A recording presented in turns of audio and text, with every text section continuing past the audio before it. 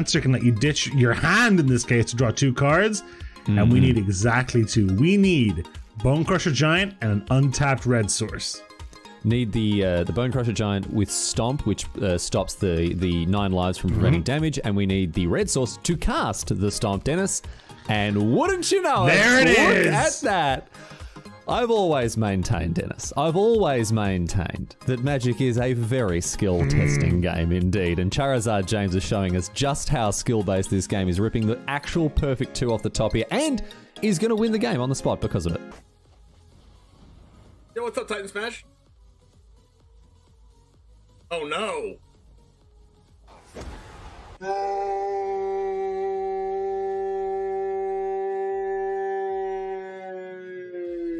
If this was the only way Tybalt's Trickery had ever been used, Riley, I think it would have been balanced the way Wizards intended it. I think this is actually Magic as R&D intended. Tybalt's Trickery. Getting rid of an eye twitch? Why are you scared of an eye twitch? Now you have to deal with the lolth. What was that? I'm terrified of an eye twitch, dude. Like, if only it had been something like a lolth, you know? Raise the alarm. We found their win con. We didn't know what it was, and now we know. I've now found their win con. I don't like it. You fool didn't play around Triple Tithe. Listen. My opponent had Sky Tether main deck and then boarded out of all the bad cards and boarded in good cards like Memory Lapse and Teferi. How am I supposed to win if I know that? Their tempo play of 2 soldiers are going to win them the game. Oh, it hurts. Oh, it hurts. It hurts. I can't look. I can't look.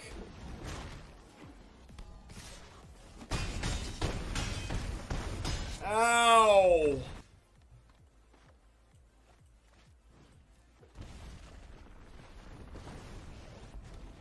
Man, Valkmir is a problem. Nope. Oh no. Wait, what just happened? Why was this 5 mana? Oh no. It came in tap. Oh no! It came in tap. Oh my god! Did we do it? Yes! I attack! Holy shit! I attack! I attack! I attack! Everyone's clenching right now. No! Oh, he lost! He lost! I attacked! No! No! What? Oh, he lost! Oh no! Oh man! What? Okay, I want them to kill this first. So I play this first. And I want these 2 to cast my other spells. No! Stop, opponent! Stop it! Please stop. Please stop. Please don't do it to me. Don't cast another land destruction spell. Please, oh my. Let's go! Not distortion!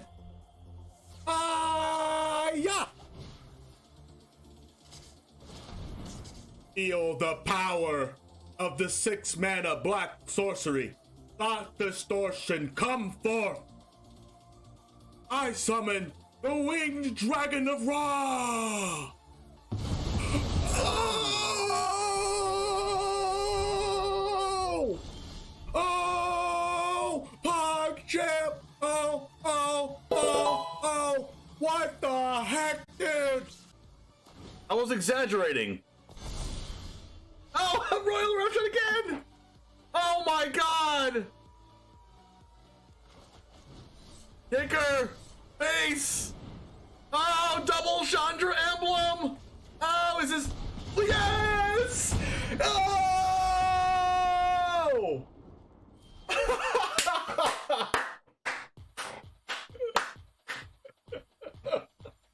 Oh! I guess I should just use this anyway. Wait, is this game? Oh, face damage! Oh! No freaking way!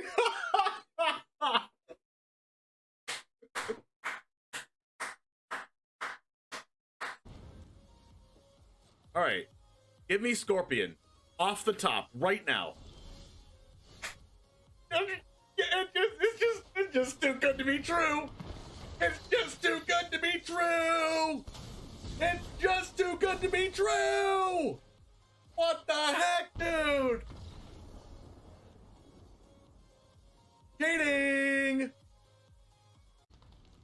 They have Fatal Push. I don't care. If they have Fatal Push, they're going to use it now. Oh, no, it goes back in the deck. No! Oh, if they have Fading Hope, I swear. I'm going to pay 3 life, and then they're going to Fading Hope it back to their hand. I'm going to cry. Okay, I didn't say that. Oh, no, I should have played Dahlia first. No, I should have played Dahlia first. No, don't do it. No! No!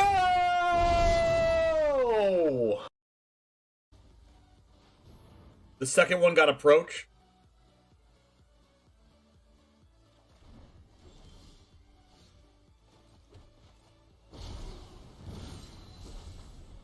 Wait, that still counts as casting, doesn't it? Wait, what? That's the worst possible.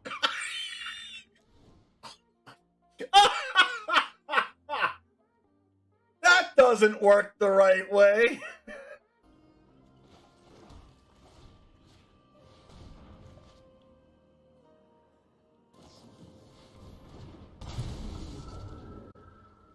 Oh my gosh, is this lethal?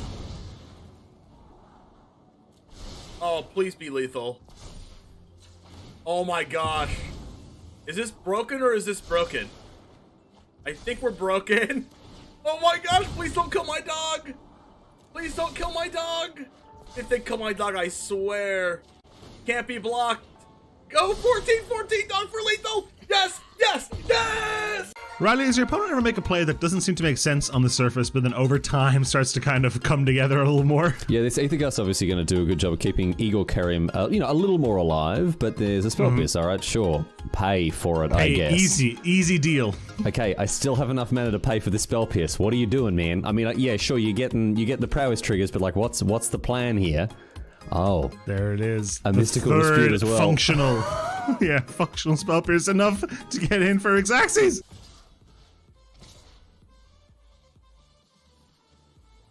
Settle the wreckage. I'm glad you asked. Oh my god!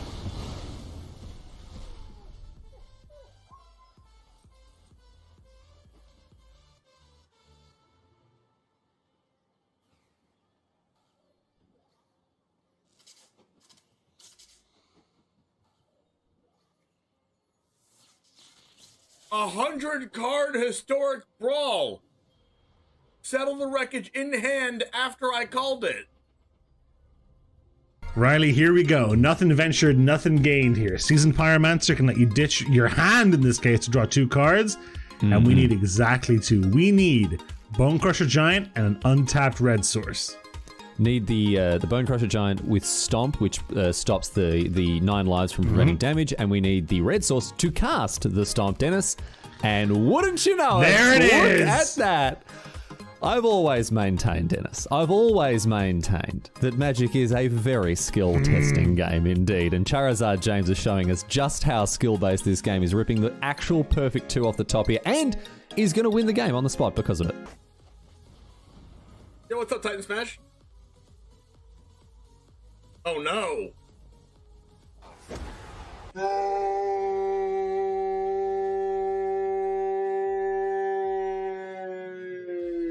If this was the only way Tybalt's Trickery had ever been used, Riley, I think it would have been balanced the way Wizards intended it. I think this is actually Magic as R&D intended. Tybalt's Trickery. Getting rid of an eye twitch? Why are you scared of an eye twitch? Now you have to deal with the lolth. What was that? I'm terrified of an eye twitch, dude. Like, if only it had been something like a lolth, you know?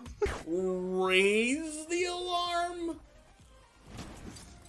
We found their win con. We didn't know what it was, and now we know. I've now found their win con. I don't like it. You fool didn't play around Triple Tithe. Listen. My opponent had Sky Tether main deck and then boarded out of all the bad cards and boarded in good cards like Memory Lapse and Teferi. How am I supposed to win if I know that? Their tempo play of 2 soldiers are gonna win them the game. Oh, it hurts. Oh, it hurts. It hurts. I can't look. I can't look.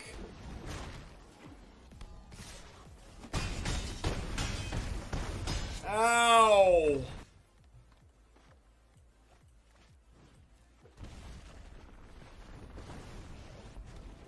Man, Valkmir is a problem. Nope. Oh no!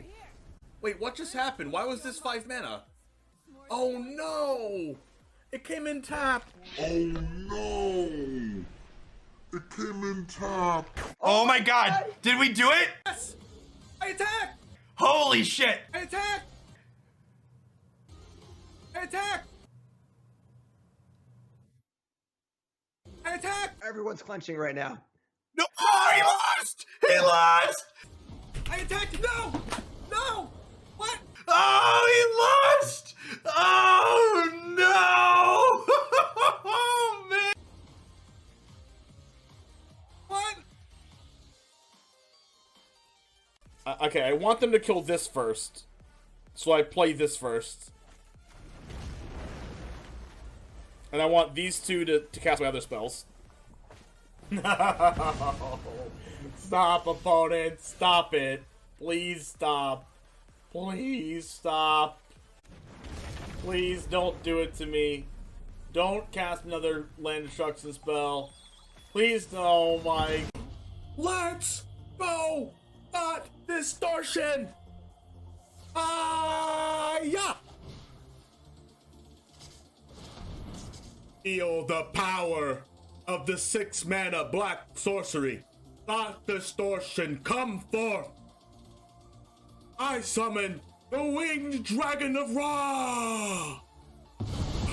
Oh! Oh! Pog chip! Oh! Oh! Oh! Oh! What the heck, dude? I was exaggerating. Oh, Royal Eruption again! Oh my god! Kicker! Base! Oh, double Chandra emblem! Oh, is this... Yes! Oh!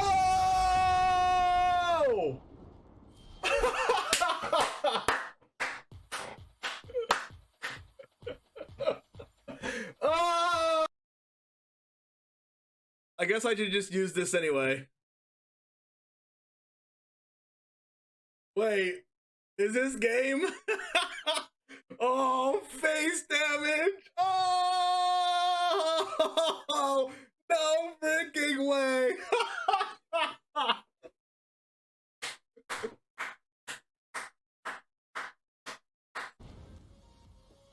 All right, give me Scorpion off the top right now. It's just too good to be true. It's just too good to be true. It's just too good to be true. What the heck, dude? Cheating. What is up, Jamers? How is it going, friends? We have Thirsty Kane in the house, and I believe Thirsty Kane is the first one in the chat. Zach, Christmas, how's it going as well? Today we're going to go over the State of the Game article in Alchemy. Let's go ahead and get our first in chat in here. There's a State of the Game article in Alchemy that we're going to go over today. And then we are also going to be brewing a standard deck, I believe, today on the stream, since we don't have a deck submission today, and I'm waiting to see how good the Pioneer deck does on YouTube before I choose to do another one. I was thinking about playing some kind of Omnath deck, but honestly, I think the Agent of Treachery deck is just so freaking good. But I might play like Winota or something. I don't know if I play that again. I think the Omnath deck is just worse than without Uro or anything like that. I think it's just worse than the Fires of Invention deck, Agent of Treachery deck. Honestly, Like, it's just so good. I'm like 21-2 or something crazy like that. And believe it or not, the only one I lost, the second match I lost, not only the Bull Citadel was the first one, the second one I lost was to literally standard runes, because my sweeper is Anger of the Gods, which doesn't sweep 7/7 lifelink tramplers.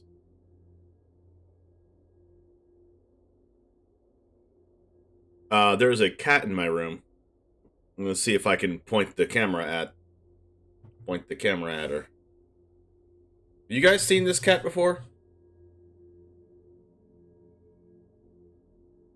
There's a cat there.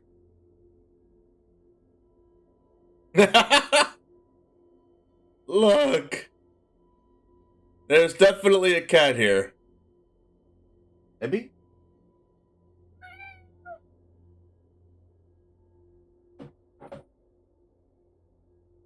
There you go. You got a cat cam. Needs an oven? Oh my gosh, it is a black cat, isn't it? Let me go ahead and get her out of this room. Okay.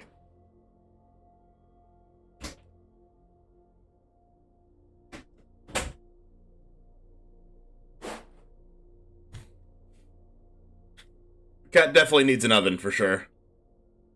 Okay, let's go ahead and get into the State of the Game article real quick for Alchemy.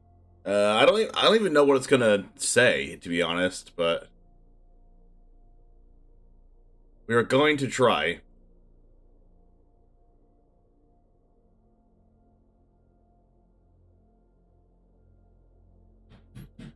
It is from none other than Robert Taylor Fire Shoes, the best around. Alright, State of the Game Alchemy Kamigawa. Last week, Jay Parker and Megan O'Malley gave us a look at the new 30-card set, improvements coming to MTG Arena, and a lot more. In case you missed it, check out the Alchemy State of the Game article. Alchemy Kamigawa packs and bundles available now. Were we able to get this before?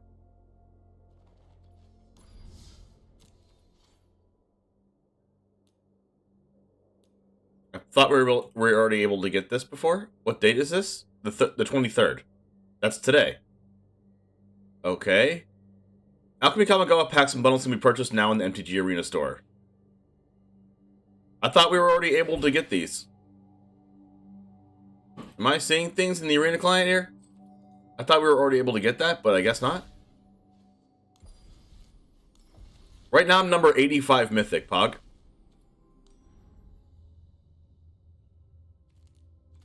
I thought this was already available, right? Am I wrong?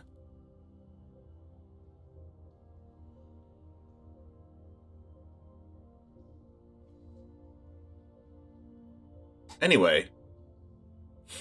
Also look for new bundles like the Tamio Complete Bundle, Koi Pet Bundle, Spirited Companion Bundle, and several Depth Art Bundles. Everyone who already bought pack bundles, you overpaid? We're making it cheaper for everyone, and we're the heroes! Also look for new bundles like the Tamio... I already read that. Special one-time purchase beginning March 31st. That's in 8 days. Look for a 20-pack Alchemy Kamigawa bundle for 15,000 gold and 3,000 gems. For 20 packs. Okay, let's do the math on here. 20 packs for 15,000 gold or 3,000 gems. 3,000 gems gets 15 packs right now, so it's 5 free packs. Check out the Alchemy Kamigawa cards and start adding them to your collection. Okay, wow, they are going hard on this. Like, they're going so hard on this because they know that people haven't done it yet. Because they can't afford it. Or they don't want to play it. It's not popular enough. They are going hard in the paint on this, though. Upcoming Alchemy balance changes. As part of the April 7th game update, we are planning to rebalance an... Okay, April 7th game update. I need to write that down.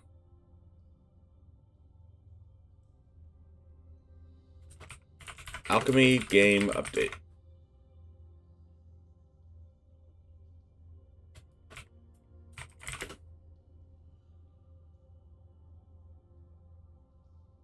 Got it. We are planning to rebalance the number of cards in Alchemy. Since this is very close to a qualifier weekend, what's the qualifier weekend? I'm assuming the qualifier weekend is, oh yeah, qualifier weekend is the 26th and 27th, right? That's the 26th is a D-Gen Open, and 27th is Stream League 10.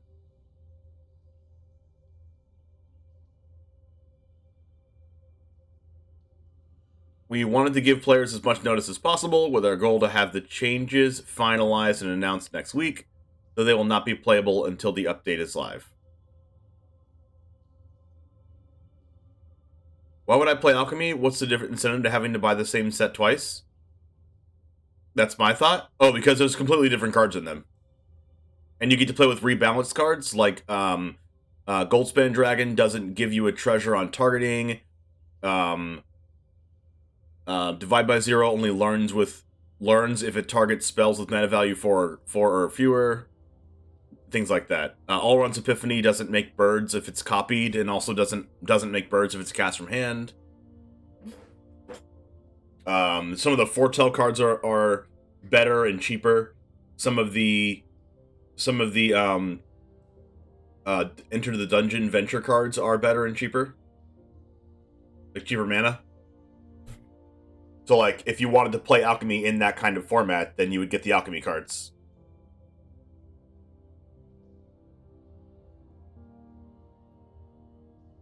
Honestly, I think Standard is so wide open right now that you could just... I'm probably just going to play Standard all the way through. Johnny Fresh. Standard is just so good right now. We wanted to give players as much notice as possible, with our goal to have the changes finalized and announced next week, though they'll not be playable until the update's live. Okay, so they're giving us notice. So they're basically announcing the announcement. Out of the Shadows begins this Friday. The Out of the Shadows event kicks off Friday, March 25th, with opportunities to add ninja card styles to your collections, like these. Enter the streets of Tawashi in this new event using the Out of the Shadows emblem with the text. Whenever one or more creatures you control deal combat damage to a player, a random creature card in your hand perpetually gets +1/+1. Until your next turn, you may cast creature spells as though they had flash. Check out... Complete event. So basically you get to play flash decks in this event. All Access Alchemy Metagame Challenge is March 25th through the 28th. All Access Alchemy Metagame Challenge. Wow, they are really pushing this. Holy crap.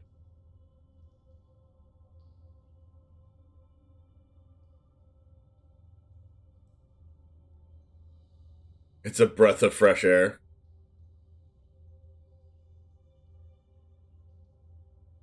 So you will be able to play cards that you don't own. Bring an Alchemy deck and complete the first Alchemy Metagame Challenge the weekend of March 25th through the 28th. Okay, yeah, Alchemy Metagame Challenge starts Friday. So I'll be doing the Alchemy Metagame Challenge on Friday. Then Saturday and Sunday I will not be doing Metagame Challenge because I'll be playing in the Opens and casting Stream League 10.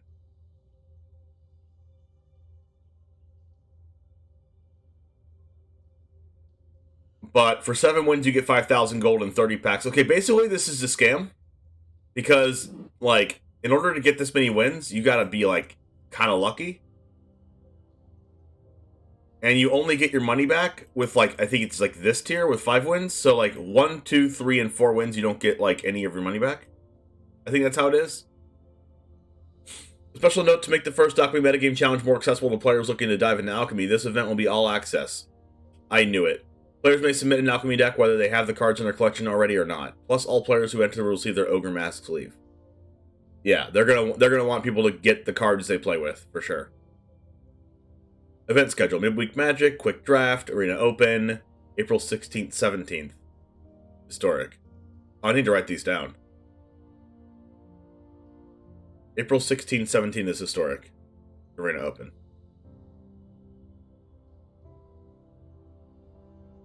Okay, I have that already. The 17th? The 17th is Easter.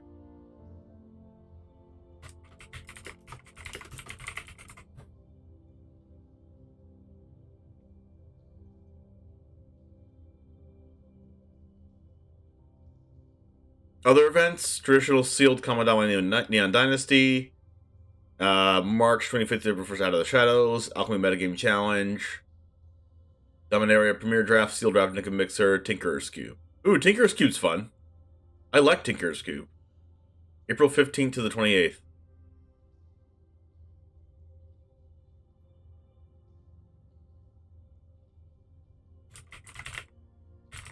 I might do, like, some Tinkerer's Cube after my regular YouTube video.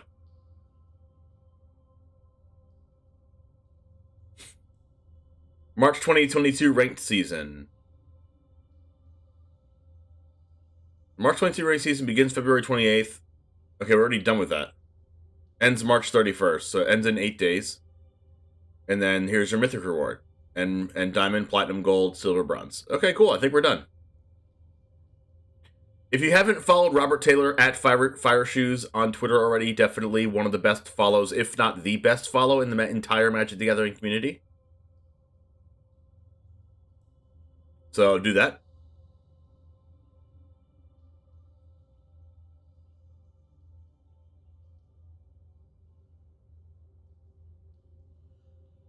So now I do want to give a quick word from our sponsors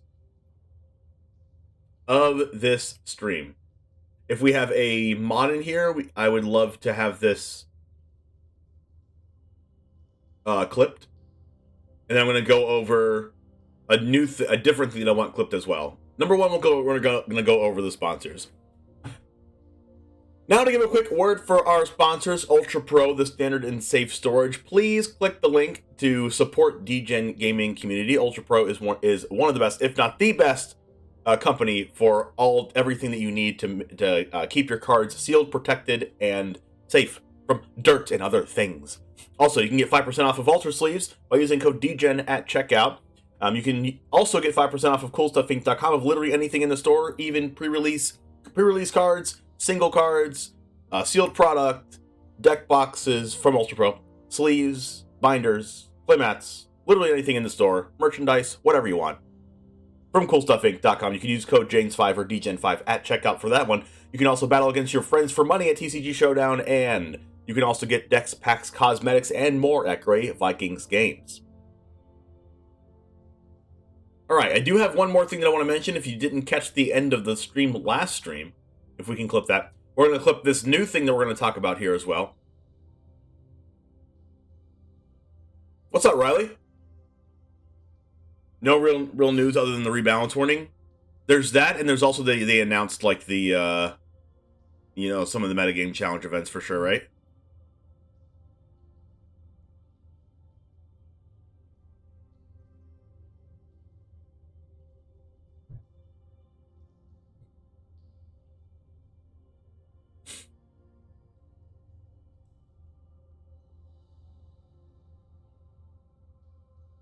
But I do want to go over something that is really, really, really important, and you guys can have a say on whether we get this or not. We're in the running to have our altar sleeve included. And if you're not familiar with altar sleeves, it is something that you can put over your sleeves, kind of like a perfect fit, that has a picture of your favorite streamer on it.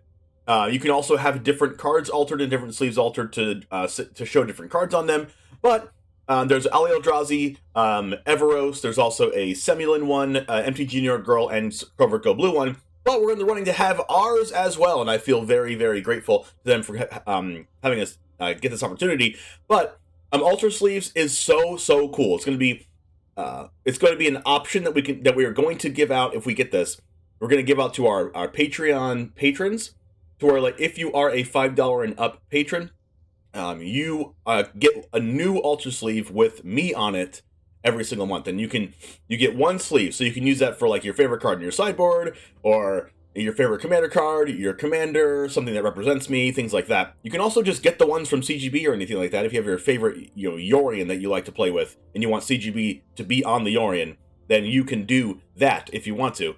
Using code DGen for 5% off of all these things is a really good deal already, and they're already competitively priced already. It's like $6 for an Ultra Sleeve, but you get 5% off of that too, which comes out to less than $6. But to be in the running means a lot to me. We're going to be doing giveaways on the stream as well for different Ultra Sleeves if we get it as well, which will be like like if you gift a sub, or if you get gifted a sub, you're going to get a free Ultra Sleeve, and also Patreon patrons get one every single month as well. So super cool to have us in the running for having one of these.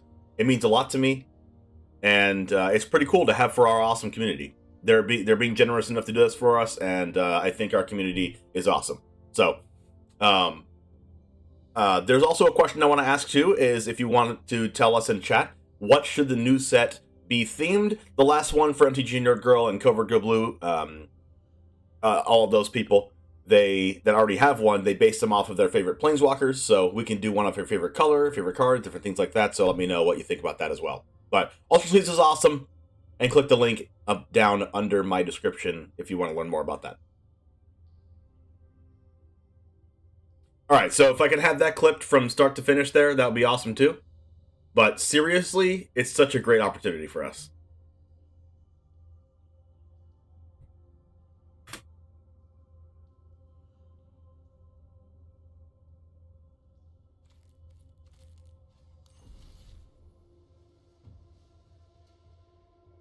And then also one last thing, we only have 13 players that are currently enrolled in Stream League. 10, our biggest Stream League ever. It's $6 because you are going to be getting your Mythic Invitational qualifier for April qualification for making top 4, and then there's 9,000 MTG Arena gems on the line for 5th through 8th place, and there's also $1,000 of CoolStuffInc.com store credit given out within the top 8 players as well. So you do not want to miss this tournament. It's the biggest tournament happening this weekend, and we're going to be broadcasting it here with Jim Davis. And there's a bunch of people already in this tournament. Astral's Flame is actually Astral's Flame was playing, not playing anymore because he had something come up. But Holy Diva's playing, Jaffer's playing, John Ramos is playing, Medicus Dota, Nate Fennelly, SSJ, Zach, and Visetto. A couple people that are in this chat all the time are playing as well. So appreciate you guys for playing. And we do want to fill up this 64 players. It's the biggest one we've had yet, and it's going to be awesome. So please type in !SL if you want to play in it. It's this Sunday. Start at 11 a.m. Eastern. It is Swiss, not double elimination. So if you lose twice, you still have a chance of making the top cut, and you can win your invitation for the April qualifier weekend, which is insane.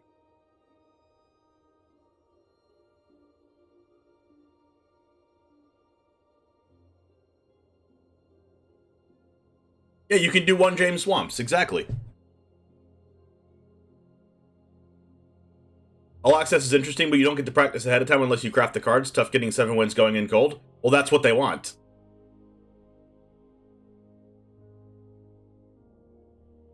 They want you to go in cold and lose. They make more money that way. I wish Sally Work calls, just quit. Yeah, you can play your Big Daddy Niv Mizzet Reborn with me on it. I mean, I would get my own Ultra Sleeve for that.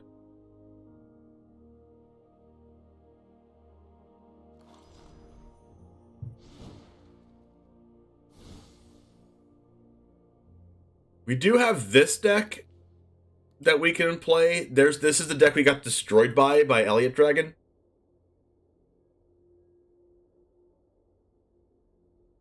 It's playing the Plow. Pretty sure X3 and a 64 won't make top 8. Is that true? It depends on if you go X2 throughout the first 5 rounds and then lose the last one. But there's a chance that like one X3 makes it, or is that impossible?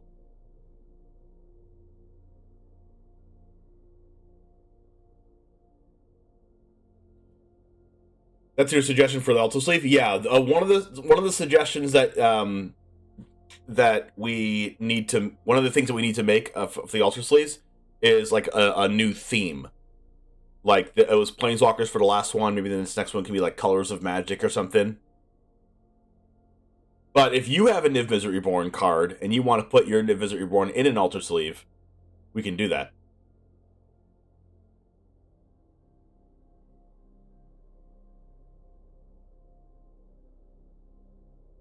Are we playing vehicles?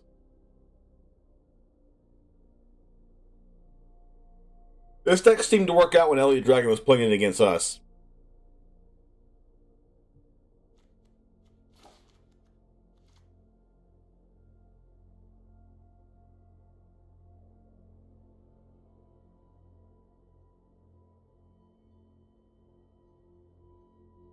Kiki?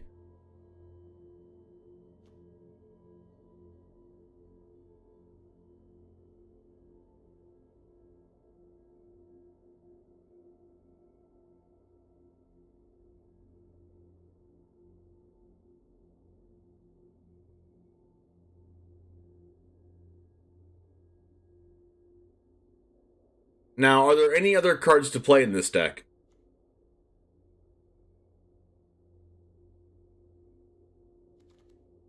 Like, it seemed to work out pretty well for Elliot.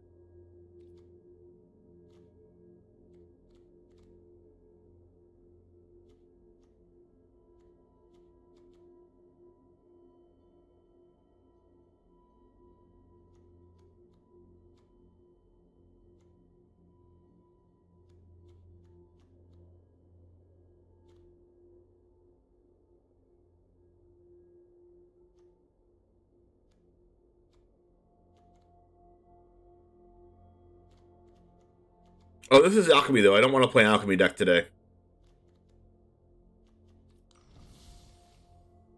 I want to play a standard deck today.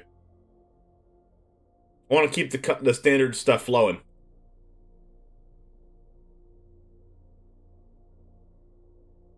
Thank you, Thirsty Kane, for the sponsor shout-out. I think that's the last one for this month. No, we have one more left this month.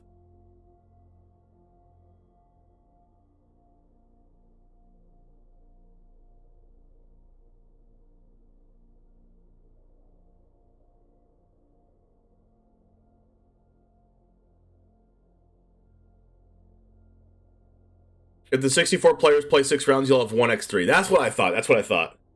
Croakies is running free tournament Saturday into Sunday double elim. Maybe once people get eliminated from it, more will sign up for Stream League. True. Croakies is playing, doing a free tournament into Sunday. But most of the players that, don't play in that get like scrub out on Sunday or Saturday, maybe they'll sign up. You should have 1xo, 2x1s, and 4x2s. Okay, so 1x3 will make it then. At the end of 5, if my math is correct, you'll have... Okay, yeah, it's 6 rounds. That's the difference. Naya Fable.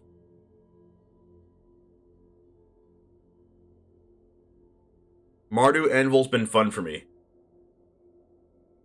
Oh my gosh, speaking of Mardu, God, I want to play this deck all the time in Standard. Like, this is my favorite deck in Standard by far, not even close.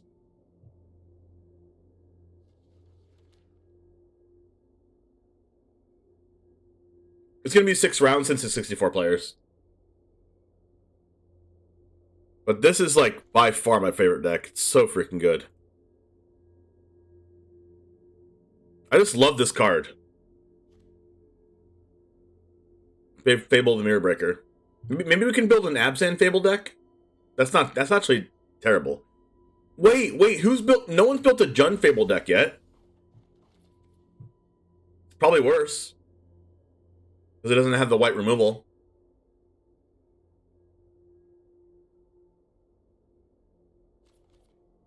What are the red color combinations? No one's built a Jeskai Fable deck.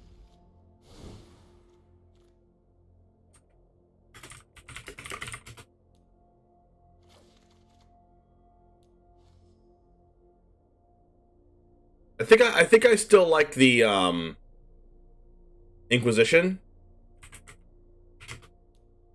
No. This is not Alchemy. What's that card called? Acquisition? I really liked Acquisitions Expert plus this. And I don't want it to be Mardu, so it's gotta be something else. Red, black, blue, Grixis, red, black, green. So it has to be either Grixis or Jund. Because I already did Mardu.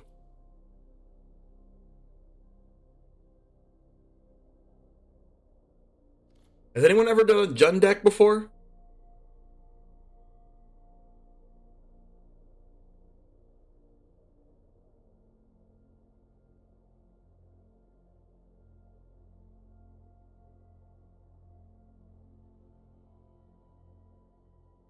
Yeah, it's all about what you're copying. I want to copy something really broken. We can't copy a Seeker's Chariot. Is there anything that's like really good in green that we can copy?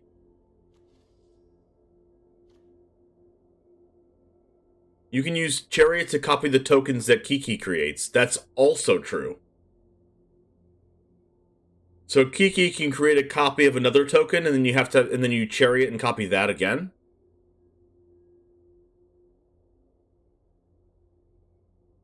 And those ones aren't sacrificed. You're right.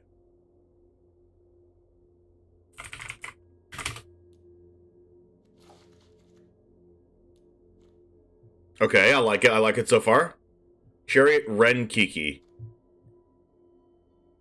Okay, so if you play Fable the Mirrorbreaker on turn 3, turn 4 Chariot, discard 2, draw 2. Turn 5 Ren, get the 2/2 with Summon Sickness. Ren the Chariot. Chariot doesn't die. Turn 6.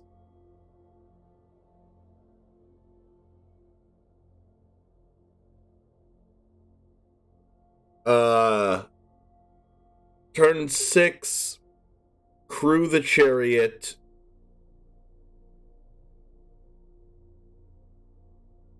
Fable target token. So you have a huge Treefolk Haster. And then Treefolk and Chariot attack. Chariot copy Treefolk. So you're attacking with a hasty Treefolk token that dies, and then you're still left with 2 Treefolk tokens. Kiki's not a token itself, but Kiki makes a token. It says create a token that's a copy of another target non-legendary creature. So you can definitely copy Ren tokens.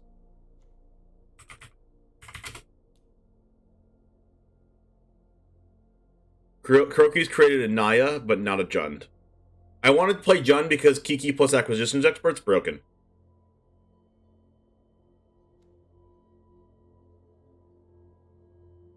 What is Crokeyz playing right now, if he's still online? It looks like Crokeyz is not online anymore. Today?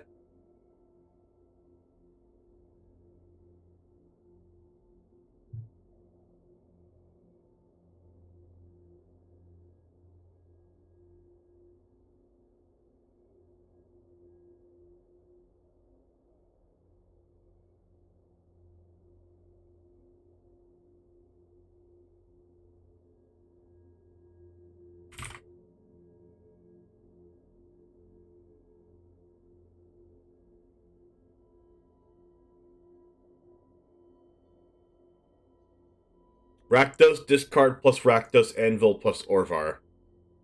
Orvar was broken. You don't think Kiki's a... yeah, I already said that. So how many Rens are we playing?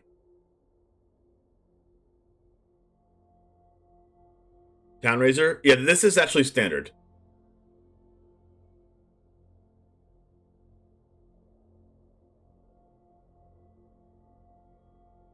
No worries, AZ.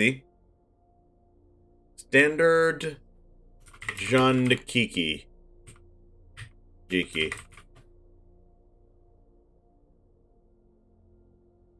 Goldspan? Is Goldspan good to copy?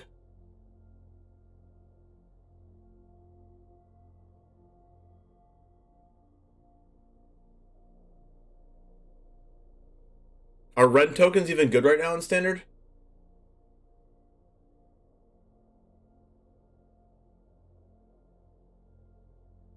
Are Ren tokens good in Standard right now?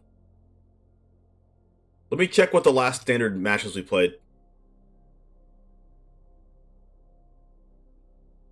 We played against blue-red, green-white, all the green. There's a lot of green-white enchantment decks. Blue-white control. Green-white enchantments, blue-white control, a little bit of Gruul, a little bit of Boros. A little bit of blue-red, like, iteration decks and black-white mid-range. That's basically what we've been playing against, I think. And, like, Esper Planeswalkers. So Ren tokens are going to be bad against blue-red because they play Fading Hope.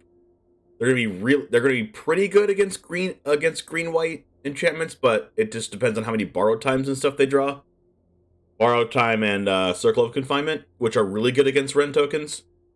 Blue-white control plays Sweepers, which are bad against Asika's Chariot, but good otherwise. Ren and 7 is pretty okay against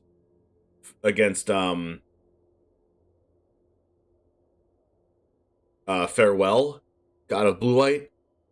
And then they're really good against Gruul. And they're also kind of bad against Orzhov, because they can just Rite of Oblivion or Vanishing Verse the cards and kill Ren, which is pretty feels bad. There's a lot of... it's also really bad. The tokens are also really bad against... March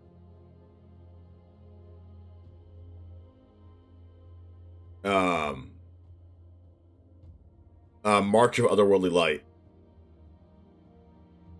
So maybe they're a little bit below average tokens right now. If you have room, can you do Elder Fang Disciple for more discard? If we have room, yeah. Maybe I'll think about it. The act of copying makes gold. It doesn't if it's through an ability like Fable the Mirror Breaker. Or Asika's Chariot. It only makes gold if you target it with the spell. Creature to accelerate Sentinel and Magda. I was thinking about Sentinel and Magda, but do we need to accelerate? Like, Sentinel and Magda are not good with Fable. Because Magda is legendary and Sentinel doesn't really do anything.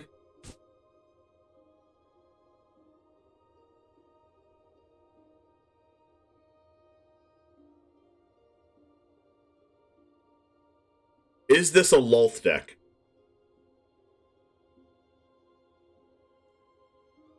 I don't know if this is a Lolth or a Sorin deck, but it could be.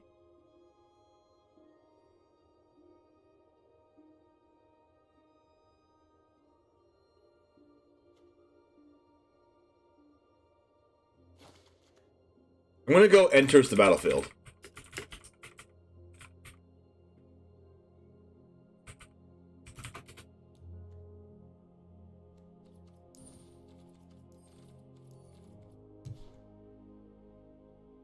Outland Liberator. You're not wrong. Outland Liberator could be good. It's only really good in this deck if it's nighttime, though. Magna Sentinel Goldspend, then the 10 damage sorcery. Don't remind me, Palumbo. Edgewall is good. That could be a card for this deck for sure. I don't think I might not play 4 of that card, though. Yellow Sleeve's bid is 3 clips because I lack the knowledge of going beyond 60 seconds.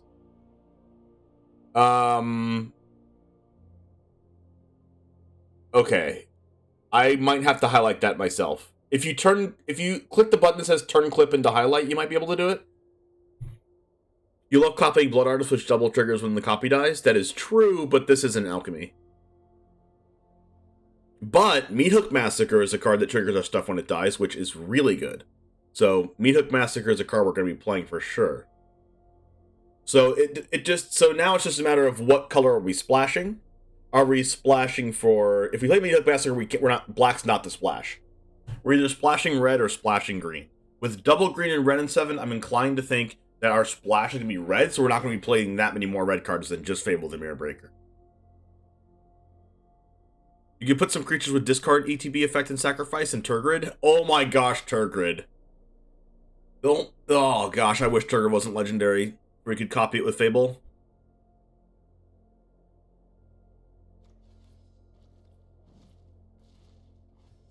So if our splash is red, what ETB cards are we... Oh. We're definitely playing this. Oh, we can't copy this with Fable, though. But this is definitely the deck for this, right?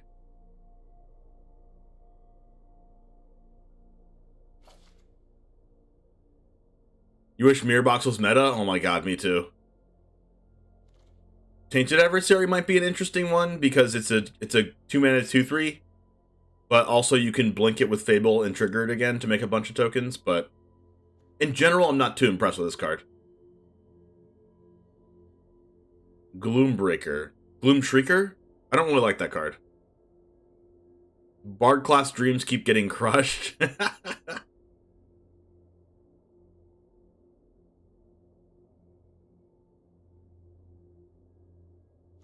Callous Blood Mage draws a card. I'm gonna put the ideas here, right?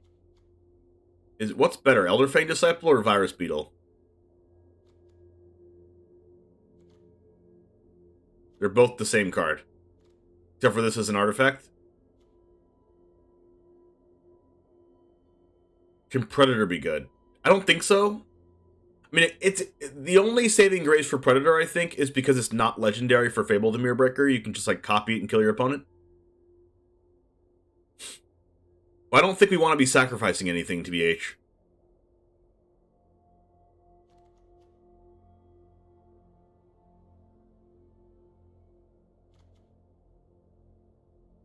Like, Callous Blood Mage is an idea.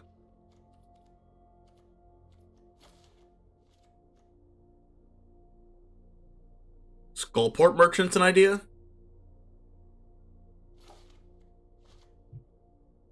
Elderfang makes Expert better. Oh, does it? Oh, it's a Cleric. Oh, we're broken. Demon's Disciple. I don't know. I mean, you can copy this with Fable. But, like, the thing is, we're probably only sacrificing the Demon's Disciple. And there's, like, probably too many eye twitch decks for this to matter. I feel like this is pretty good against runes, though. Blood Tithe Harvester, yes. But I like how Elderfang Disciple makes Acquisitions Expert better.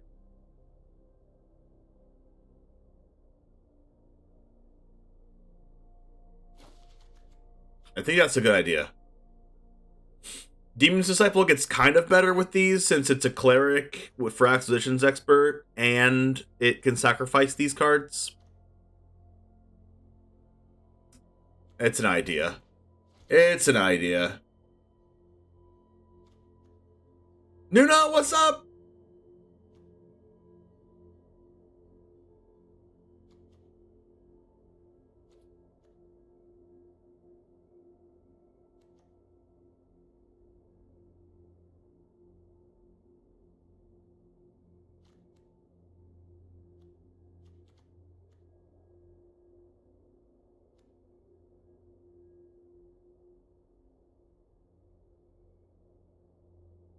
Jugan defends the temple's pretty good. Could be good. Ooh, Gelatinous Cube. ETB exile non-ooze until it leaves the battlefield. So it's kind of like a bad Brutal Cathar.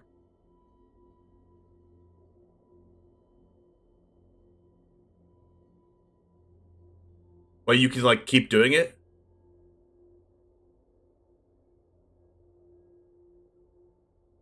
Did you already check Morbid Opportunist? What does that do? Morbid Opportunist. What is that card?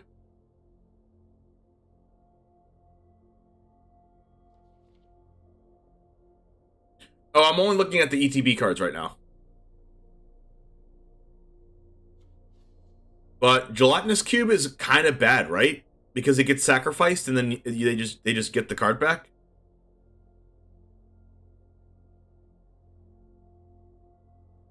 Unless I, like, pump mana into this.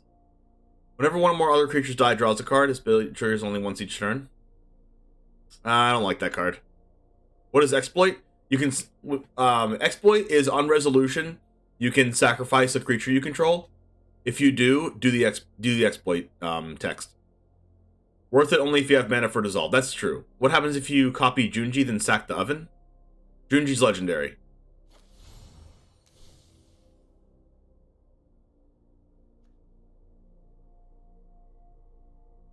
Doesn't work, unfortunately.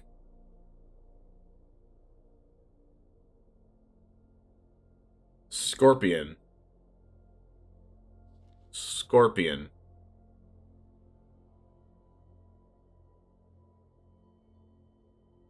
Scorpion could be a thing. Graph Reaver. Maybe those are best of... Maybe Graph Reaver's a best of 3 card. Copying the dragons still kills them. You can't copy the dragons, they're legendary.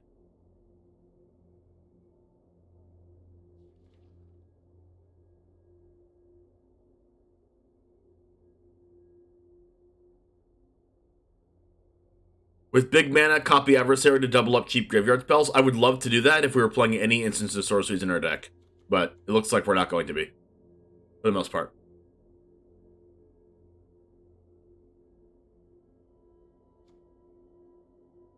So red's our splash, so I don't think I'm going to be doing anything here.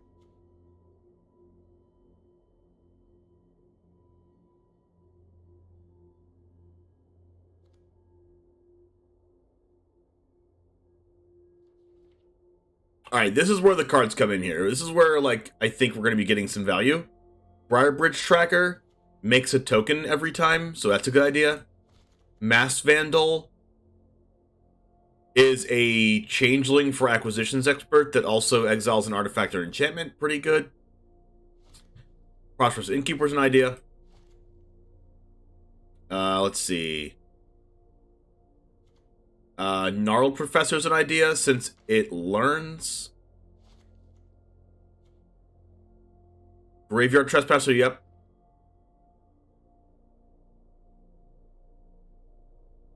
We'll probably be playing Graveyard Trespasser. We just haven't got to that yet.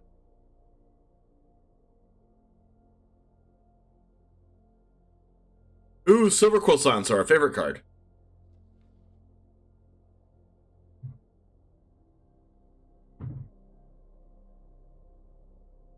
Blood Tithe Harvester.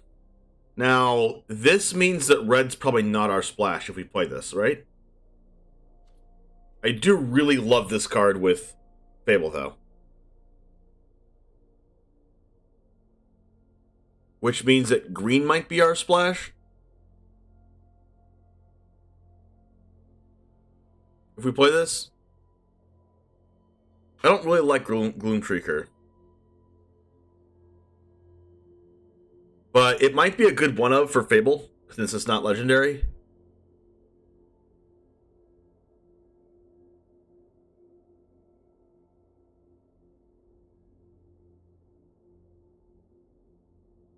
Like, it's a lot of value.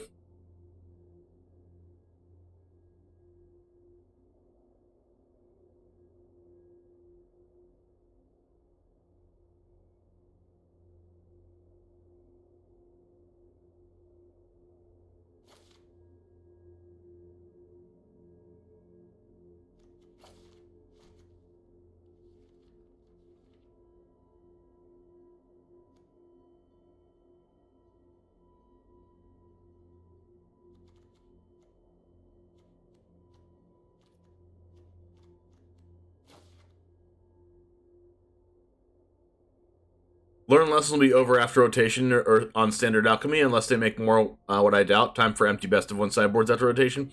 Well, yeah, that's. Will the Angel Warrior also rotate? Binding to find red.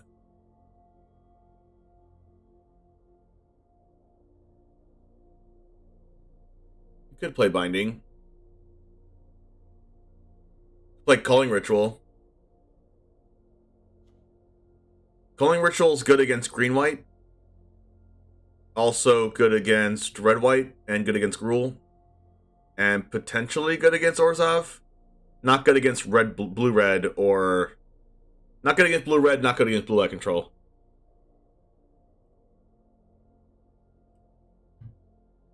Herald will be good in a different deck, yeah. But, like, yeah, we can't copy Herald, it's legendary.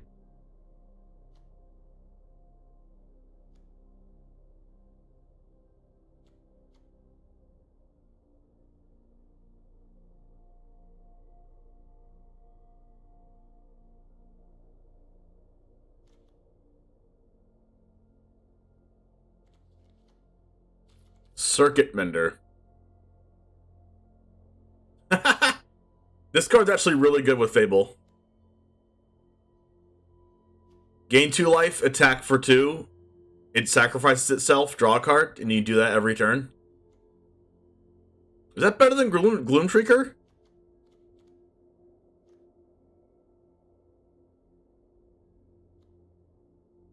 probably better than Gloomshrieker.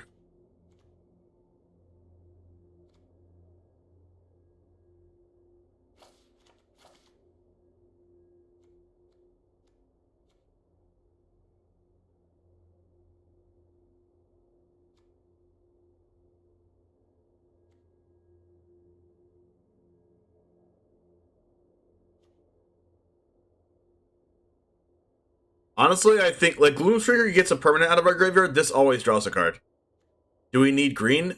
That's the point of playing this, to use Chariot to copy your tokens from Fable the Mirror Breaker.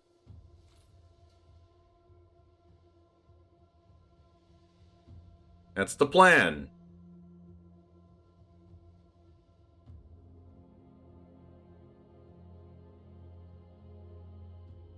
The only thing is, when they have no hand, these are going to be so bad. Like, so bad. And we don't have enough removal in this deck.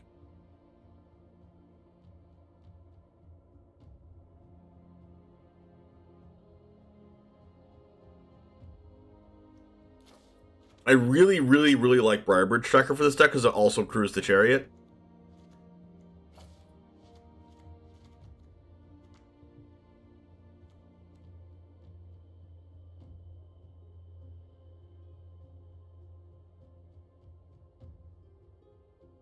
Actually, Fable's so good with Demon's Disciple because you just sacrifice the token.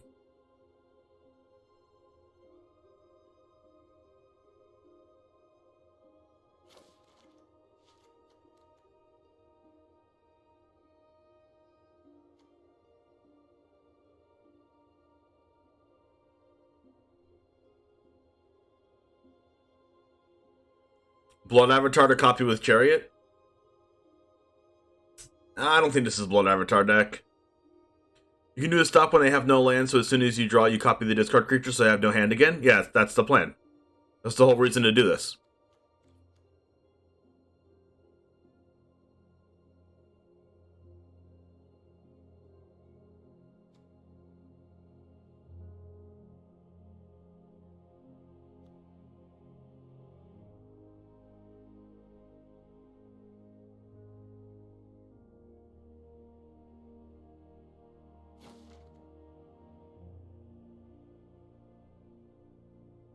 Kiki plus Virus Beetle? We have Elderfang Disciple for that, and it's a Cleric for Acquisitions Expert.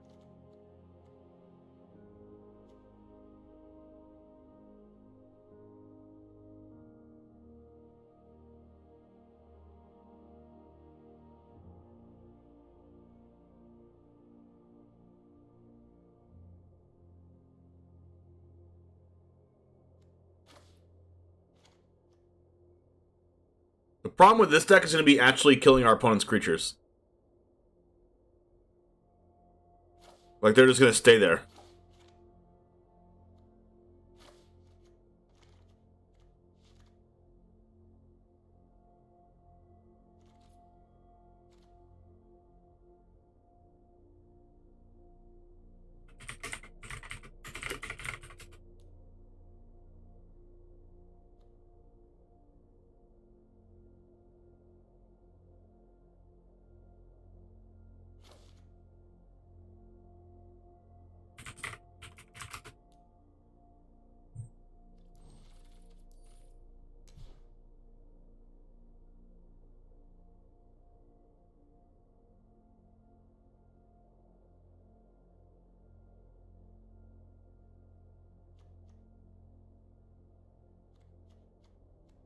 I feel like we actively don't want to cast Meathook Massacre though.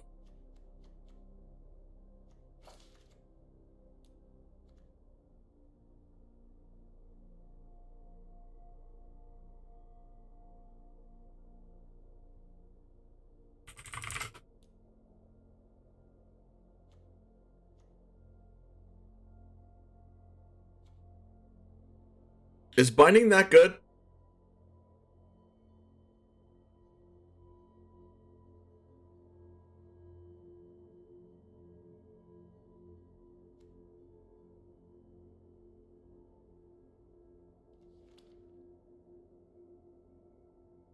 Maybe like one? It doesn't really ramp to Ren because you just hit your land drop and cast Ren. You know what's better than binding? Culling Ritual.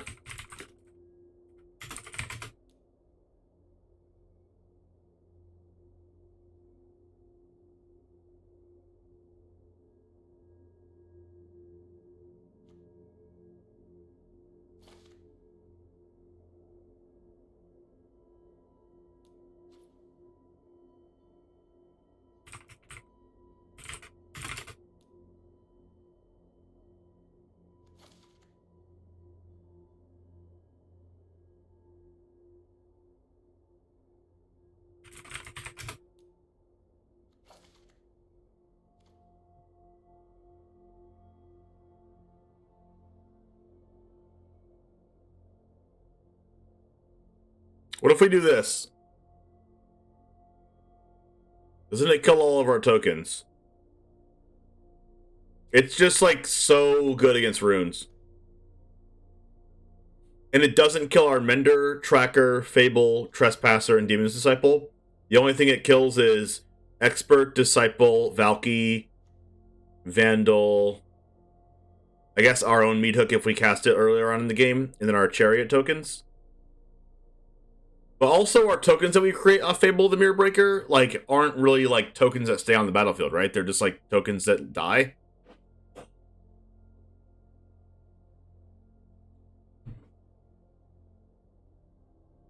This is best of one, yeah. Maybe we don't need Culling Ritual.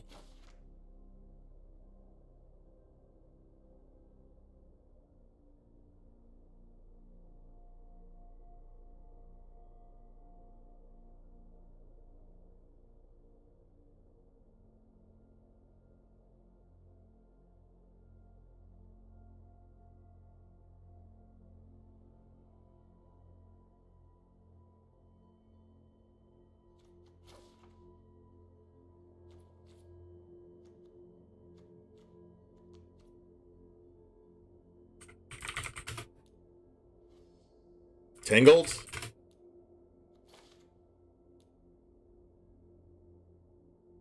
Soul Transfer or Soul Shatter? Maybe?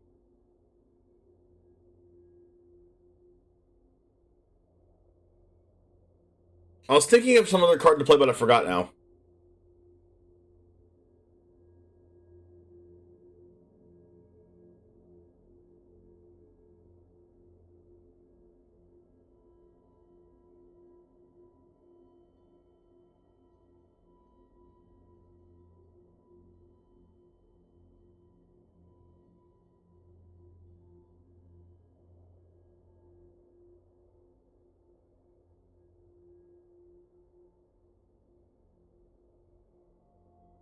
Maybe like a power word kill or something? Hagermulling? Oh, Sorin.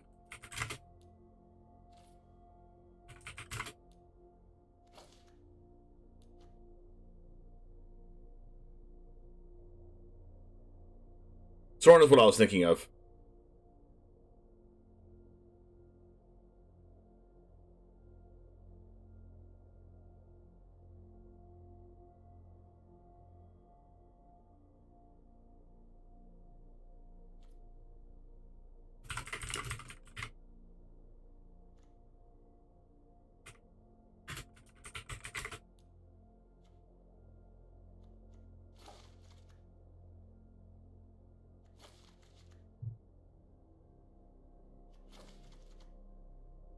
Doubling season?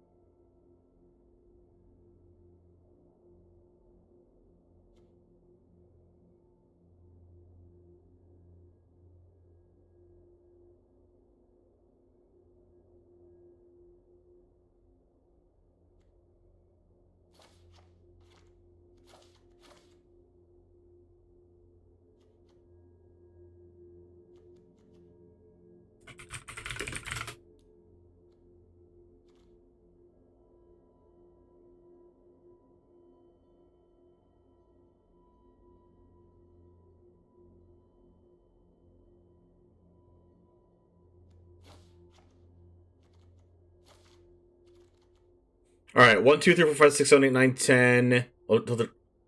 15 green.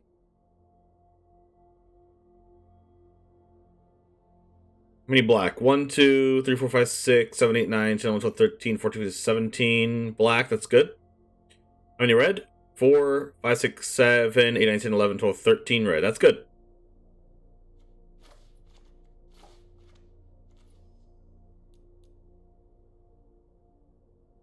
All I gotta do is add a swamp and a forest, and we're good.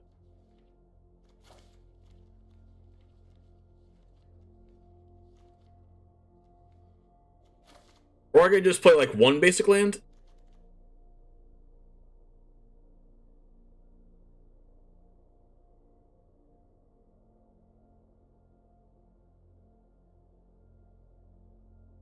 Kind of want to play 2 hives.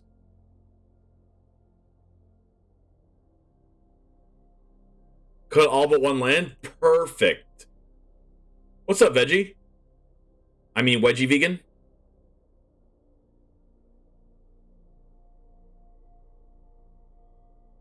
Then we gotta play our learns. Our lessons. We gotta learn lessons today. Necrotic fumes, environmental sciences, pest summoning, containment breach, start from... never mind.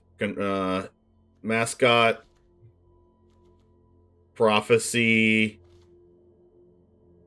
I guess we do start from scratch. These cards are kind of bad. Expanded Anatomy? What if we gave Fable the Mirror Breaker Vigilance?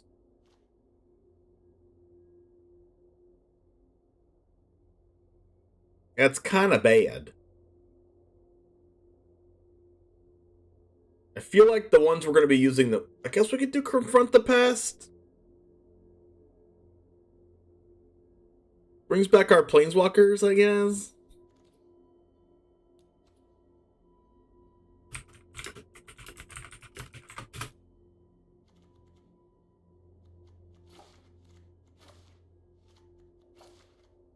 This is probably a dumpster fire.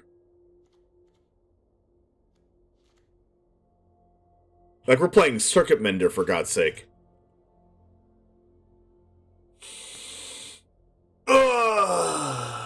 There we go. The worst deck ever created. We have it right here.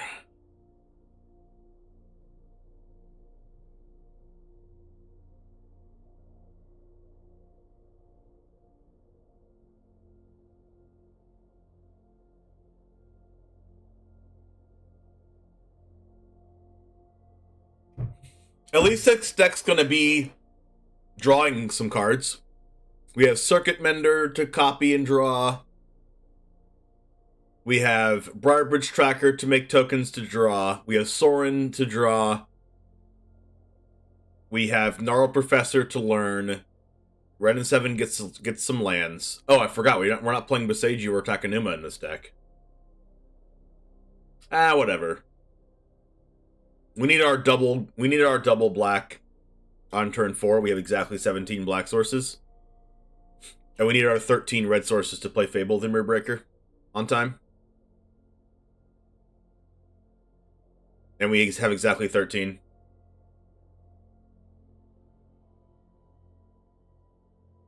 We have 16 green. We can cast Gnarl Professor. We'll be fine. 10 Fabled Passages? Yeah, you're right.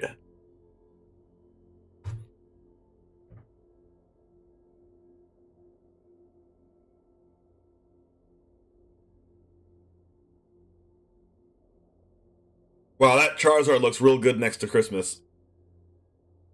By the way, can we get a quick community member shout out, okay, and streamer shout out for Christmas being one of the only Charizards in the chat. Like, that looks freaking good, doesn't it? Doesn't it?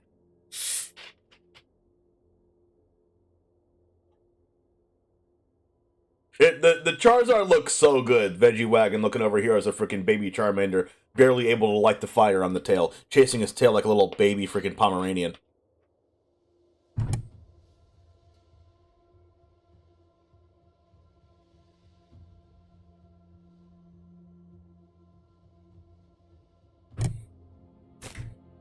All right, let's get into the deck tech.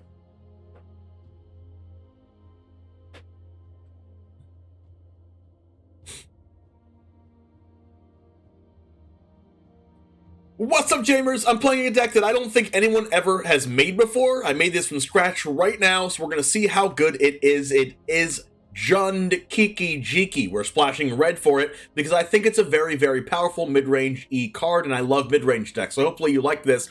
It's a little bit of a rampy style with a Tingle for Hedron Red and 7, but it's basically based on Fable of the Mirror Breaker. We're going to be using our non-legendary creatures as targets for Reflection of Kiki Jiki to copy them.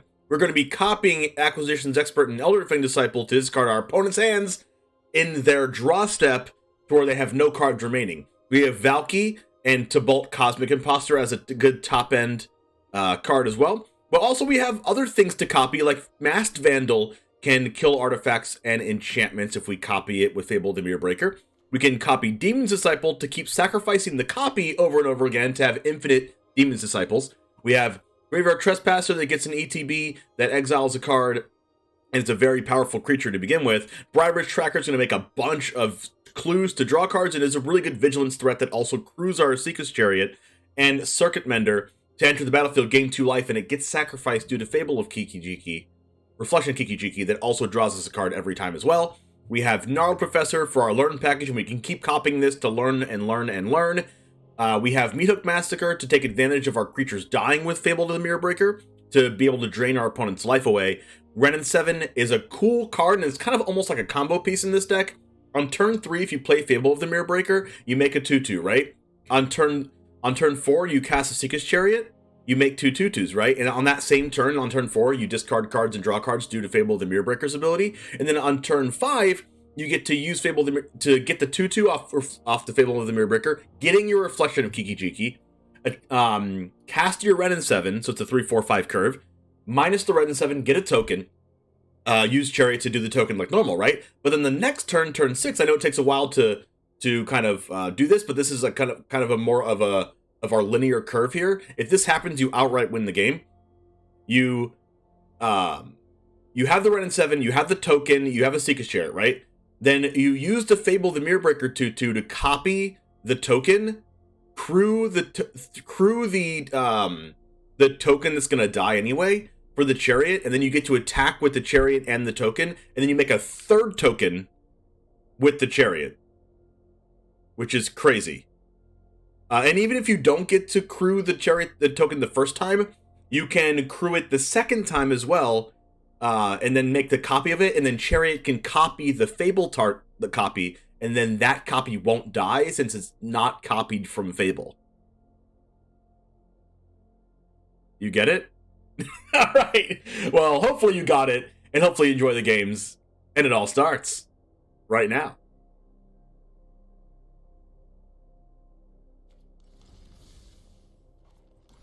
That was funny. That was a funny explanation. It really, really was.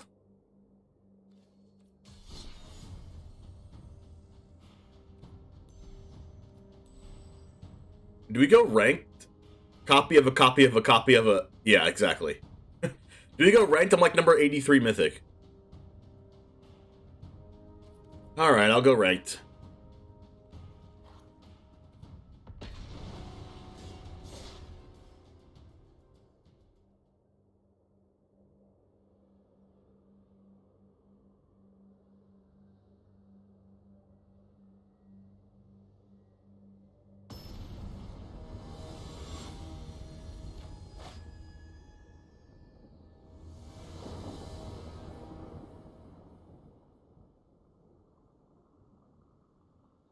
I like this hand. A little slow, but I think we keep it.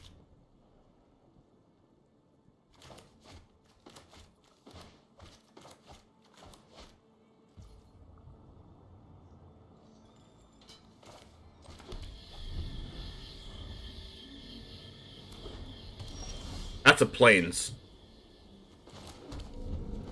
Oops, cat's out of the bag, we're playing Jund.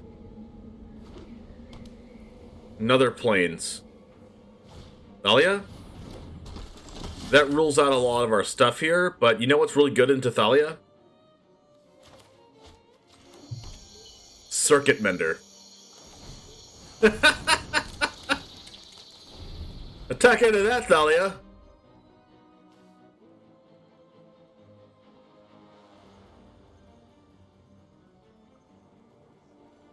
We're playing against Christmas because they're playing Mono White. Alright, you know what they're going to do? They're going to kill this. I'm going to draw a card. Dang it! No, no, don't see our plays. They're going to take our Briar Bridge tracker. Yeah, we have the anti-Thalia Tech Circuit Mender. Please don't take Briar Bridge. They have no sleeves. They get no respect. Please don't. Don't even think about it. You're looking at my hand like, how do I beat this if they draw a single land? Let's draw a land! Crap! They took our card that we cared about. Elder Fang. Well, I guess it's my only play.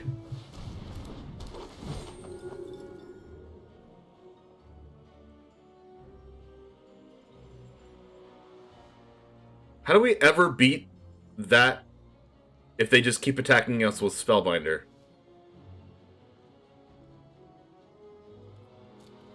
Okay, so we need to draw land. Land, land, land. We added a 25th land for a reason. Oh, crap. Double Hopeful Initiate? Do we lose?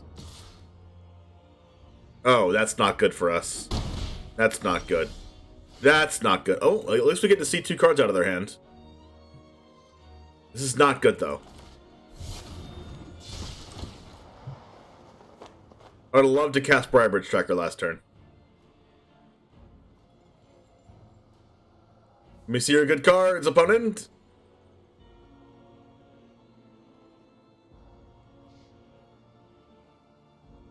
Skyclave and Adversary. The heck? What the heck is better for us here? They don't have a land. But if they hit the Adversary, we just die on the spot, right? Because then we can't block the Thalia. If they Apparition us, I think we're okay with that.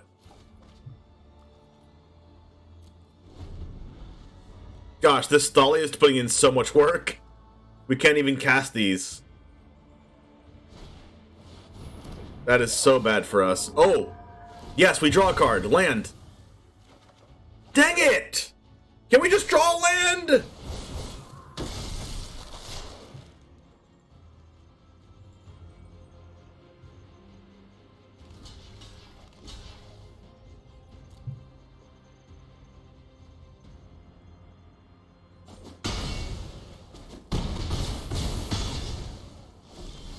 Crap!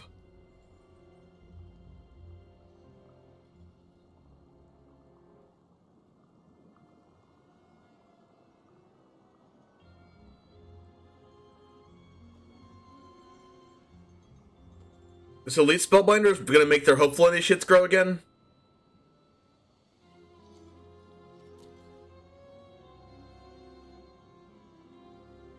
How do we win this game?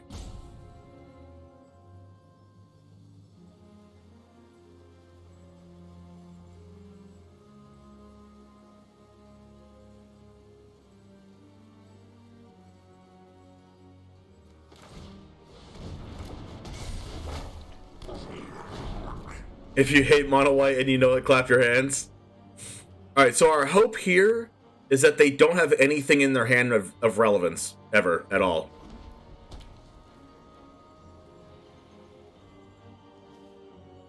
We already discarded 2 of their Intrepid Adversaries. But next turn, we can attack with our 2/2, and we can play Gnarl Professor.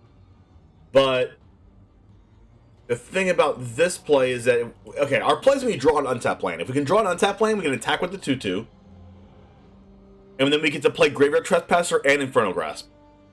So what we're going to do in this turn is just not block, except for blocking with our Elder Fang Disciple, I think. Ah, crap.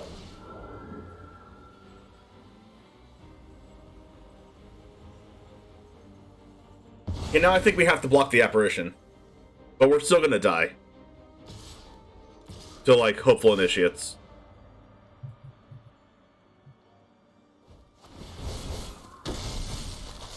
Yeah, unfortunately, I think we just have to block here. We have Meathook Massacre in our deck, but we don't have enough mana. Like, that card's okay.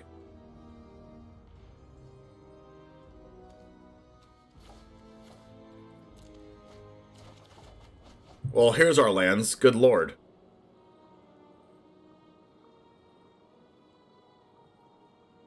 There's no way we're not dead here, right?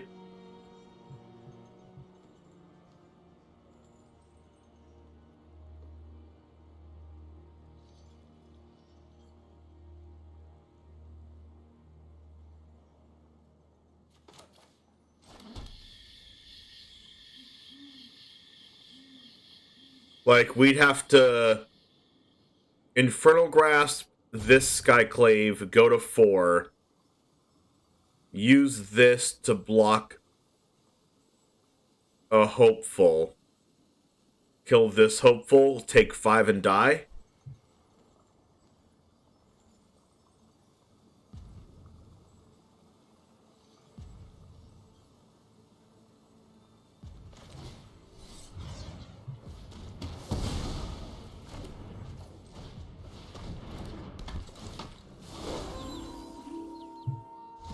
I think the Thalia is what did it.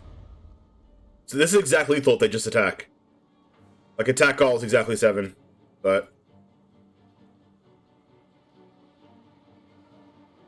it is what it is.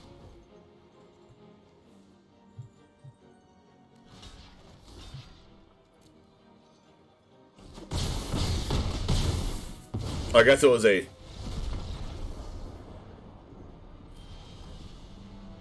Oh, it was 8 because of the way I blocked. If we had drawn a land there, or if they didn't have Thalia exactly on turn 2, I think we would have had a chance. Or if we drew a land earlier instead of drawing the discard cards. What's up, Charlie?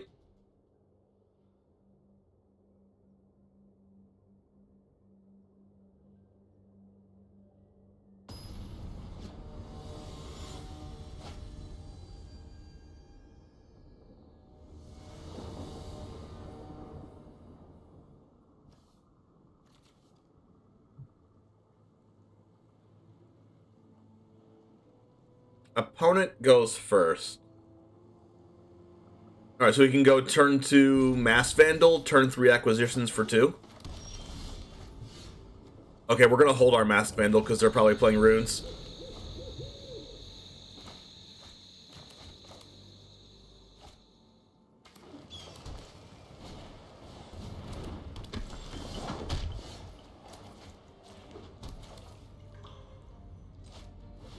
So we're gonna do this, take their card and purposely block so we can Mass Vandal exiling the side of our graveyard and hit their, like, Jukai Naturalist or whatever.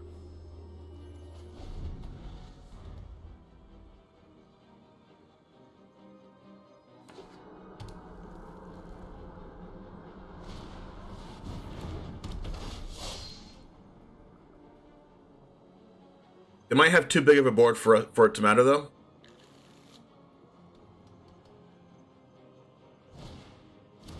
Okay, so do they have Rune of Speed?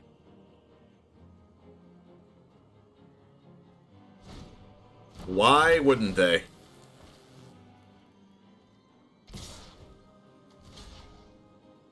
Either way, I'm saving 2 damage. Doesn't really matter what I block.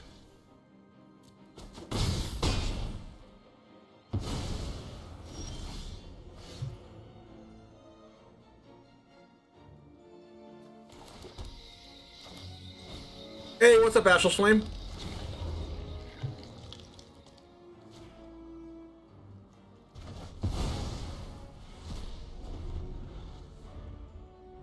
Alright, they still have a big 4/4 Trampler, but at least we got rid of the Jukai Naturalist.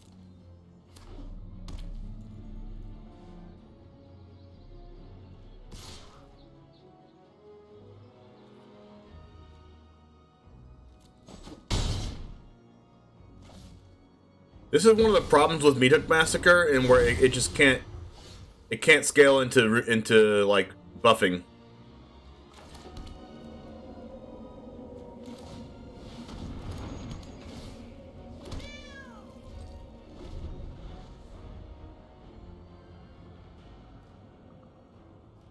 I mean, at least they don't have the 1 mana +1/+1 counter thing, and they also don't have Showdown, so maybe we can get into a Meat Hook Massacre in 2 turns.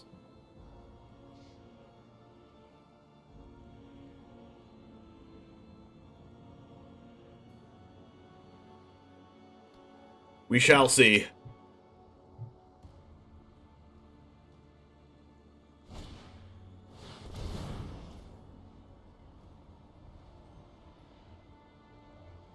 Showdown of the Skulls. Yes, Showdown.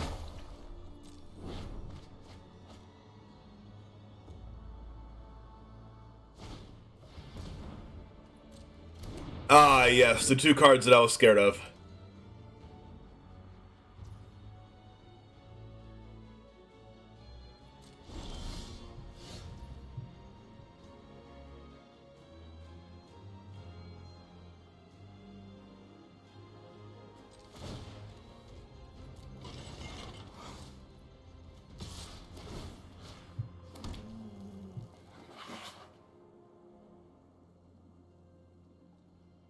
On the bright side, if they block with Runeforge Champion, we get to kill their board.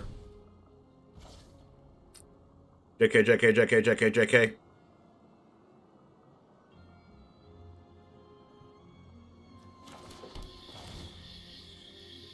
I ain't messing around with Generous Visitor, chat.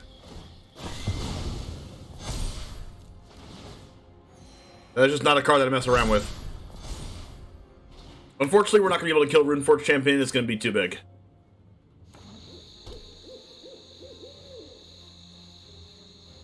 We need our 1-for-1 removal spells. So we're going to go Jukai Naturalist into another second Showdown, and we're going to be freaking bodied.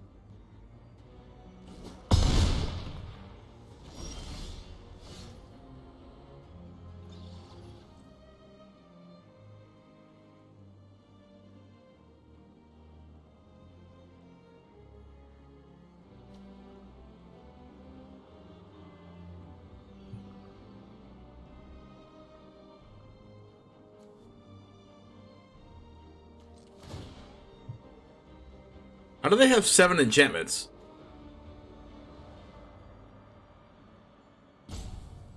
Oh, they're all under the Runeforge.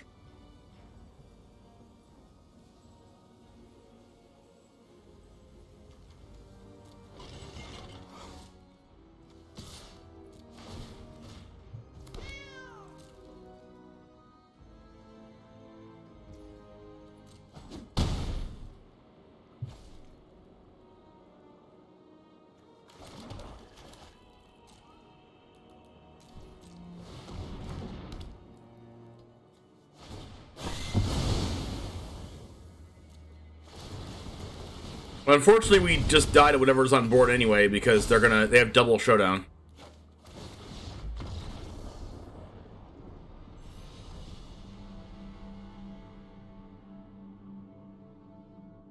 Yeah, not having access to Skyclave Apparition is going to make our matchup against that deck really bad.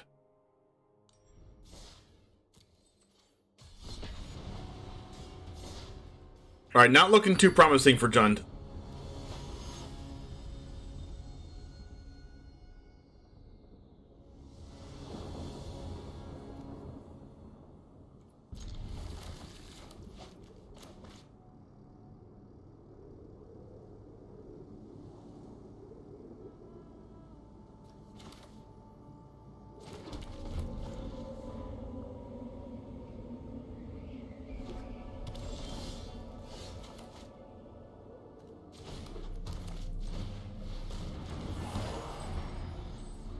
Okay.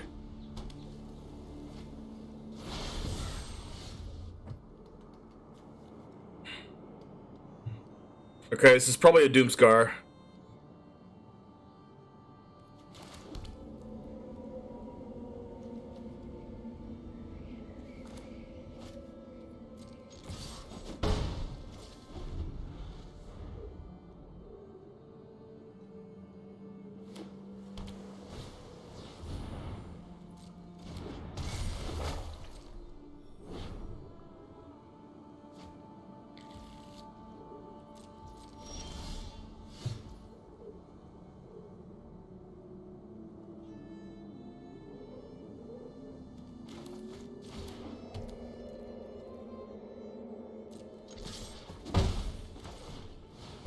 I was gonna go Briarbridge plus draw a card this turn, but Chariot's just a much better play.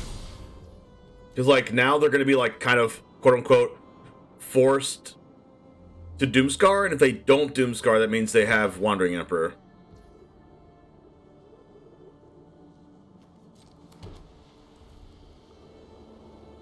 You did start the deck with there's a good chance it's a dumpster fire. Is our opponent gonna be really sad when we just, like, run and 7 them?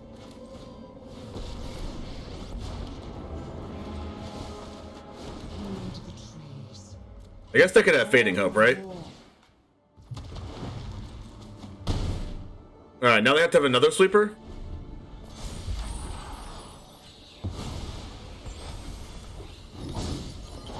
I did kind of start off discussing this deck about, like, how good our Tree Folk tokens when I was building this deck. Now, we're about to see it now. It's a Wandering Emperor.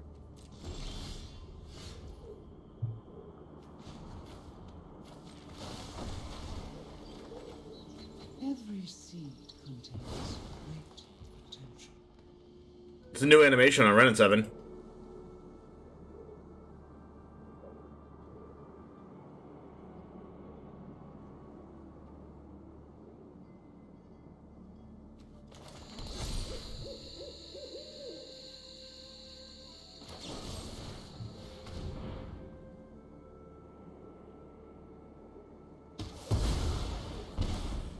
Yeah, this is definitely...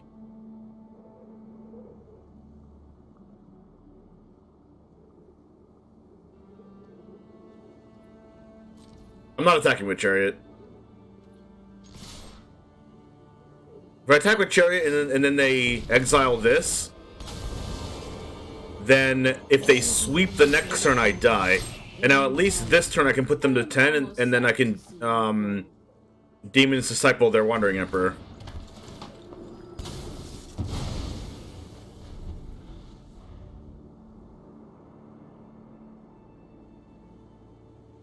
Because, like, if they sweep now, like, they might have to sweep now. And if they don't, if they sweep, then we can still attack with Chariot, you know?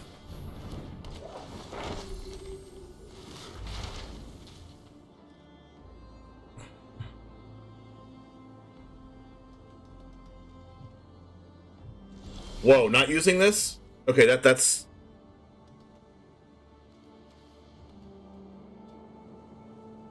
The Salt coming?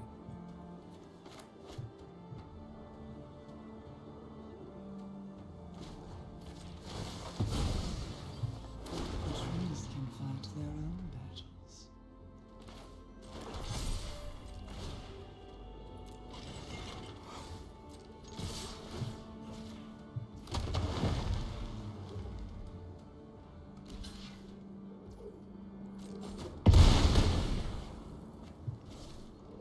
So I don't cast anything?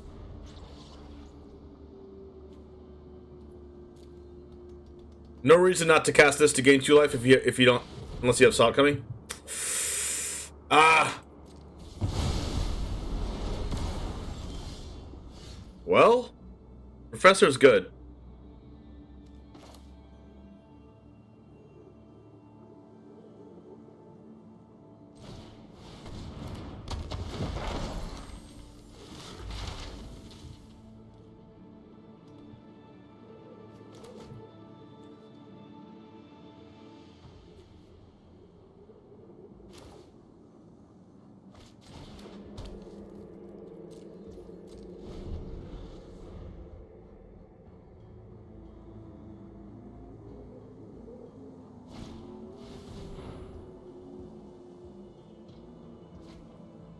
Probably should have gone for Pest Summoning to have 7 damage, but they're at 8 anyway.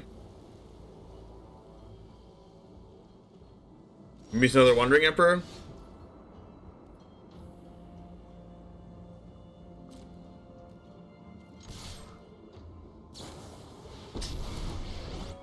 God, that card's insane. Anyone who harms my people must contend with me. You're done.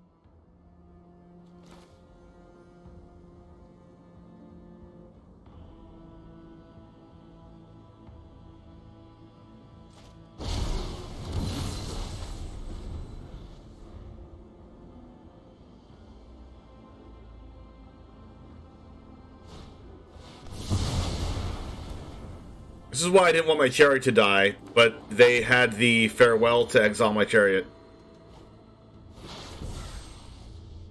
That's the salt coming they've had the whole time. Try not to. Guards, to me.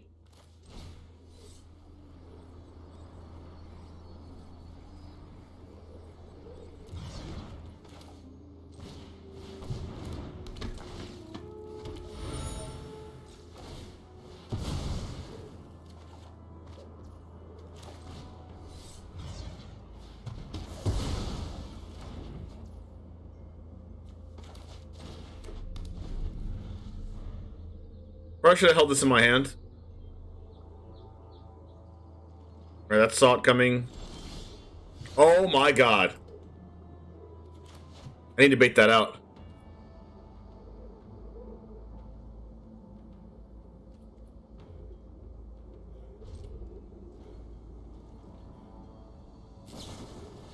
Okay, it's not salt coming. Okay, I still think they have it. There's no reason not to, like...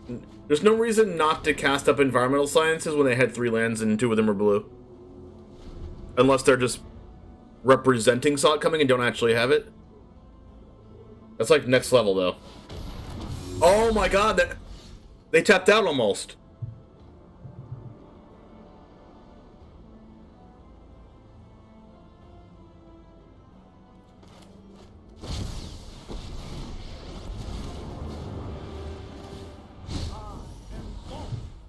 Surely you can handle a little pain.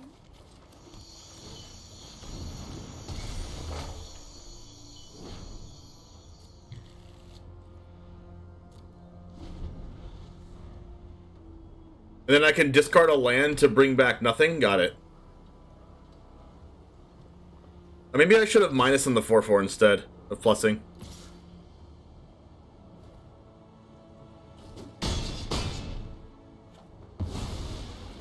Meddling heroes.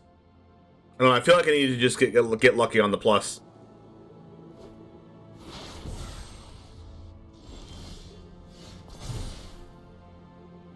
Oh, well that worked out. Oh, I could have discarded this to get the Valky back. And then I'm gonna have this and Valky to, like... They don't have a creature, but at least seize their hand. Oh, I should have cast Chariot first to have a token. To have 4 power. It's not gonna matter, though.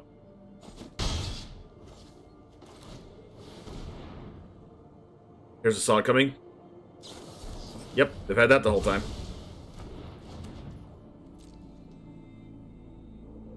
Punished for not having a basic planes in my deck? Fair. They're playing Spirited Companion? As like trump blockers? That's confusing to me. I don't know why they're playing that. Why would they be playing that? A trump blocker that draws cards?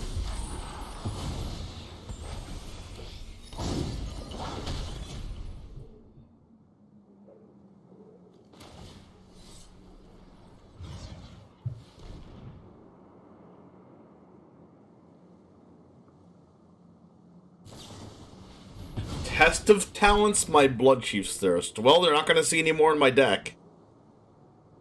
I've already used them.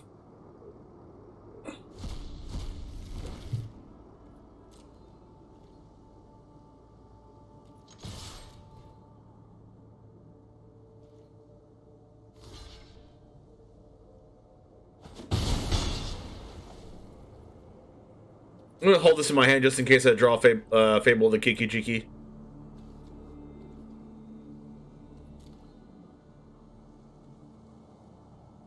That farewell really stops me.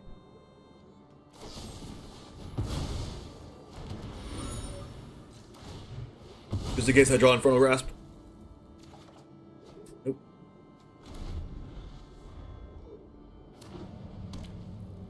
While they're playing that card.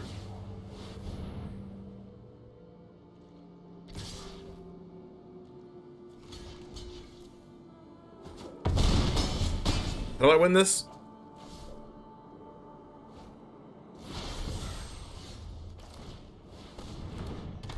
I need Meat Hook Massacre? Right now? Well, that's not nothing. Actually, it's still loose to this. The cost is too great to quell my people's savagery. I block this, take 4, gain 2. For me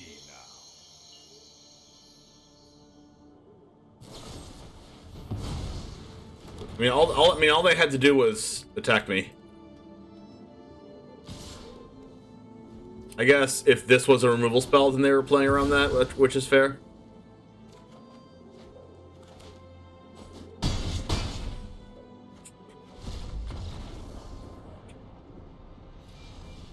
Why is my command gone? Why is my landlord command not there?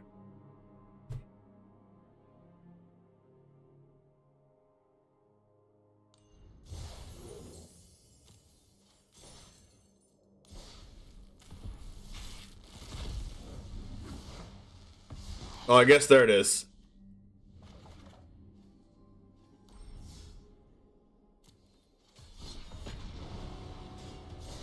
I might just, like, play in an event instead of playing in, like, Top Mythic.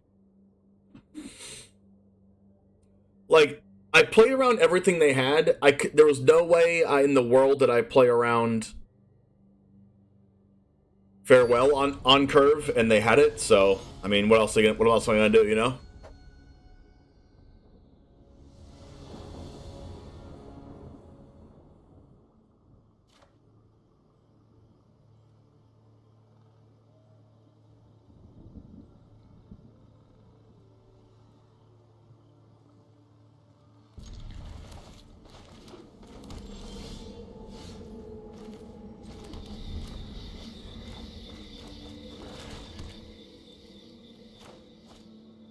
Okay, so Valky looks at their hand. Okay, so we're playing against that deck.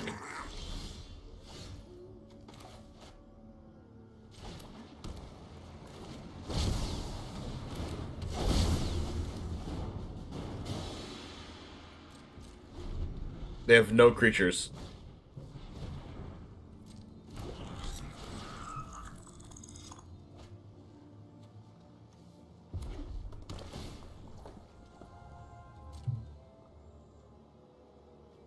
Interesting if they wow, I'm surprised they sacrificed that.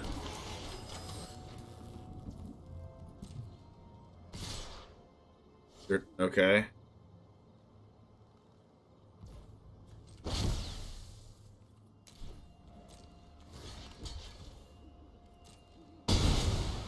Land.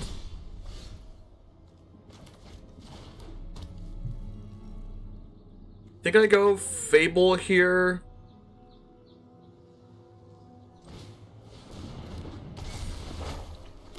So that I can guaranteed cast Sorin next turn, Sorin or Chariot.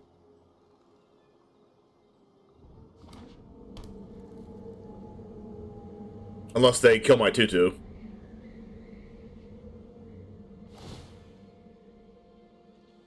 What am I discarding if I don't draw land?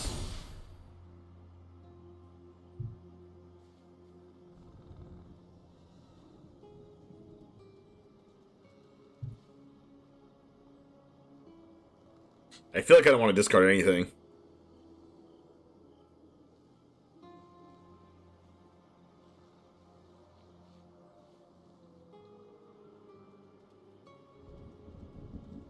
I can discard Ren, I think.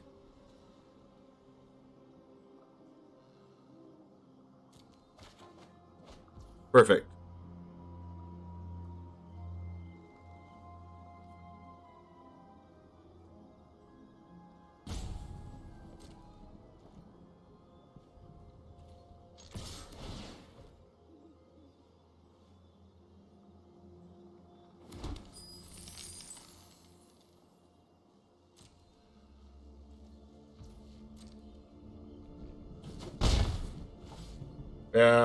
Now I think I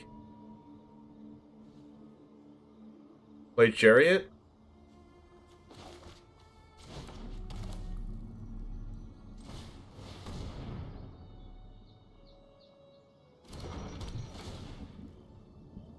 Because, like, they want to use Hagermawing this turn, but if they use it, it's kind of bad.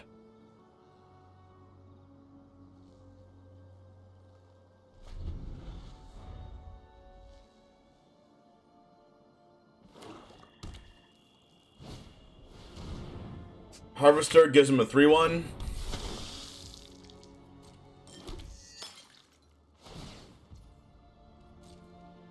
Next turn, if I attack first, make a treasure token 1/2, 1/2, I'll have 2 mana left over.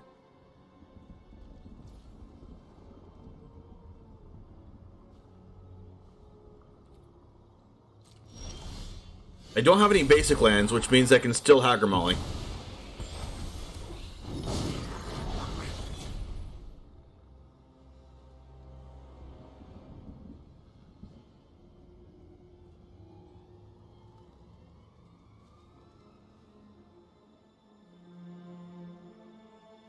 Okay, they really want to Hagermawing this reflection of Kiki-Jiki, so let's make them want to Hagermawing something else.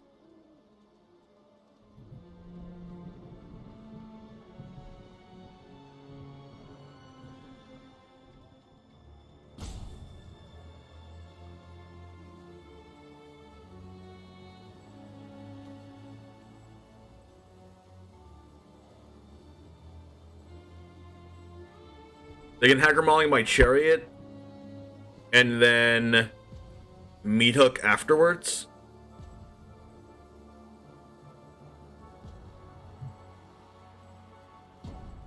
So how about we don't do that?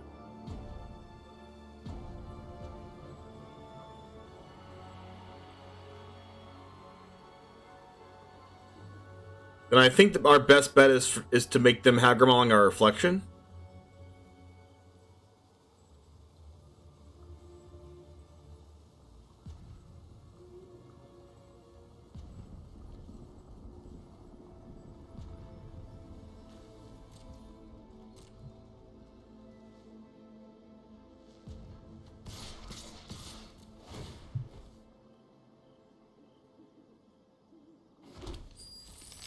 If their plan is Meat Hook,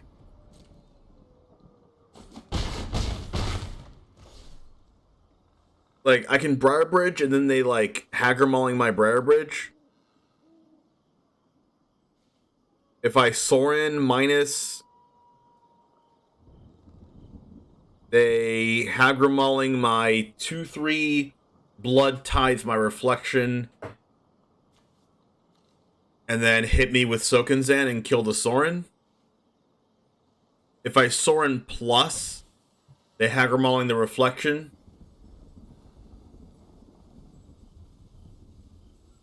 Then they go to attack the Sorin at 5 with these two.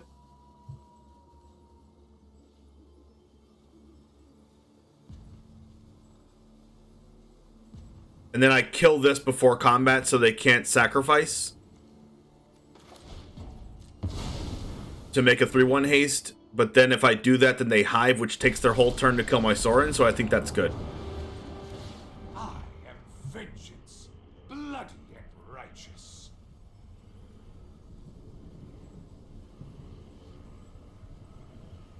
I don't want to take life.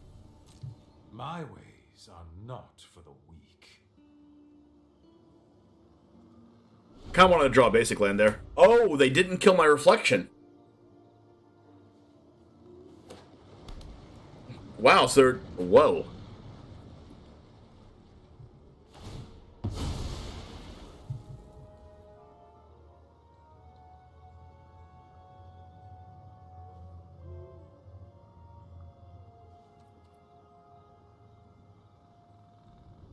Well, now I don't know what the heck's happening.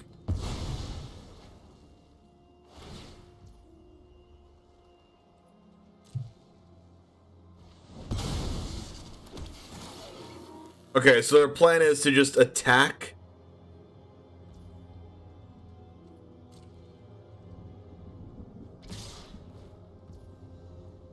And they're not going to kill it. And then they're going to Meat Hook for 2, but then I keep my Sorin and my Chariot.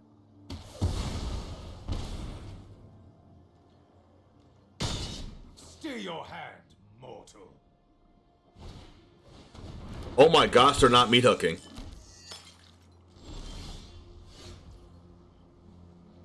Alright, so now I'm in a position where I can bait out this and then cast another chariot, but then I get meat hooked. Blood for knowledge. Okay, like right now, like, best possible scenario for them is me attack with chariot.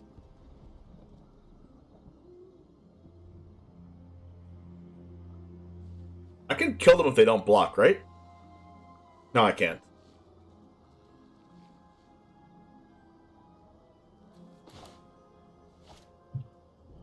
I don't want them. I don't want to cast my other chariot and get like freaking meat hook.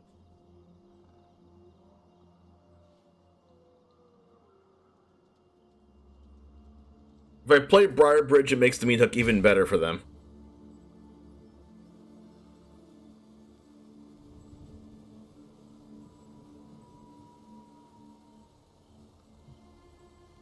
I think my best play is to cast Briar Bridge Tracker here.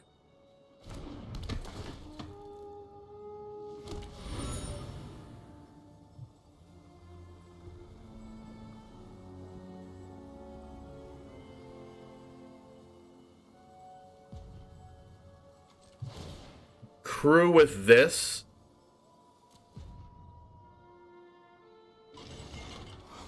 Attack with everything, copy my clue token.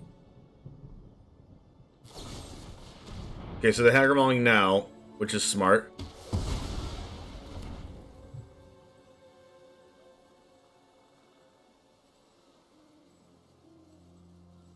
Okay, now I just don't attack, right?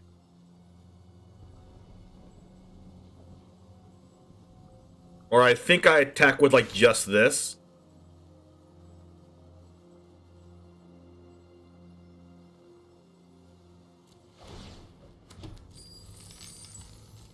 And then they go to try to kill Soren with Hive the Eye Tyrant, then I Infernal Grasp the Hive of the Eye Tyrant.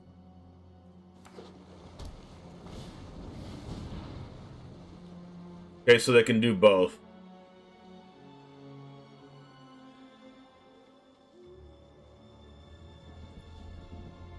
I mean, if they attack all, I think I win.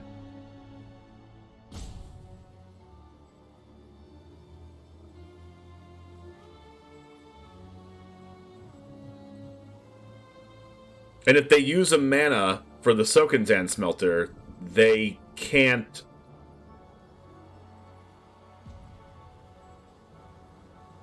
They can't kill my Soren. Which would mean that they have to kill my Soren with Hive, which means they die. So they can't attack Soren with Hive, meaning they can't kill my Soren. Really? Oh, they can kill my Soren because that's Menace. But if they kill my Soren, oh, then they're dead? Are they dead? They block this, they take 6. Yeah, they're dead.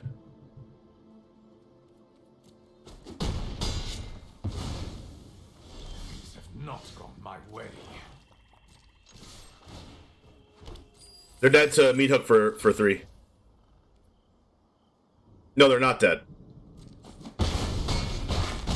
Yeah, they are dead. Perfect. Let's freaking go. Playing around their stuff. Ah, feels good.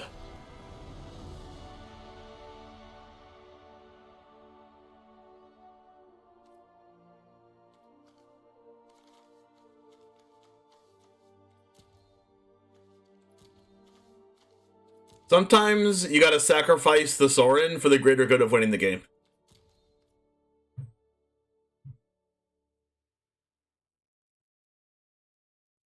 I knew they were trying to gun after my Soren, but they didn't realize they were dead.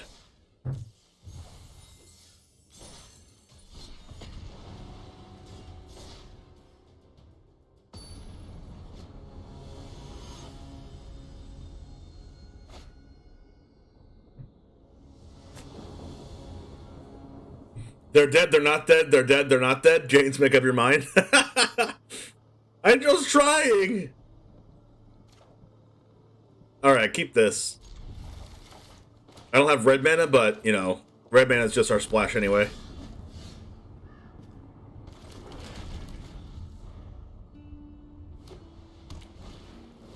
Oh god, that card's hard for me to beat.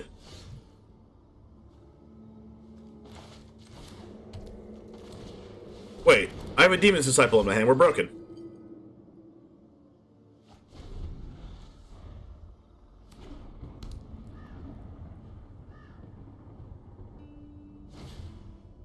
Needed to get that extra damage drain from the chariot? I know, right?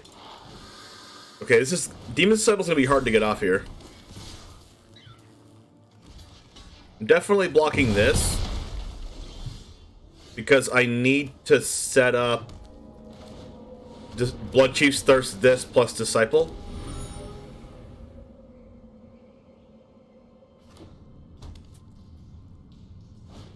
Crap, they cast another creature. Please don't get a rabbit battery or something. At least they can't get a land, right? So they can't Lizard's Blades of Patchwork? God, Maul the Skyclaves is annoying.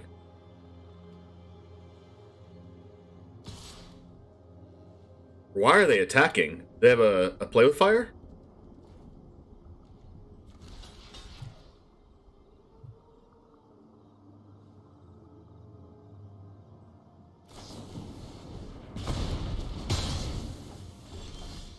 Yikes.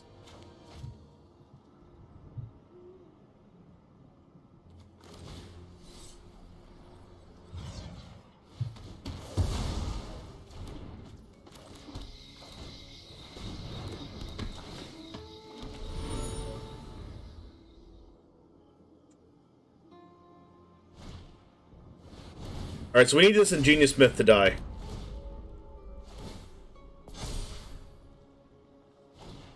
Stop casting creatures! I need to sacrifice one of them! The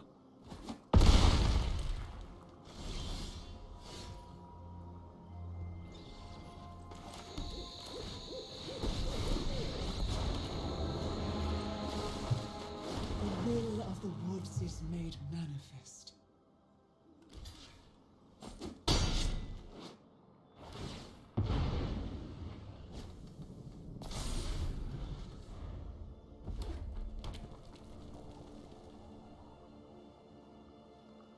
Den of the Bugbear's gonna put another creature on the battlefield. They're playing around my Demon's Disciple!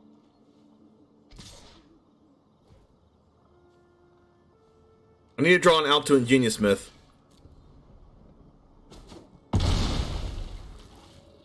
Or an out to this, but... Oh, Mass Vandal. That's actually an answer.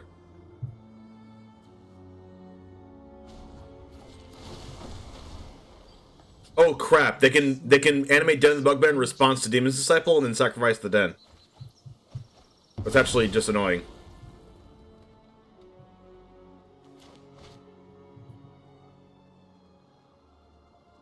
Ward 2?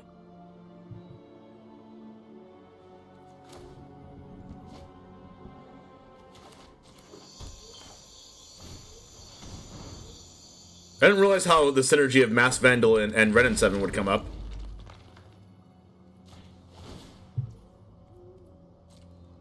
But by not killing the Maul of the Skyclaves, it means that the Maul of the Skyclaves can still equip to the Smith, which is annoying.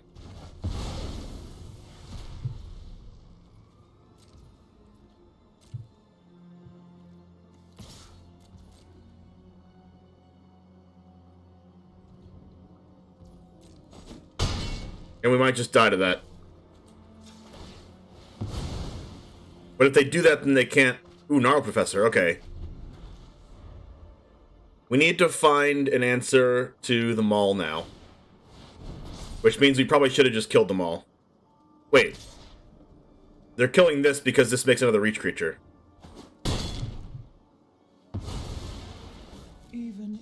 We can containment breach them all.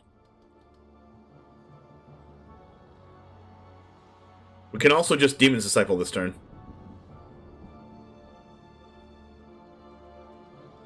I like doing this, though.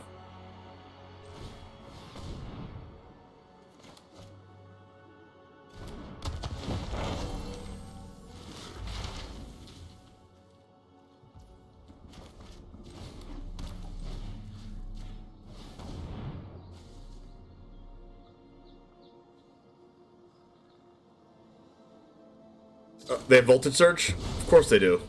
Howdily doodly, Jaffer, what's up?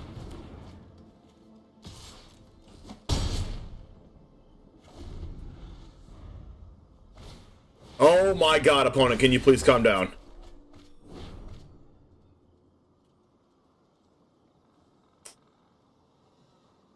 Wow, they have a perfect Den of the Bugbear, tapped plus portable hole. Okay, at least we get the Demon's Disciple their card, I guess. But god, that was freaking insane.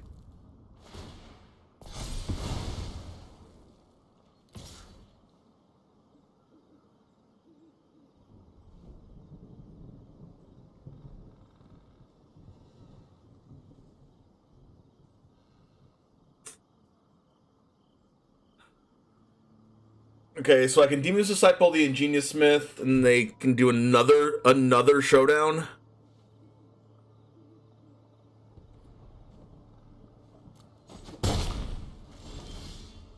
That's not a bad draw.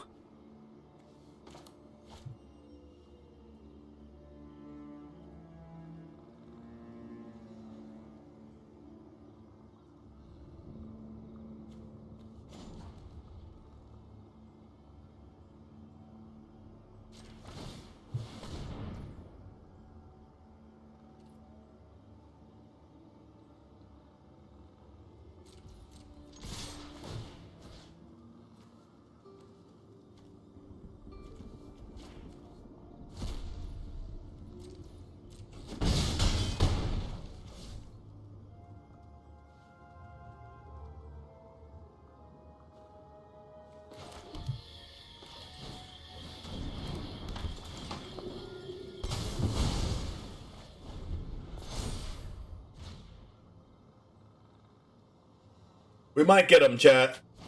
We might get him.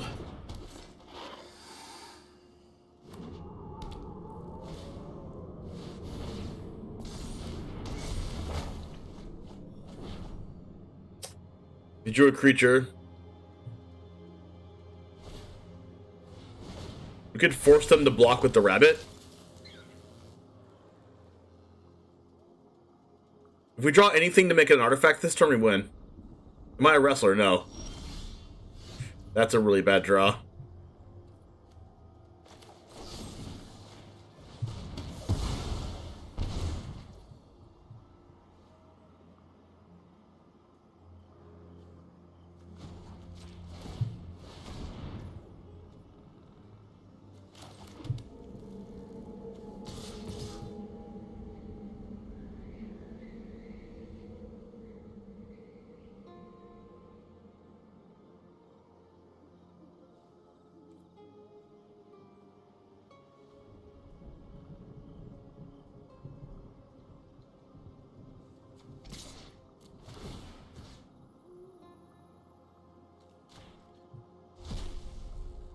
You look huge, a true Viking? I like to think so. Alright, please don't do insane things, opponent. Is that a land? Is that a land?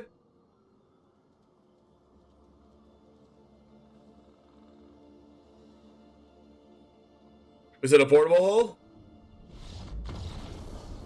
We found our path to victory. Number 136, Pog.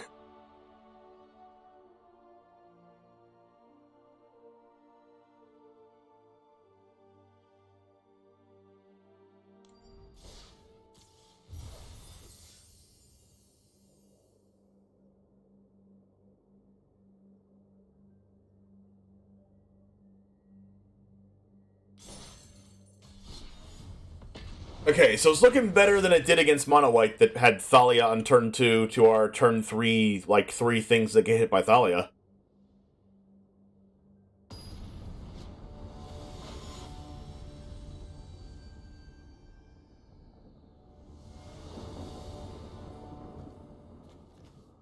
No black mana? That's gonna be a pass. Hard pass, dude. Hard pass.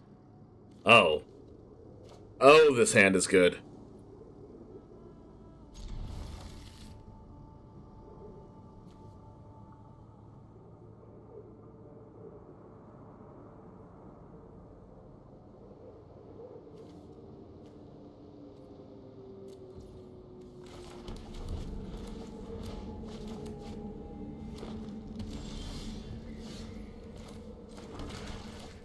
Masterfully put back the land, knowing we were going to draw another one.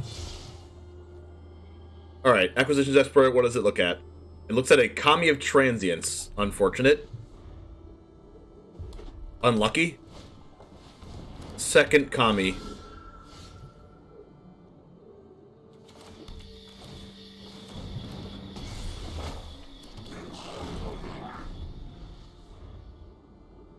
But we do have the Fable plus the Acquisitions Expert going for us.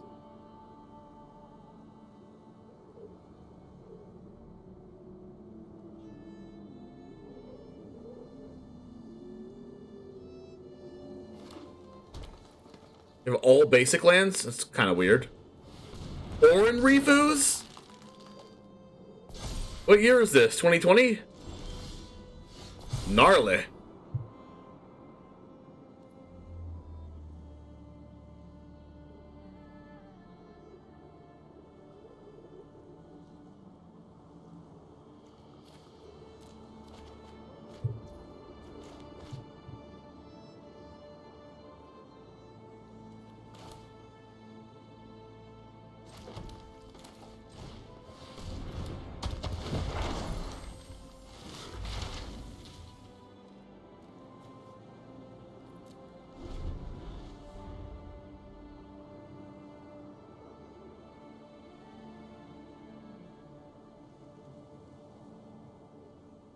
Alright, what do they have? What's really cool here is we can use Fable in 2 turns to copy Gnarl Professor and learn a bunch, or we can copy Acquisitions Expert to keep discarding cards out of their hand.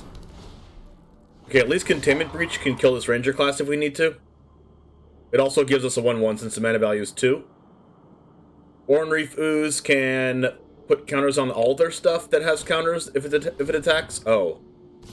Yikes. Yikes.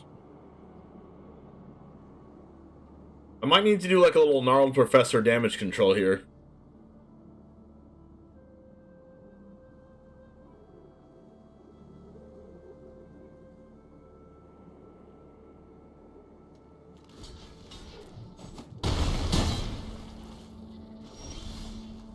Well, that's really good.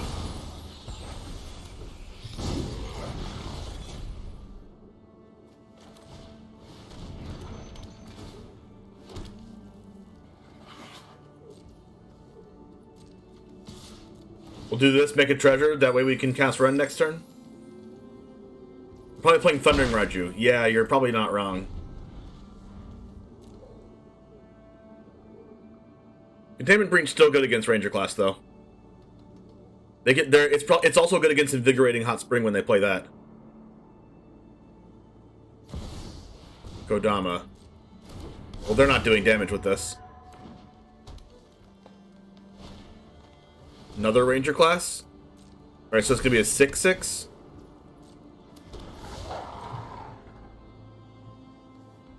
Okay, just kidding. I'll just let them get a basic land.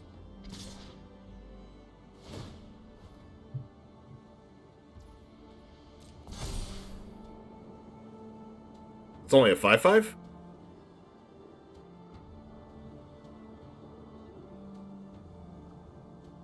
I mean, it's a pretty easy block here.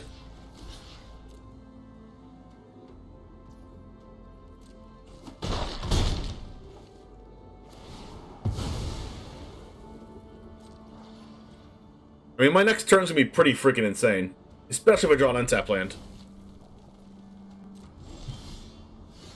Oh, wow.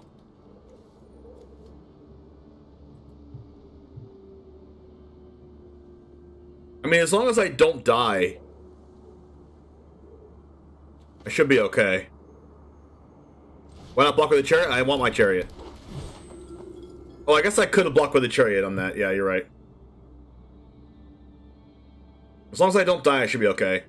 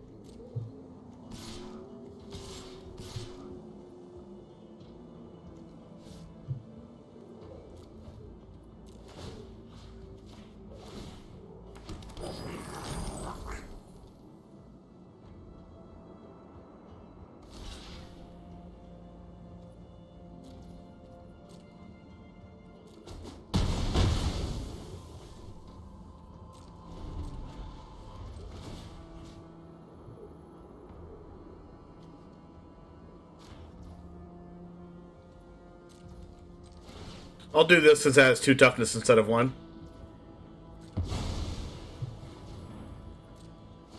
This is the reason to play this deck, by the way. You get to take all their cards and tell them they can never have a draw step for the rest of the game. It's not going to really matter because they have Ranger class, so I'm going to need to kill those.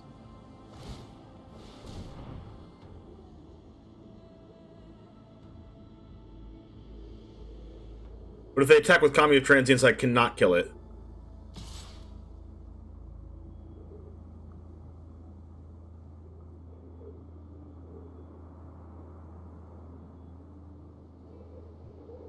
Which means I need to keep all my creatures back next turn.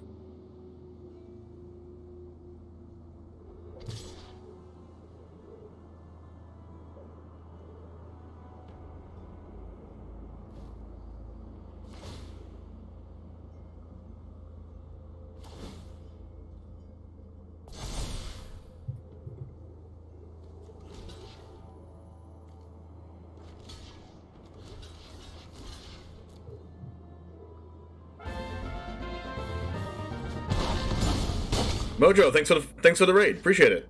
How was your stream?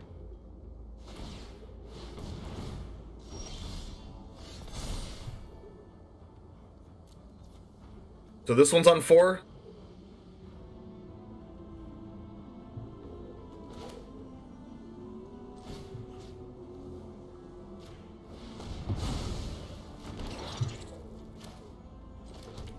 One, two, three, four, 5, 6, 7, 8. They're not dead.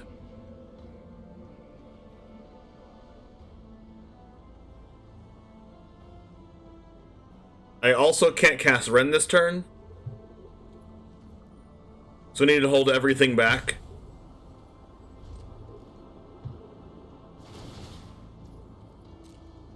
Oh, they get their commies. That's annoying.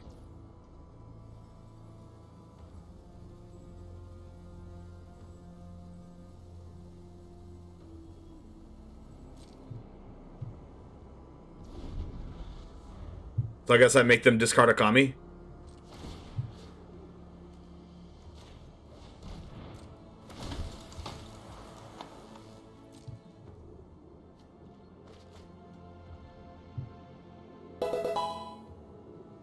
Down East Magic, thanks for the follow. At least next turn we can... They drew Halana and Elena? That is scary. That actually might do it for them.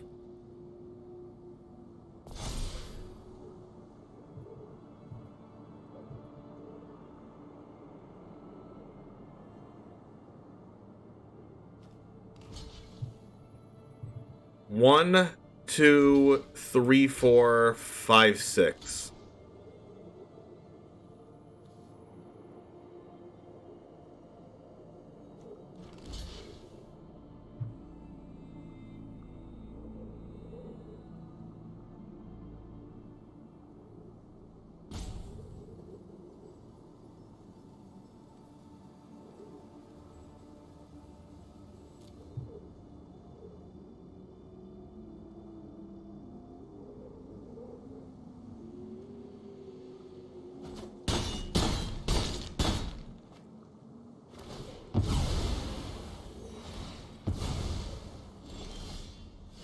Oh, Mass Vandal.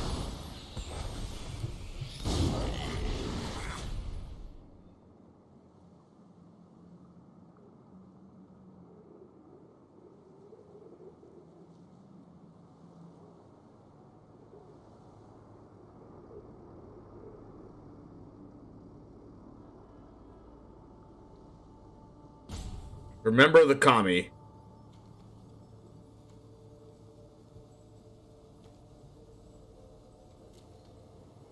Okay. I'm gonna stop their upkeep. How do I prevent myself from dying? I have to let this 2/2 die?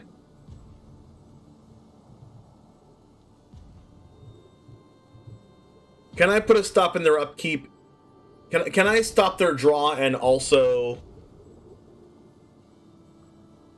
I could technically kill them if I don't die? No, I can't do that. Masked Vandal, I don't think is a possibility this turn. I can copy the Kiki, yeah, but that doesn't really do much. Unless I have, like, a lot more mana.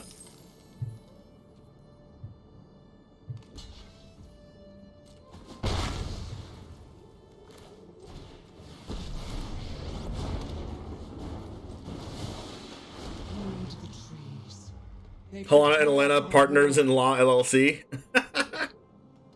I can copy a token, then I give them a draw, though. But I think I just let them have the draw.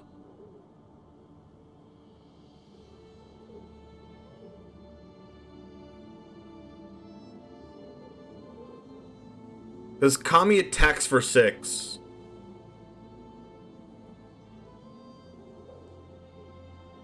Do I let them have a draw for turn? I don't think I can die. If I don't give them a draw, it taps this, it makes a copy of Acquisitions. It discards their card. Halana gives counters to this, it goes to 7, they attack with 8, 5, 6, 7, 8, 9?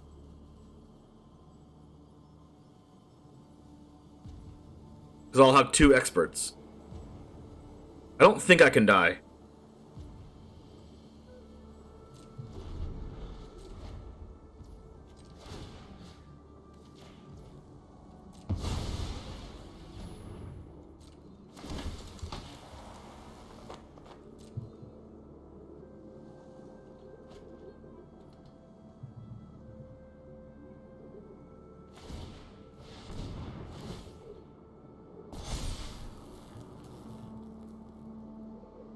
Then this goes to an 8/8, but then I can kill the 8/8. I don't even know if they have good attacks here.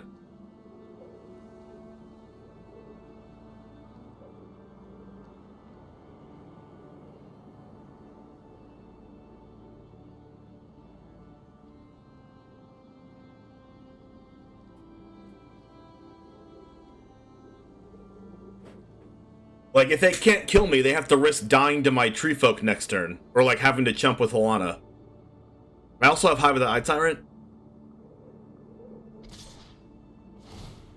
They are attacking.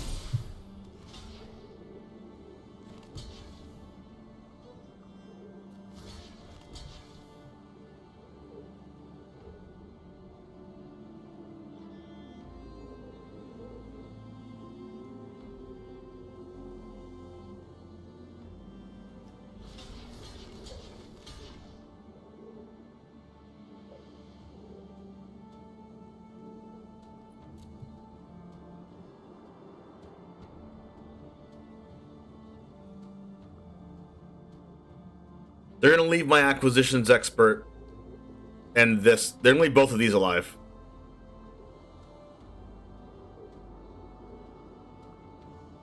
Then I get to Max Vandal their Ranger class and keep this and discard their next card. I think they're going to need to... I don't know if they can get out of this.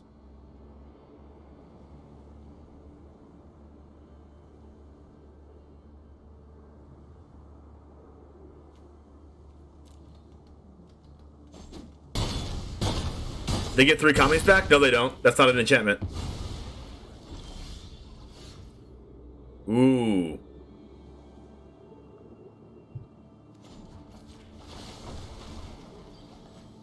We will help you to see him grow. Mass Vandal exiles.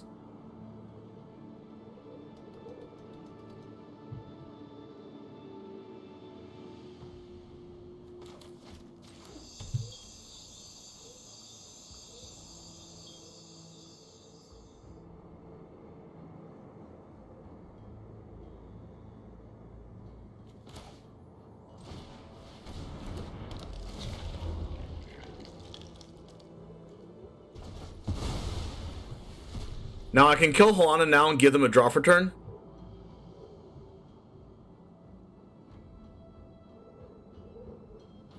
Or Or just don't give them the draw, and then they just, like, slam their Halani into Mass Vandal. It doesn't do anything. I'm just not going to give them the draw.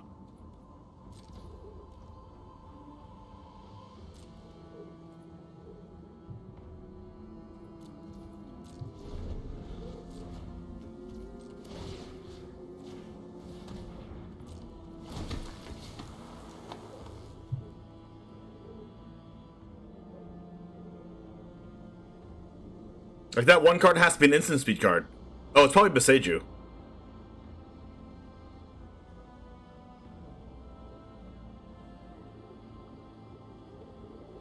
I don't know what instant speed card they can even have in their whole deck. Like, their whole deck seems sorcery speed.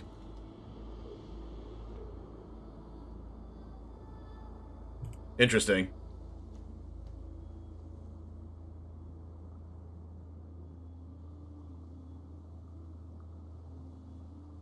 On it? Did my game die? No, their game died. Opponent! Opponent!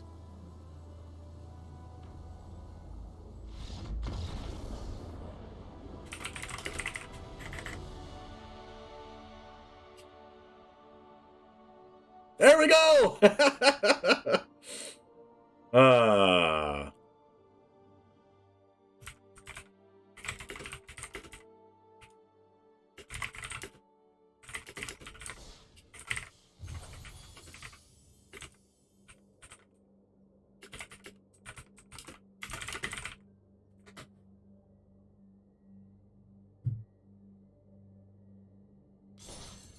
That was satisfying.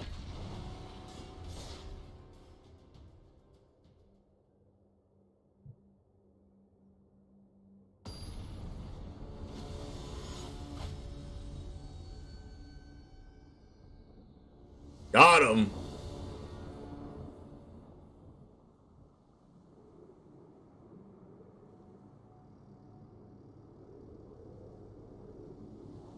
Well, well, what do we have here? I think I'm going to keep this.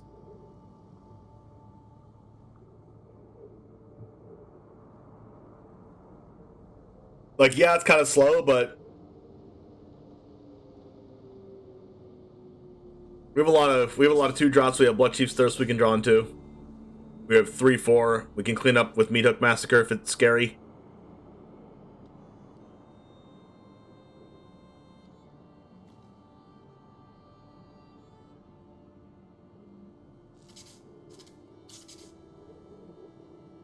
Opponent?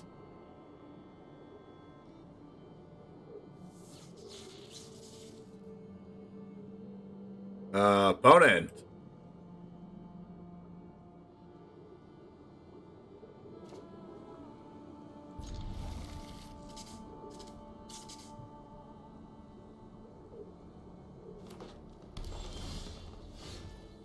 That is a land. Monogren. Okay, I guess these Music Massacres might not be as good, but they're going to be okay.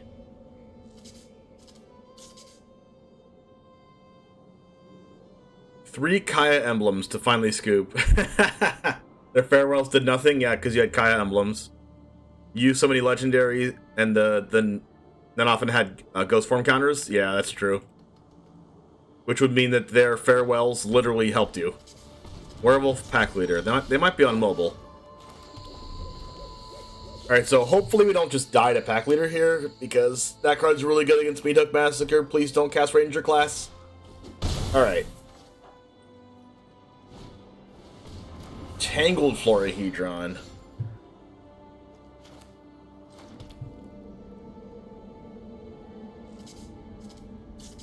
I think I like this better than Briarbridge Tracker because I can Meat Hook for 3 next turn if I can attack with the Fable token.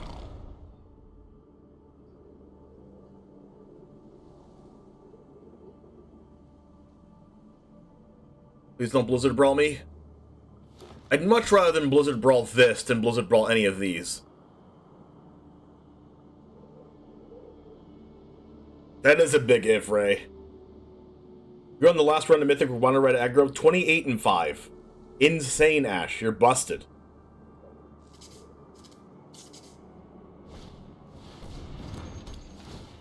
That is a chariot, which makes my Meat Hookle Massacre a lot worse. Please don't Blizzard Brawl. They have chariot and brawl? You're kidding.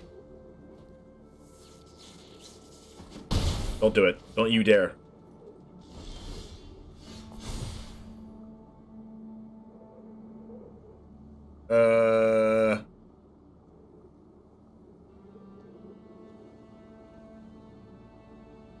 Discard up to 2, draw that many. I guess I'm discarding Elderfang and Briarbridge.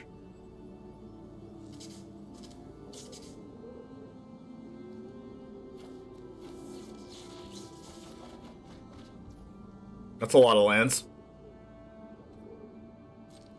Alright, the cool thing for us is, if they crew the chariot to block this 2/2, we can blow them out.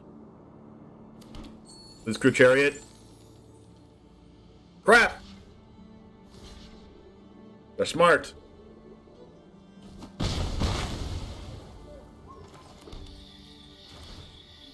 Please don't have snakeskin. Please don't have snakeskin. Let's go!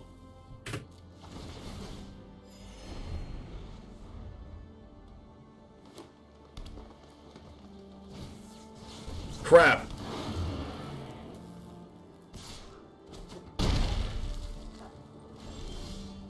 Ooh, acquisitions expert. Dang, I really wish we had that other thing disciple now, huh?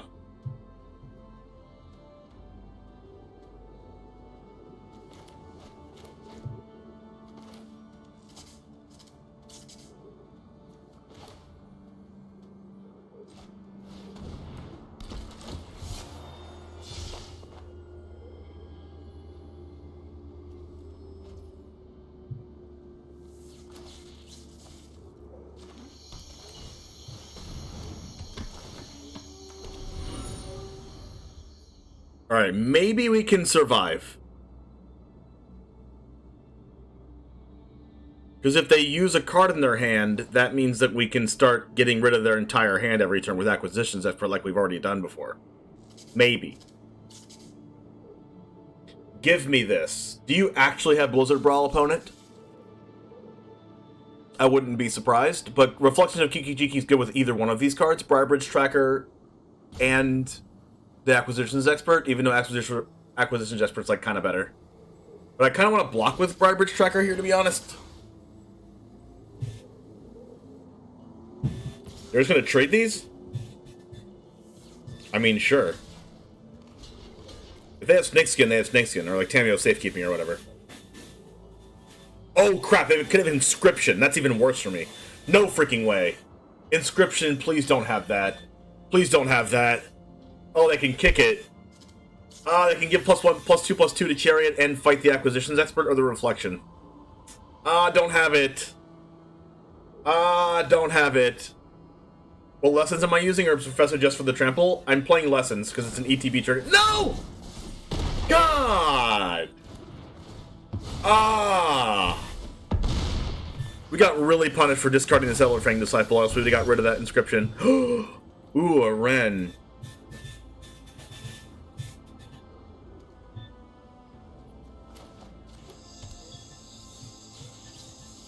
We got so freaking punished for that.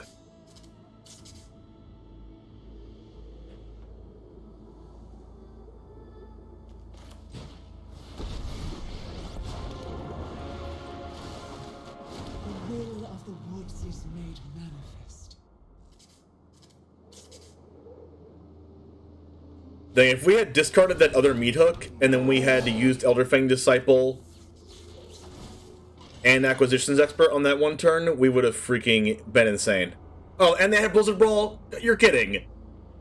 Oh, God. So that means their 3-card hand?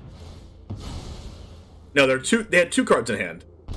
And then one of them was the Snow-Covered Forest. That means they top-decked Blizzard Brawl. And then they top-decked Old Growth Troll, or vice versa. Wow.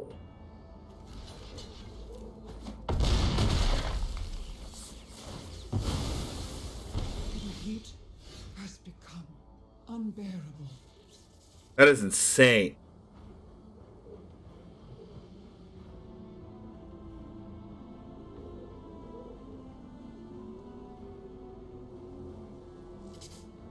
Okay, if we meat hook,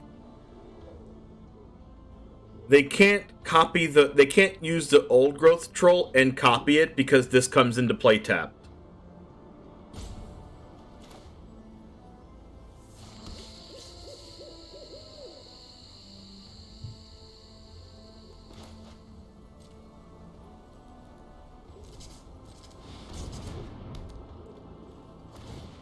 I think we would have already won the game if we had discarded this meat hook massacre, though. They cannot make a token on end step because they have to pay a mana and sacrifice the forest. And tap the land.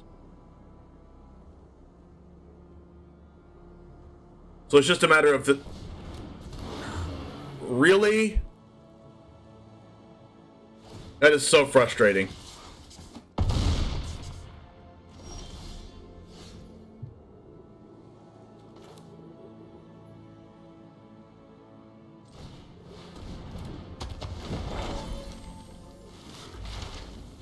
They can also, like, 1, 2, 3, 4, 5, 6. If they draw an untapped... If they just draw a land, they can, like, 8/8 trample haste this behemoth.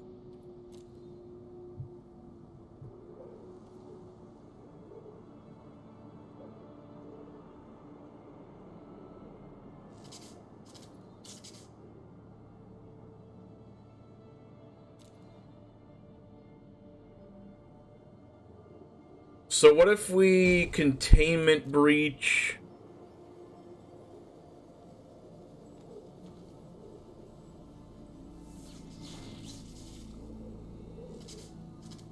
the old growth troll?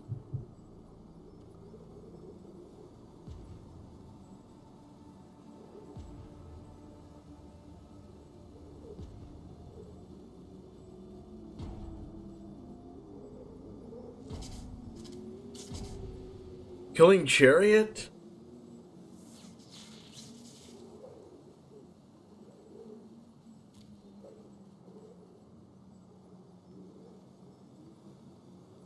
I think we need to get Containment Breach and play Fable and hope to not die.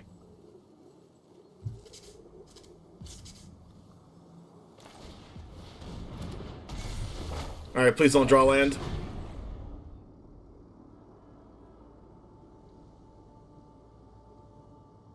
Or like anything that crews Chariot, please. We need them to draw an absolute dud like Tangled Florahedron or something.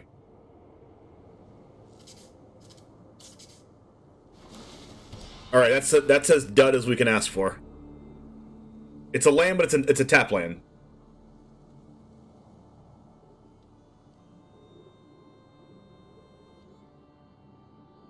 Which means they're guaranteed to do the oddity thing next turn. It's not the worst draw possible. That means they're guaranteed the oddity next turn.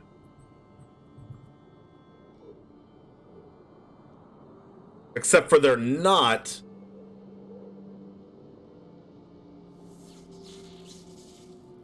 Okay.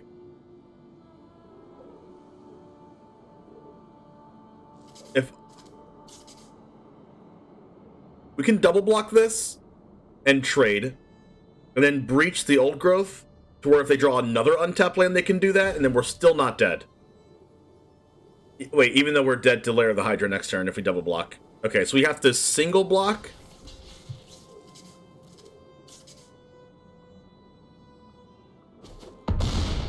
God, this is so weird. That's frustrating. Can they sack the troll land in response? In response to what? To Containment Breach? Yes. Briar Bridge, that's not bad.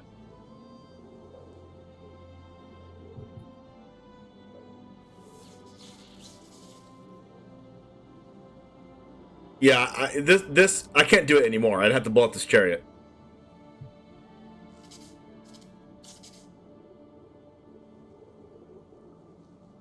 So I have to go breach Chariot so they don't like keep copying this. The hard part about this game is that they're just going to make an 8/8 Uvenwald oddity next turn. But hopefully we can just double block that, I guess, and then we just die to Lair of the Hydra. At least we have draws here. And we have this Fable of the Mirror Breaker coming.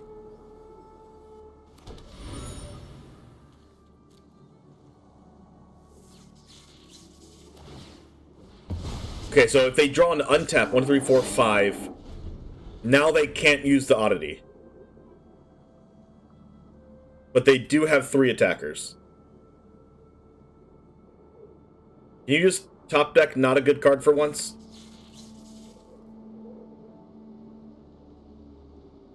Just draw a land. Oh, please. Is this another inscription?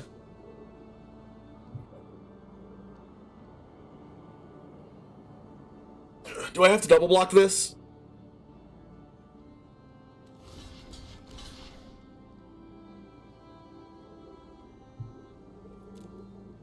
I don't know. I'm pretty sure we're just dead if it's inscription anyway. Okay. Gain a life. They lose a life. A vigilance attacker. Ah, Chariot. Come on. Why do I keep drawing lands? Second land in a row.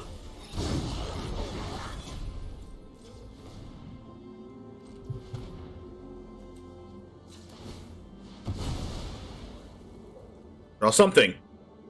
Anything. Come on!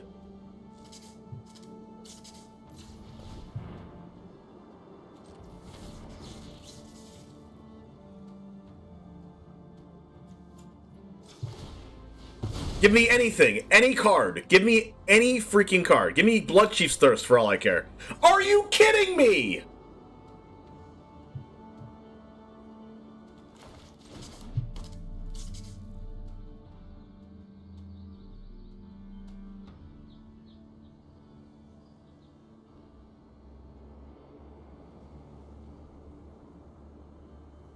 This is not being good in the neighborhood.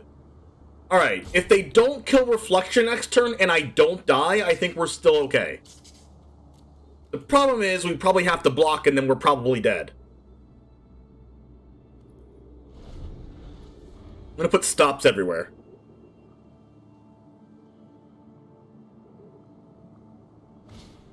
Sculptor of Winter? Okay, that's about as bad as I can ask for. Even though this means that we're dead on board and we have to chump block with something. Okay, we have the Briarbridge Tracker to block a 2/2, so we're not exactly dead.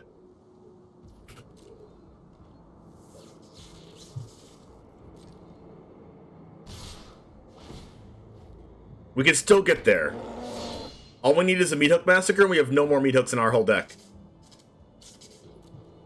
Yikes. We take 8 damage. I have no idea what we can draw. Because we've just drawn like 4 lands in a row. We drew a land for turn. We drew a card off of... We drew a land for turn. We discarded that land for the Fable of the Mirror Breaker. Drew Briarbridge Tracker, which kept us alive. Drew a land for turn, then drew another land, then drew another land. So that is 4 lands in the last 5 draws. What do I draw now? Are you... You have to be kidding me. You have to be kidding me.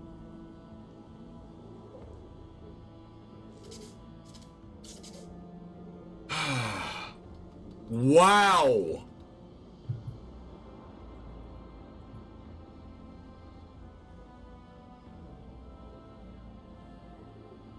What am I supposed to do?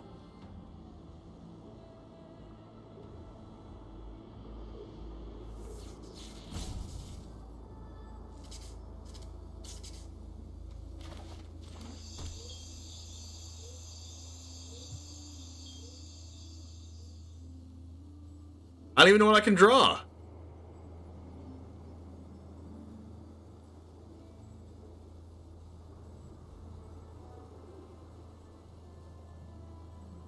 Sorin? Guess I have to do it now.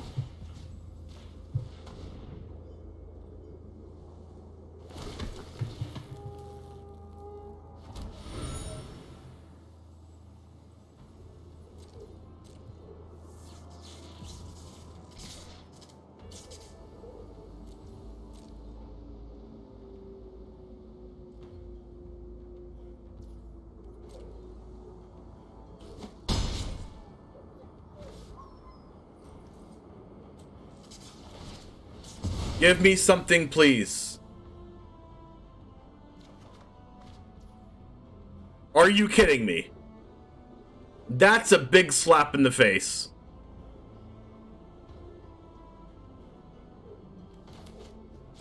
I drew not a land, chat. It wasn't a land, chat.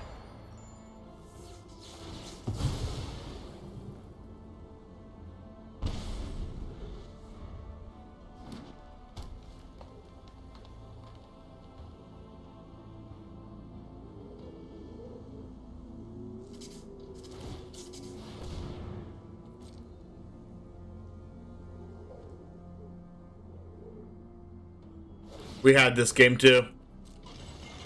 We had it. This is as bad as it gets. You haven't watched my content enough.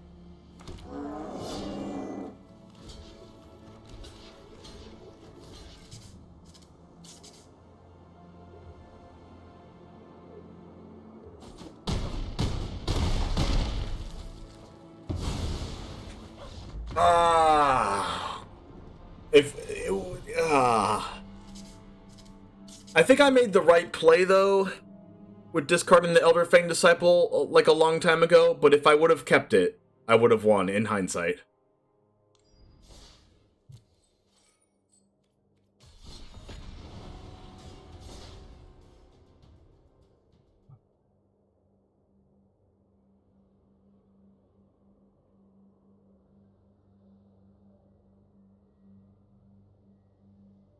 But then again, if I just drew any spell, just give me anything. Anything at all. Outside of lands, and I think I win.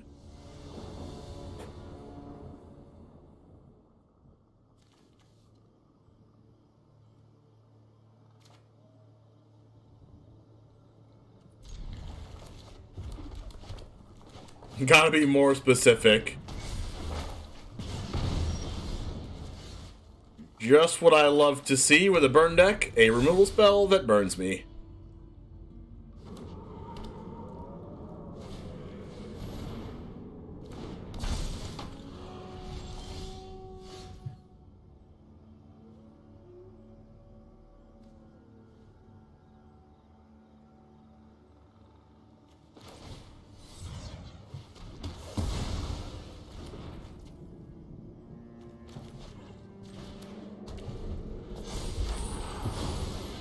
Shock Fernal Grasp? That's a good name for it.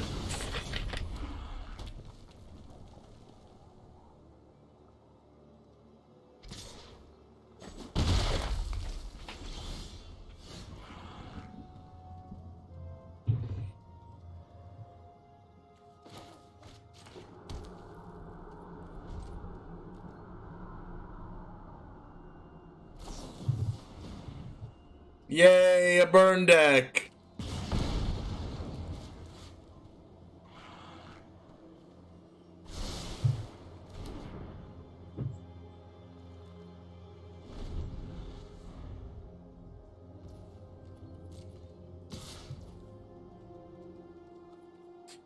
I think I need to take this in case they play like Raidane. They didn't play anything, my favorite.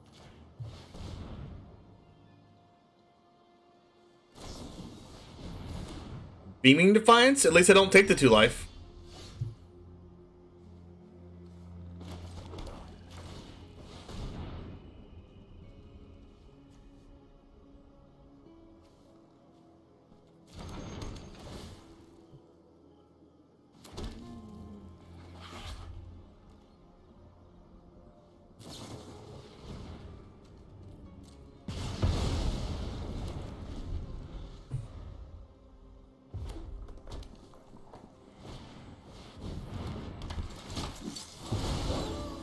Meat Hook Massacre's looking real spicy.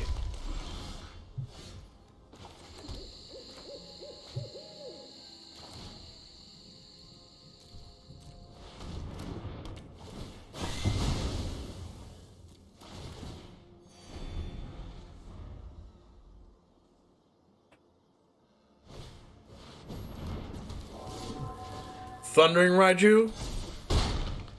Time to copy some trees. Let's freaking go. You like copying trees? I like copying trees.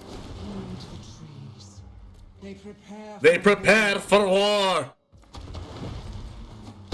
And before my opponent goes Brukuthar, hit me for game.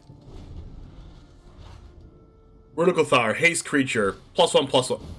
Okay, okay, please stop. Calm down. Calm freaking down.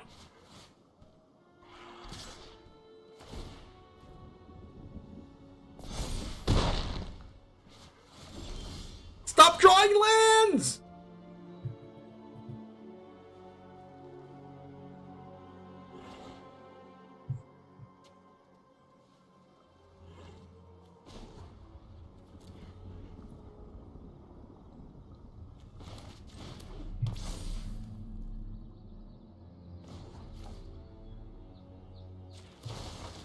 Magic pulses beneath your feet.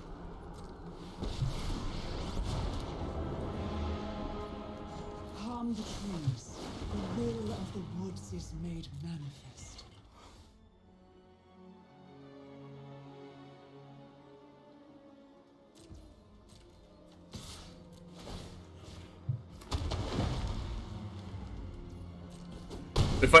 For those of you wondering why I didn't attack with this 8/8, if I attack with it, I lose to play with fire.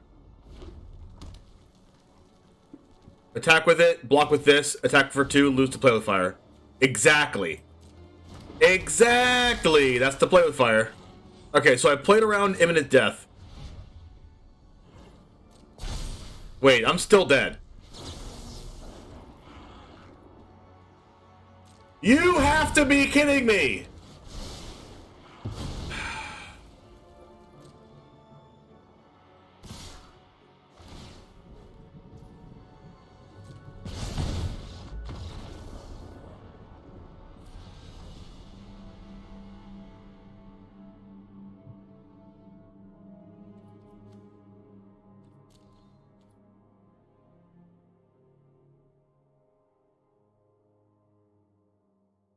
Meat hook was early? I think the meat hook was the safest play. I think I made the safe play. Which was to take as least damage as possible in case they had another Brukuthar. And they did.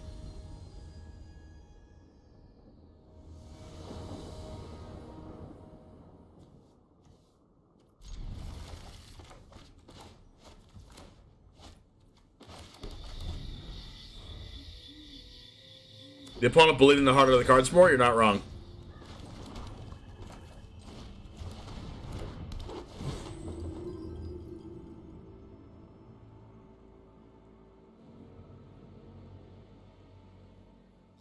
This person's name might be Greg. Discarding Wandering Emperor? Good Elder Fang Disciple. Pet the Elder Fang Disciple.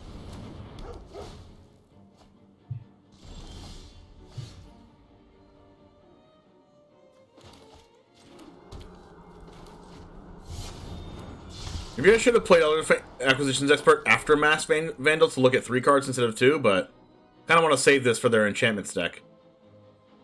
At least they're playing Spirited Companion. What's up with people playing this card as just like a 2-drop? I've seen that more than once.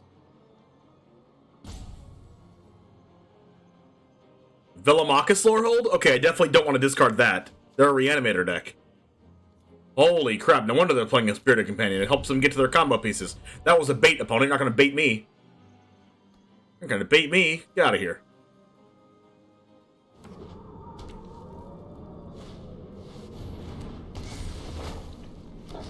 Oh, they discard off of this anyway. Interesting.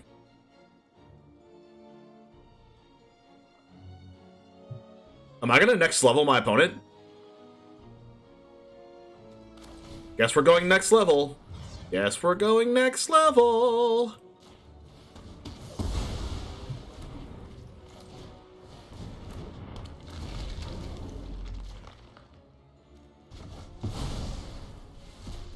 Did you think of that play? I don't know if he did.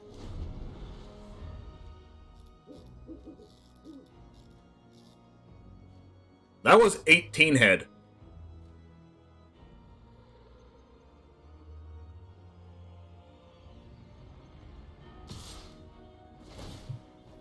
Well, that's getting blocked.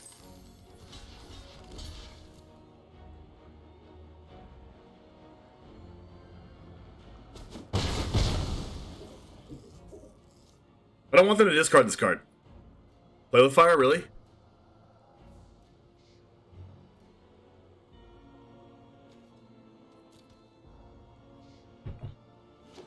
I mean, I don't not like the opponent's deck. They bolted that? Excuse me? Oh. It's the Boros command.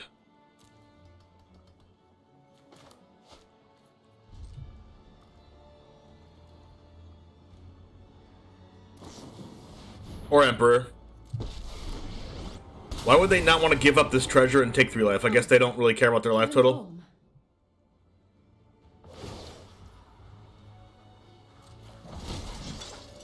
Let your blade do the talking.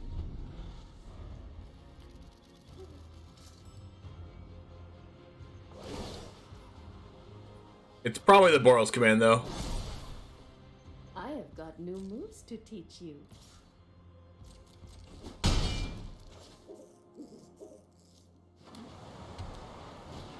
Lorehold Campus Fleeting Spirit? Oh, that discards this.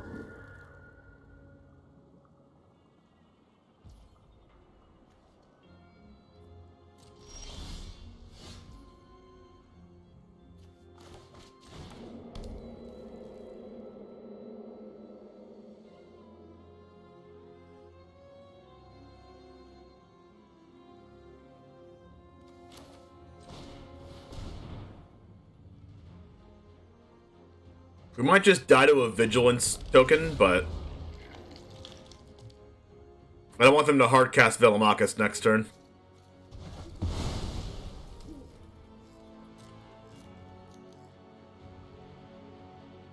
I guess if they hardcast it, we can Infernal Grasp it anyway.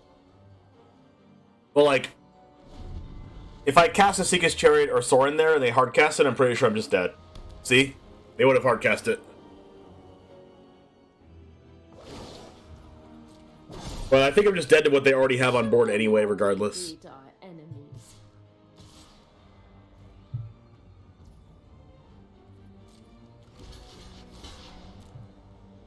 Oh crap, this is really bad for me.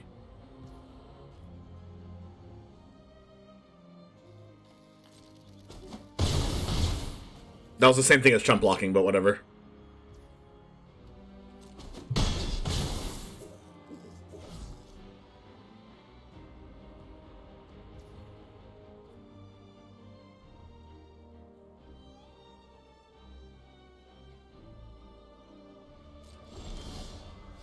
I don't know how I win this game. Like, the threat of Velomachus is just so insane.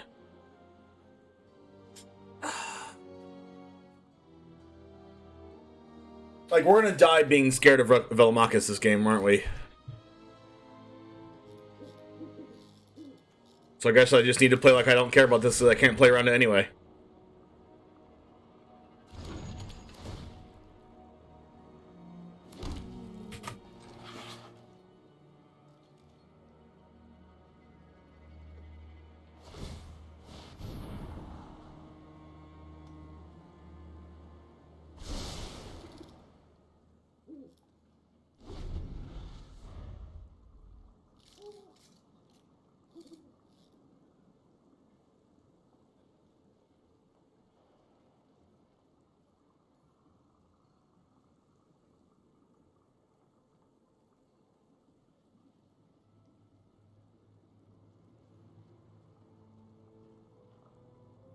Did they find a land?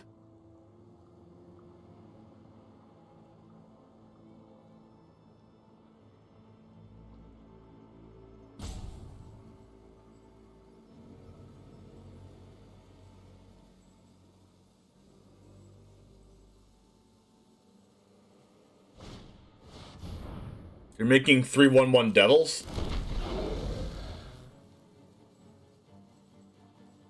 They are really aggro.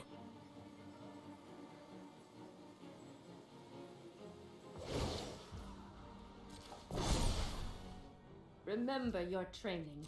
Kind of like that opponent's deck, though.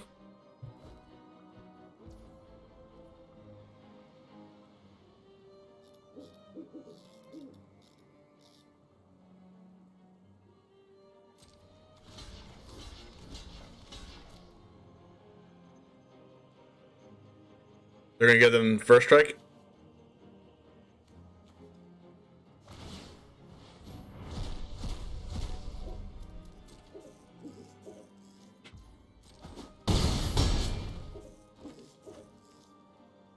This Wandering Emperor is putting us into the dust.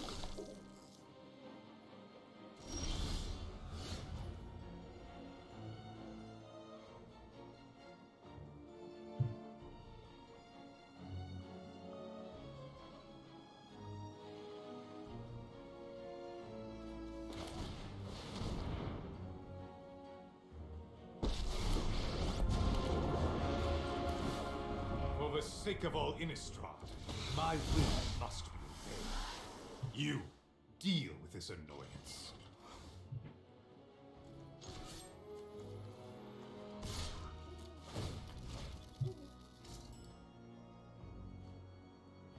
I wish I was able to do this a turn prior, to where like the Wandering Emperor would be on 4 loyalty, to where they wouldn't just take this, but I think they're just going to take it.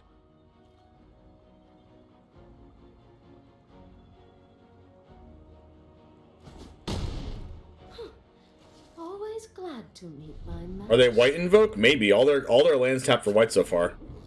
Yep, they found the Velomachus. I guess I'm dead.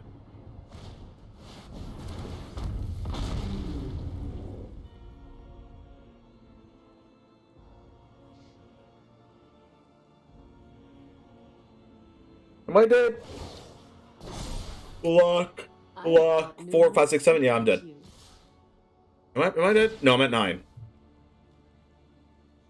They have to not find Dragon's Fire or whatever. Spike Field Hazard? Okay, so I'm not dead. I'm at 1.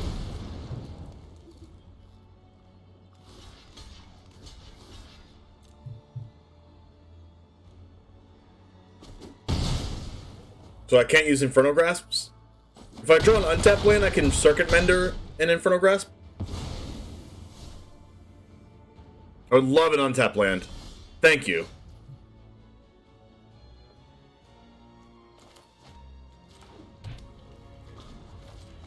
Without me, we're all doomed.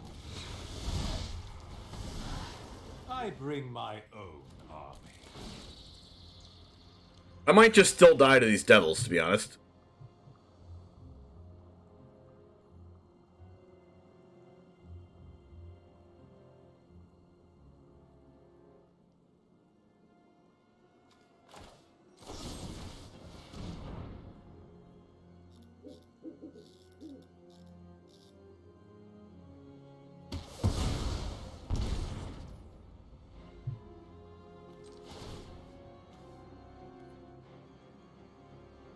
Do I have to leave the vamps up?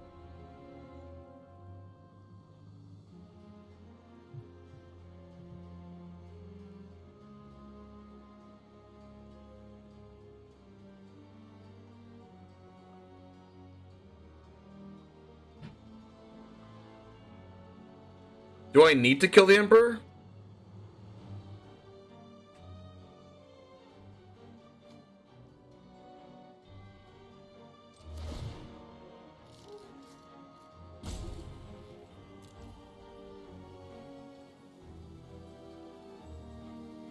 I might actually need one of these. I might actually need this cat for First Strike Fleeting Spirit.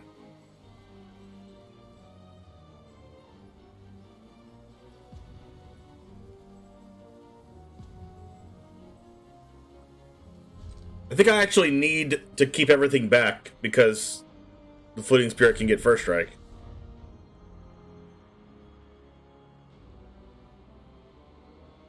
I think if I attack with the Vampire, I can't win. And by can't win, I think I'm just dead on board if I attack. But maybe that's not the case. Swizzer, thanks for the follow.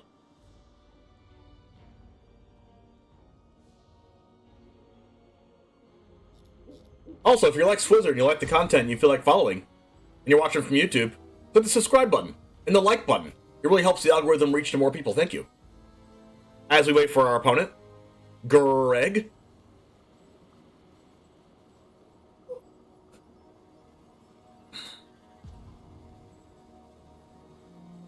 I can keep making more copies of my vampire lifelinkers. Discard a card, exile? I'm confused. Oh, they have a sweeper. That's what this is? Opponent loves Tony the Tiger. So they have a burn down the house.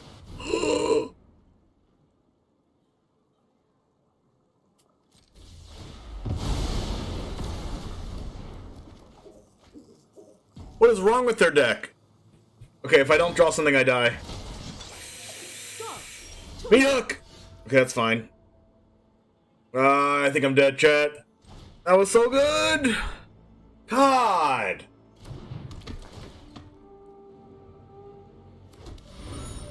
So if I attack the Wandering Emperor, knowing that their hand was land farewell, I don't know, if I attack the Wandering Emperor, do I still die? Draw for Blood Chiefs? Yeah, I think I have to draw for Blood Chiefs.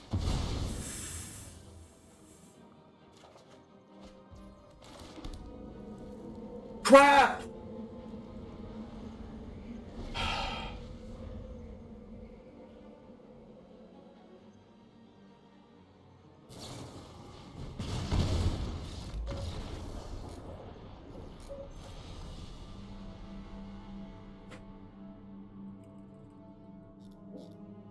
You don't think I would have died if I attacked? I would have went to 3.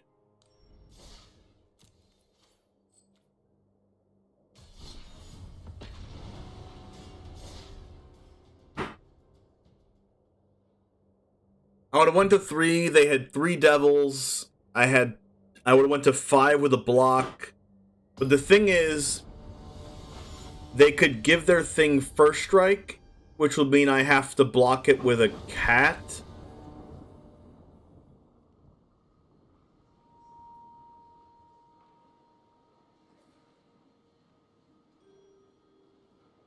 Well, I wouldn't have had it. Well,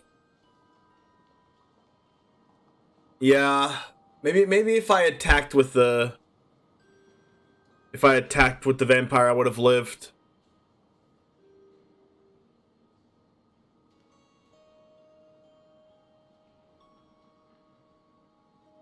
That still sucks, though.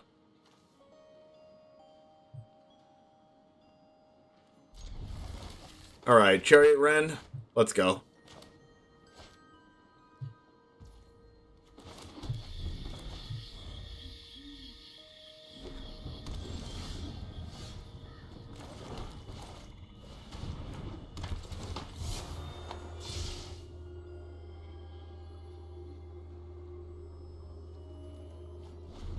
Runes it is.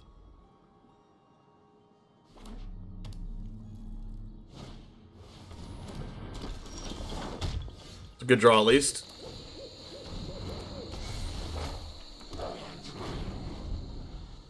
Please don't have Runeforge champion.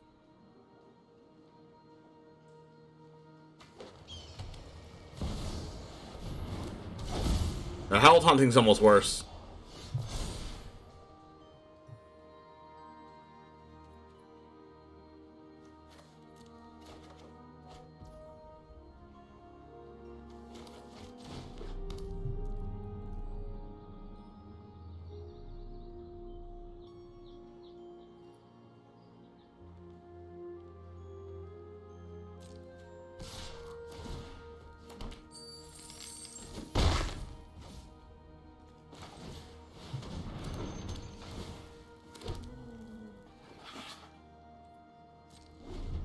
Yeah, I agree, Rachel.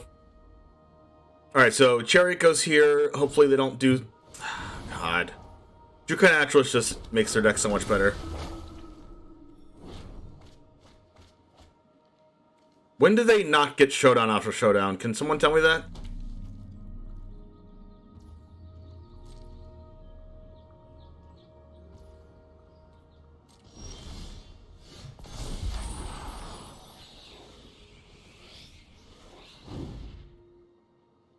Why do they have a stop? They don't have a legendary creature for Boseiju.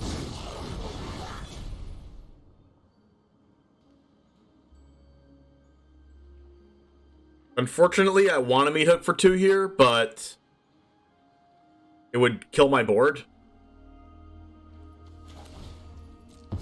Weirdly enough.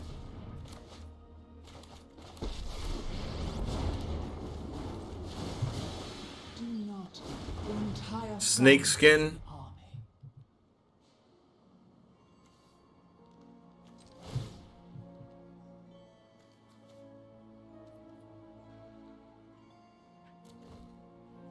Maybe Veil or Tameo safekeeping, yeah.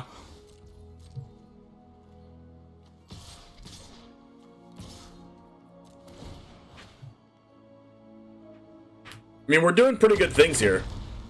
But if they play, like, 3 enchantments next turn, or 4, which they're very capable of doing, especially since they have, like, 2 copies of Circle of Confinement to kill our 4/4 tokens. They're getting rid of their Jukai Naturalist? Okay, they're not. They're not going to. They're buffing it. Or making it indestructible. Yeah.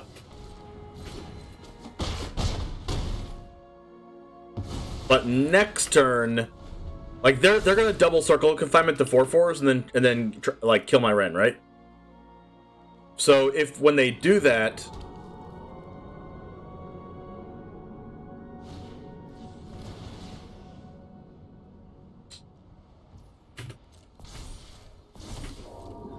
should I have just meat hooked and killed my own board? I don't know, probably not. Like knowing that they had double Circle of Confinement in exile. The thing is, if they don't double Circle of Confinement by 4/4s, I get to keep a 4/4. But like they could go after a Reflection of Kiki-Jiki.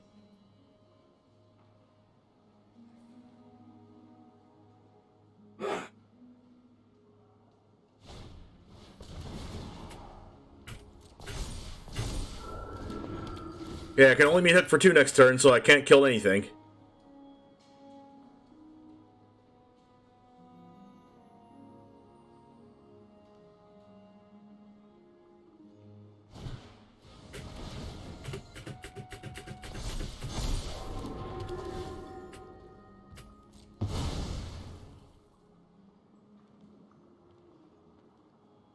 When I play runes, my wish is for Jukai Naturalist to not die on turn 2 and me have Hallowed Haunting on turn 3. And then also that not die.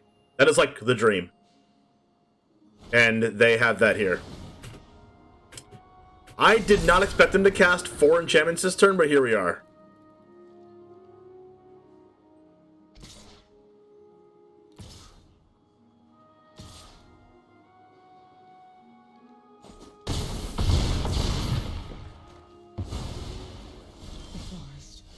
Gosh, this is why I need Culling Ritual. Like this.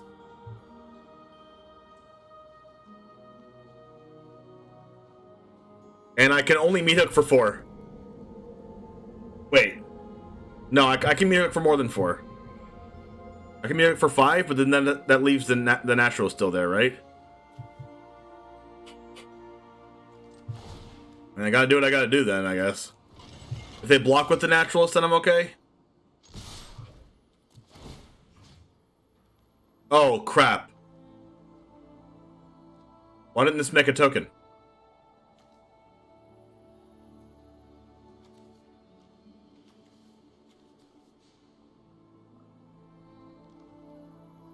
Oh, I have to target. Never mind, I can't meat hook. No, I didn't order it wrong. I just don't think I can do that. I have to target for cost. So I can't do that. Oh, block with Naturalist. Oh my gosh, oh my gosh, this is good. Yes, yes, yes, yes, yes.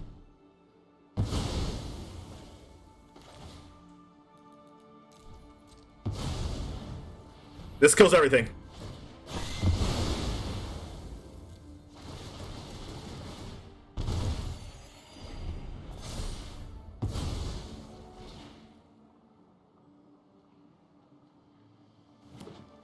I didn't do the math. Maybe I could have done it for 3, I just didn't do the math.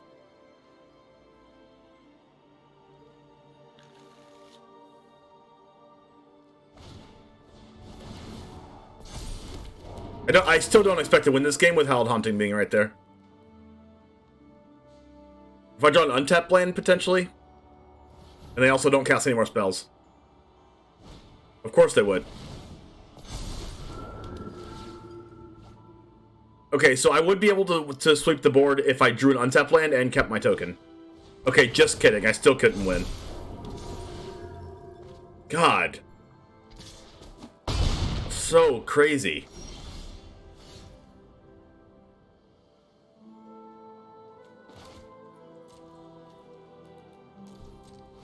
There's only so much I can do, chat. Like,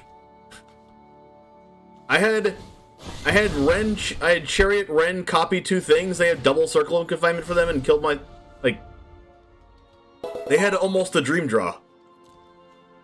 Like, they cast like what? Like 5 enchantments in a turn? Need to go back. Thanks for the follow. Can you calm down, opponent?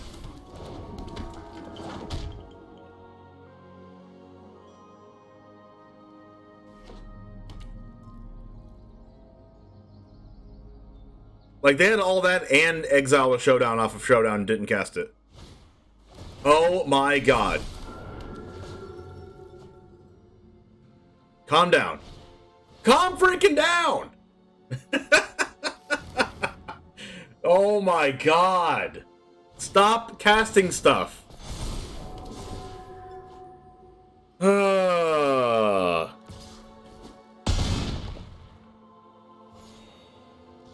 Can they just draw lands for once?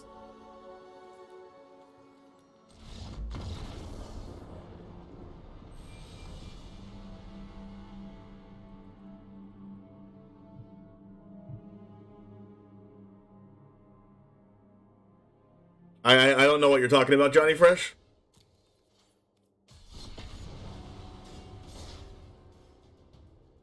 Well, are you asking why I'm not rage quitting? Because I don't rage quit.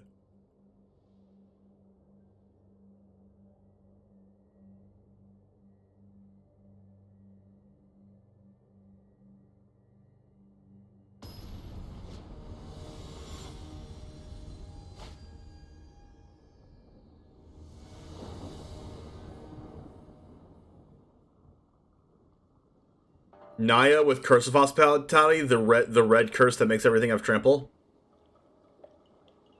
Ooh, this hand's good.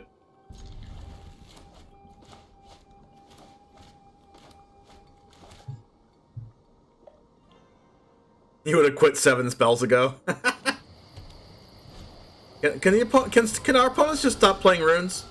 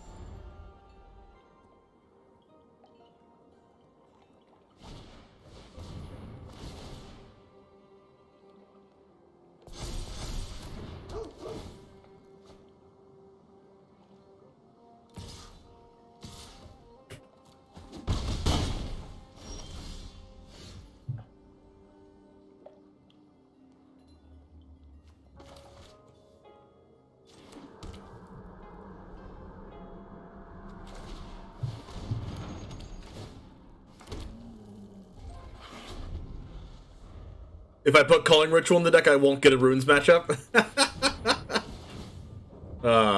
Funny. Funny.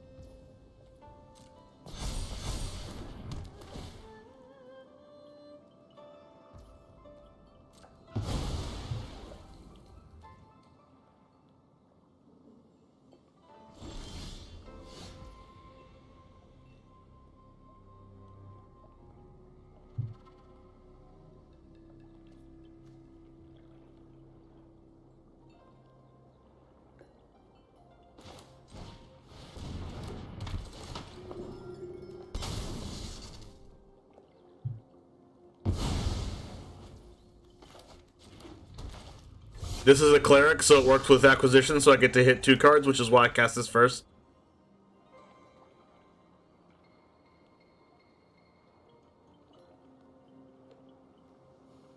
How about double Rune of Might? Just what I want to see, right?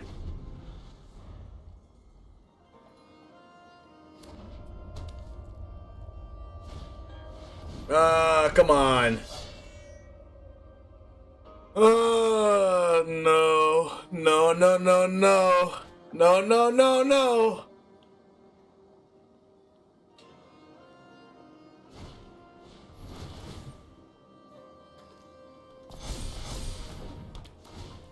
Do you know how broken it would be right now if I had a Culling Ritual in my deck?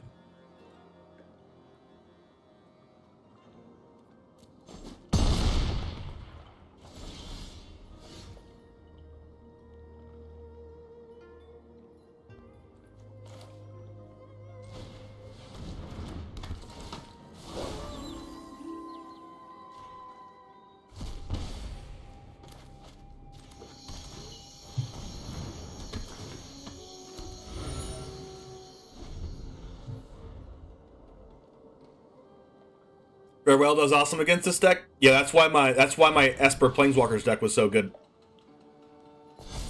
I honestly think it's probably one of the best decks, that Planeswalker deck that I made that's also on my YouTube channel.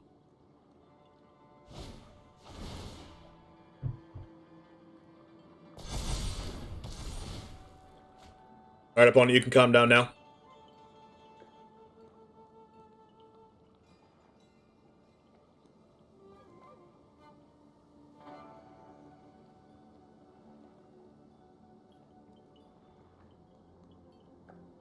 Seems a little light on interaction the past few games. We just haven't drawn it. Like, well, I guess Demon's Disciple and Acquisitions Expert and Graveyard Trespass are all interaction, but they're not interaction that we can really, that we can control really. Like we do have Infernal Grasp in this deck, and we do have Blood Chief's Thirst in this deck, and we do have Meathook Massacre, which we haven't drawn.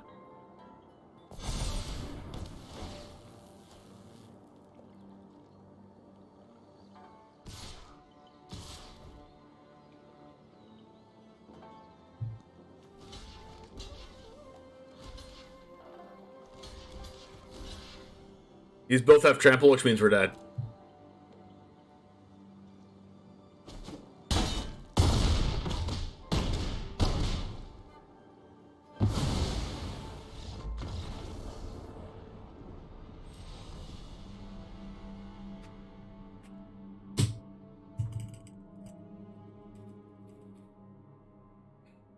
Gosh, this deck would be so good if I had a card like Elite Spellbinder or something that can like be a creature and interact.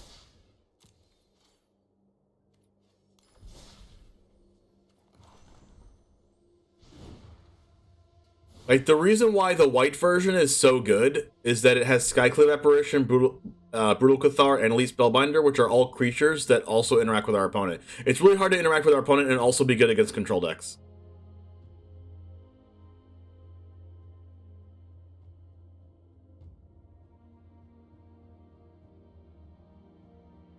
We also have Mass Vandal, which we also didn't draw.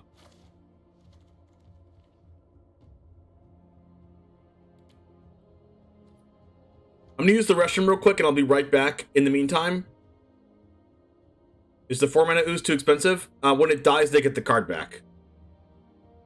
So I want it to work with Fable of the Mirror Breaker, and it just doesn't work with that card. It only works with it if I have the mana to pump into it.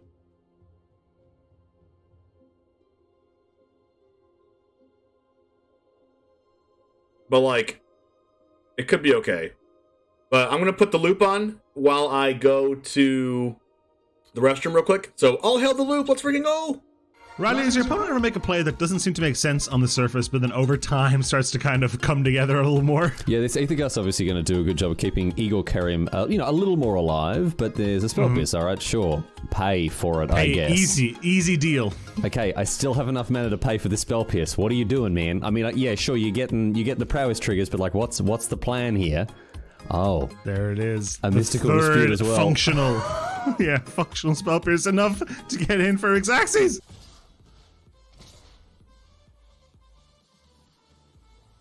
Settle the wreckage. I'm glad you asked. Oh my god!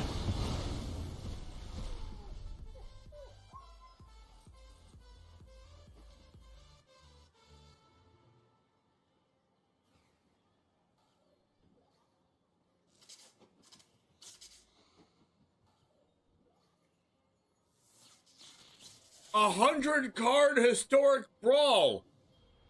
Settle the wreckage in hand after I called it.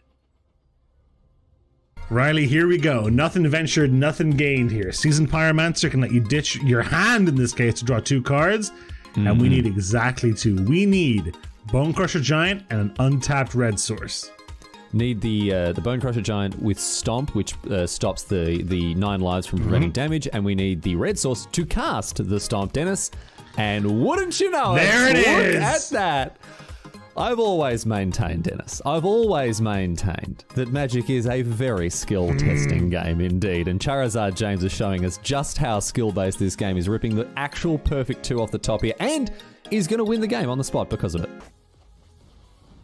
Yo, what's up, Titan Smash? Oh no!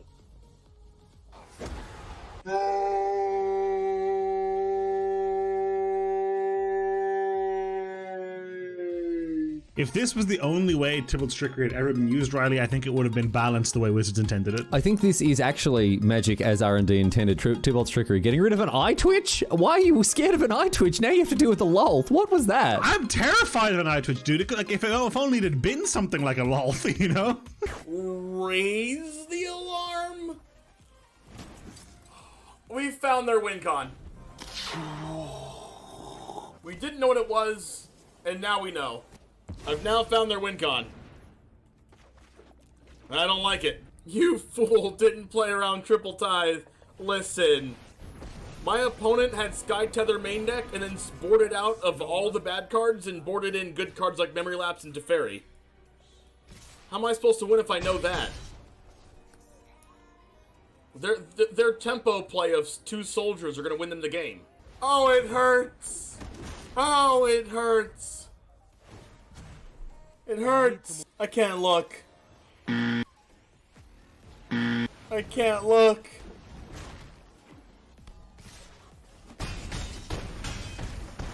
Ow.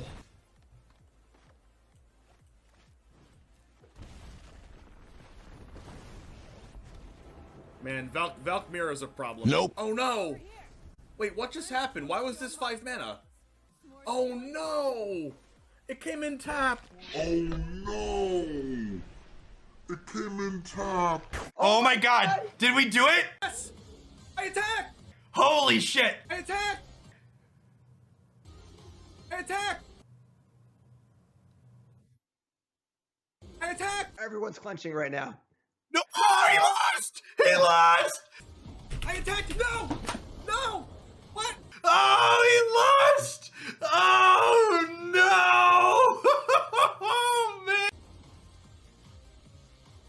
What? Okay, I want them to kill this first. So I play this first.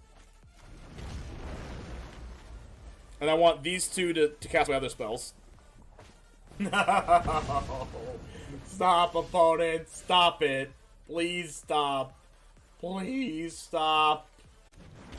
Please don't do it to me. Don't cast another land destruction spell. Please, oh my... Let's go! Not distortion! Yeah!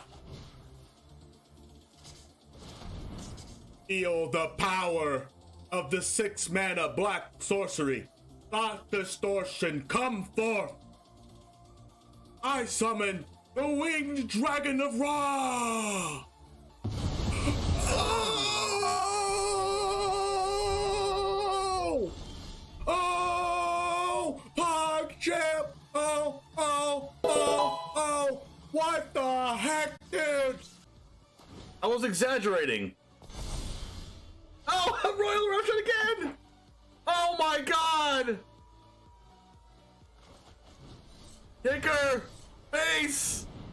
Oh, double Chandra emblem! Oh, is this... Yes! Oh!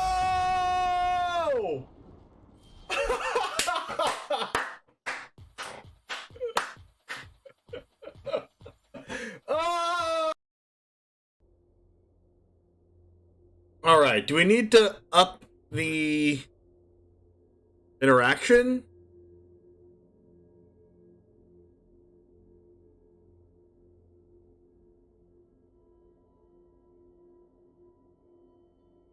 Meaning we go down this, up this. Down this, up this.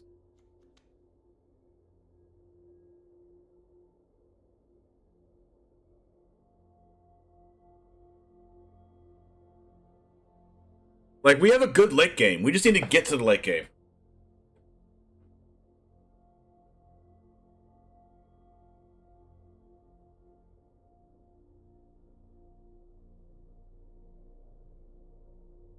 Because, like, matchups we've been losing to is just, like, mono-red, like, red-white, runes. Red-white runes. We lost to mono-white and mono-green. So, like, the decks we beat were Gruul, Black-Red Anvil, and Red-White once.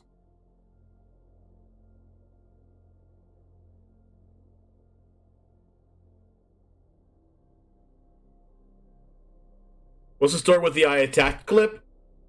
I was in the finals of the Hooglandia Open. And I was attacking for lethal in Game 3 to win the entire event. And my timer ran out the second before I had dealt lethal damage. And then I lost. And got second. And that's how the cookie crumbles, chat.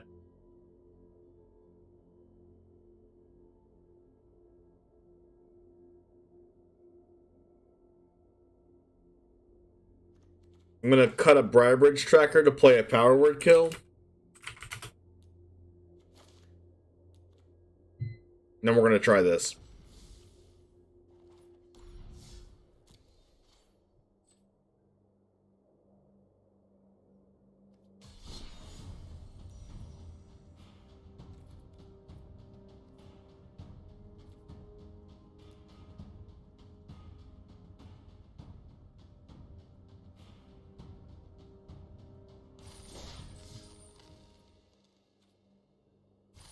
We're gonna farm some gold, chat.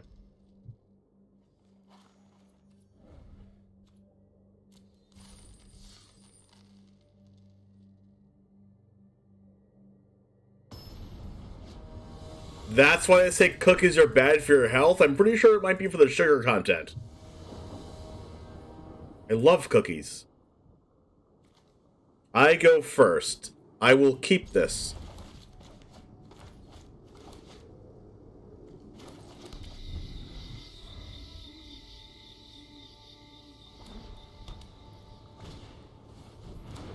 Traveling Minister. Got it.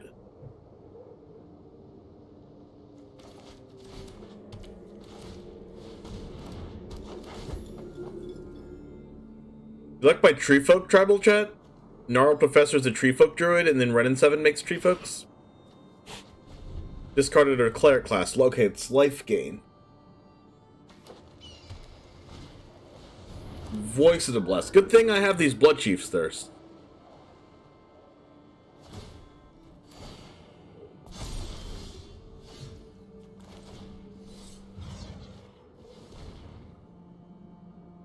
Wow. Arena.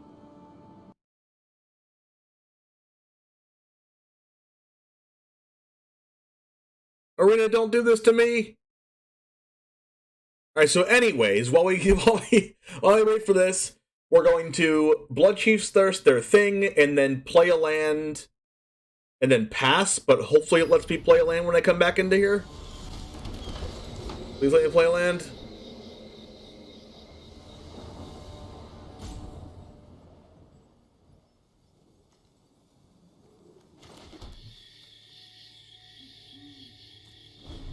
Alright, let me play a land. We're broken.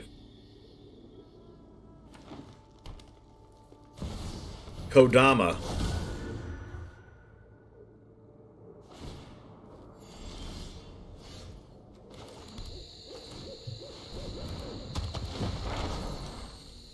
Pretty sure I'm getting necrotic fumes, so I can fumes whatever they play. If I don't want to run in 7.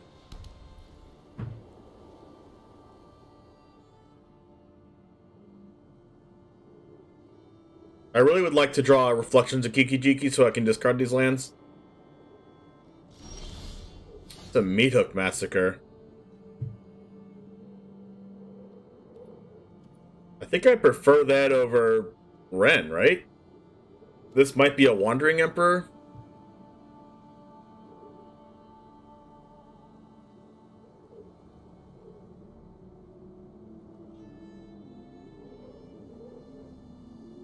If I Meat Hook, then my Necrotic Fumes becomes a lot worse. Because I get rid of my Elder Fang. So I think I'm going to Necrotic Fumes this.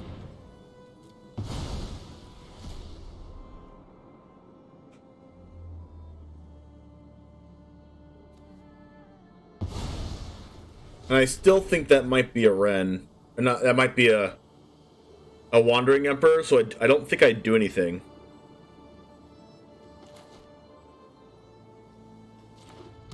Am I attacking? If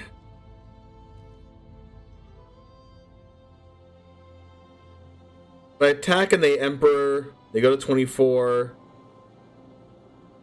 They make this a 2/2.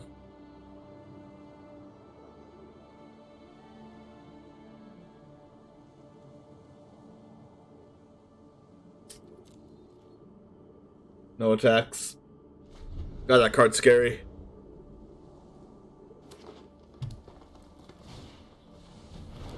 Please don't pass. And I guess I can Meat Hook for 1. Okay, Chariot's so much better here. I'm gonna play this a little bit slower. Probably should have Meat Hooked for 2, just in case Snakeskin Veil's the card. But if they Snakeskin Veil, then that's fine, because I'll just attack with Gnarled Professor, because then that'll use up their 4 mana. Okay, I'm still not going to attack with Gnarled Professor. Actually, if I attack with Gnarled Professor now, and they cast it, that means they don't have it for my Chariot. Okay. Yeah, it's worth.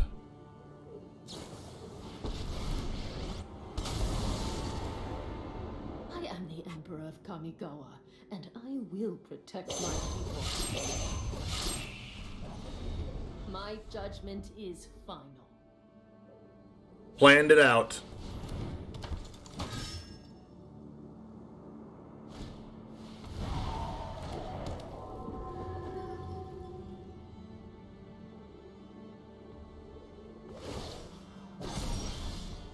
Show them how we greet our enemies.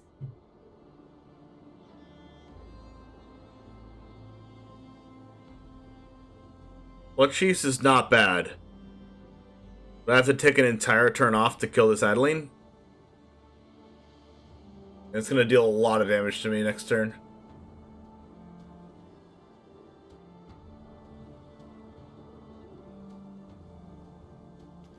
I think I still do it.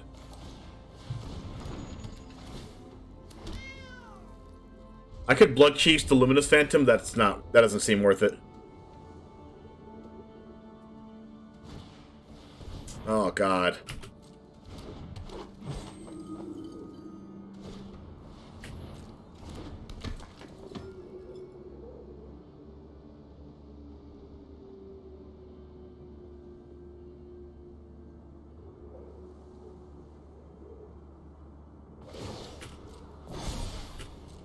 Strike fast. Honestly, I don't think I'm blocking this Adeline.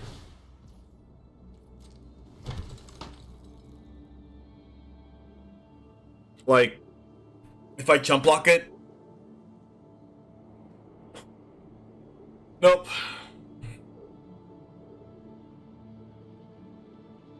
I don't think I'm blocking it.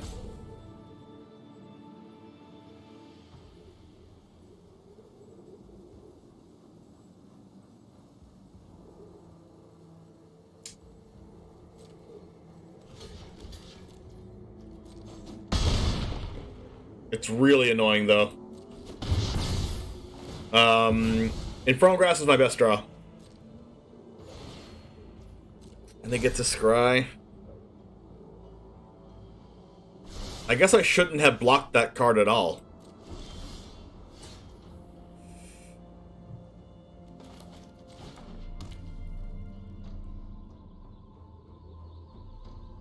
I probably shouldn't. I should have just not blocked the 1/1. Because then this would be a 2, and then I can Blood Chief's Thirst plus Chariot target this. But I think that's the play anyway. And then this trades for Chariot, but then they're only left with these two and a Wandering Emperor, and then I have a Ren and 7.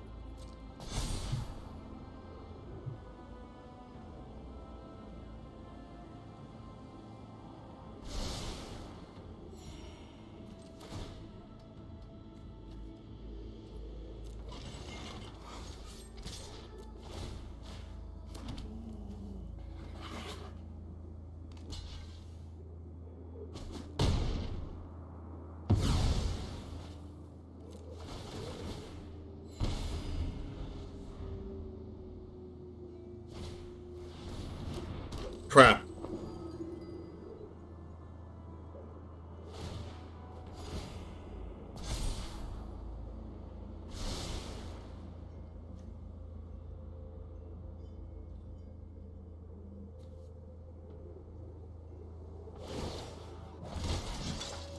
May your blade strike. I need another Meat Hook Massacre.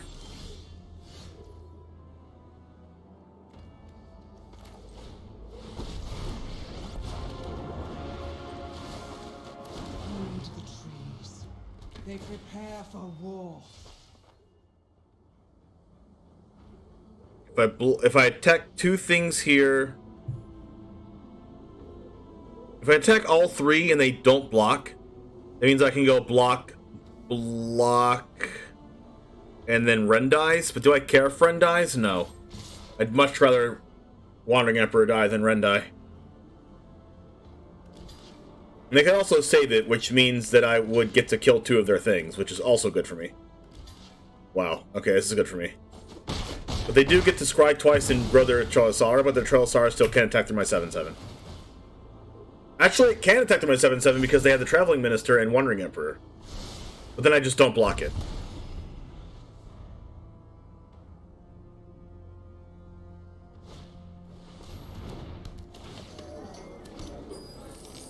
No, they still can't do it, because they can Traveling Minister, grow Cholisara, then they gain life, yeah. And then it goes to 6 power because of the Traveling Minister, and the trigger on Cholisara, and then Wandering Emperor makes it a 7/6 first strike.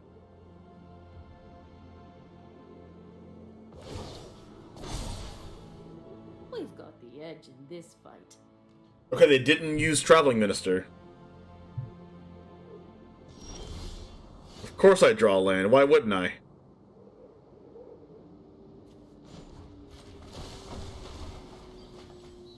Rich soil grows mighty forests.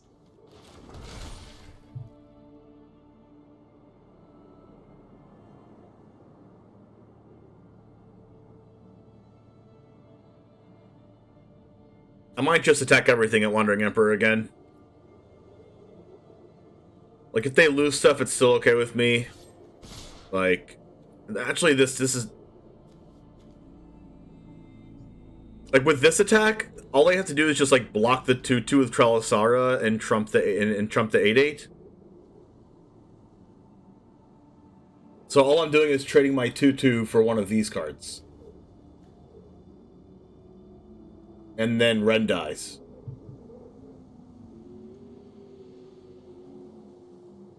So I think it's correct to not attack. and then wait to kill the Trelisara with the Acquisitions Expert and the Hive of the Eye Tyrant if they go to attack my Ren. Okay, land is very good for me, for them to draw here.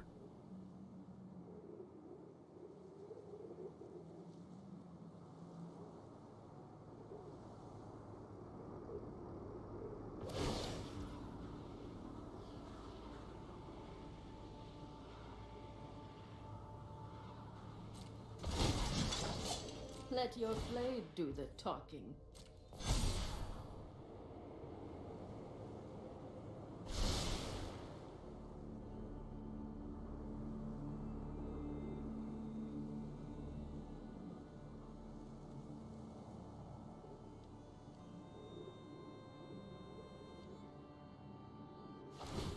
Okay, they get a 1/1 counter, they get a 1/1/1 Traveling Minister, and they also get to Scry.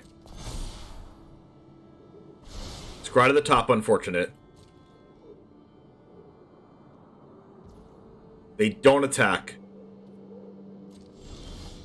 Oh my god.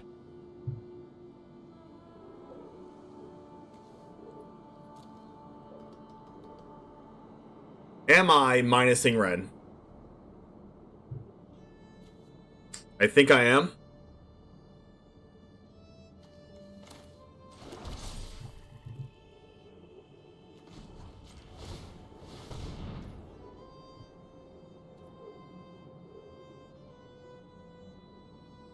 They have 3 blockers.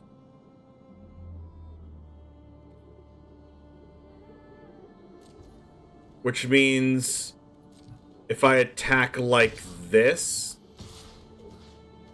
they can double block Hive. They can block this, but this kills it.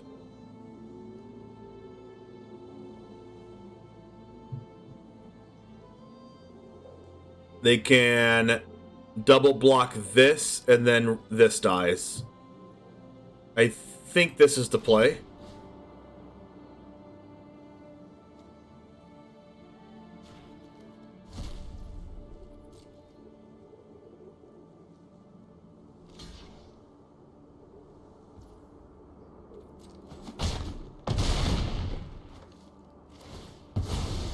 Years of training for this?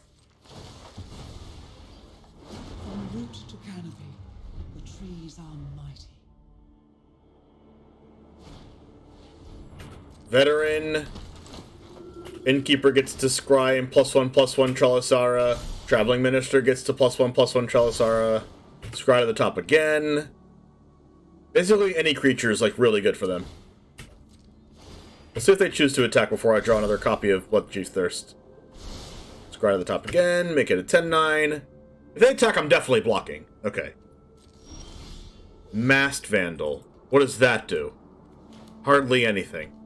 Do I just save Masked Vandal for, like, one of their cleric classes? Probably.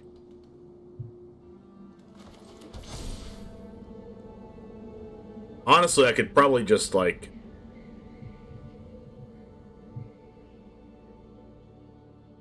attack with everything besides the Acquisitions Expert.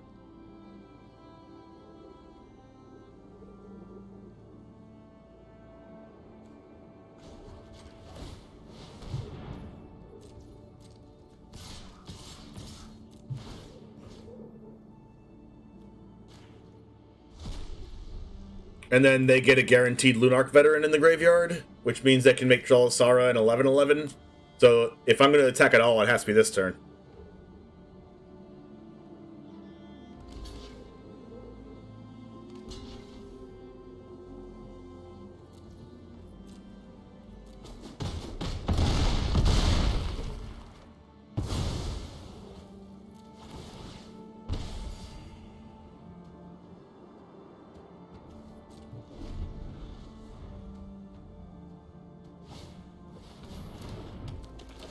Oh my gosh, that's annoying.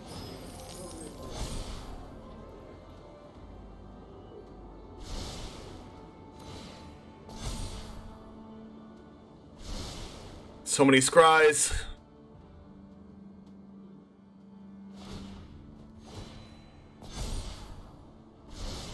I need a removal spell. I don't need Mask Vandal.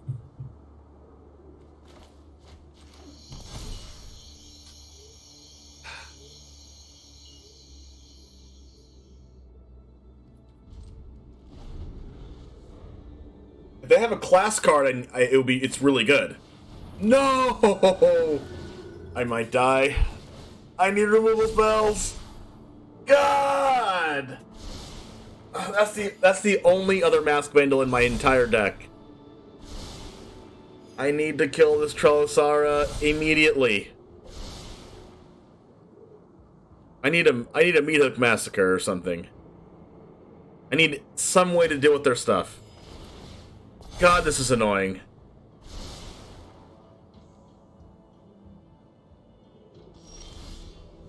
Briar Bridge? Okay, that's a start.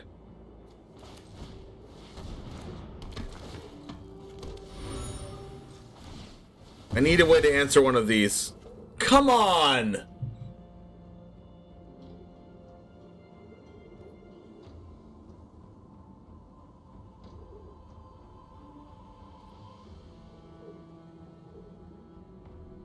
I think I'm dead, Jet.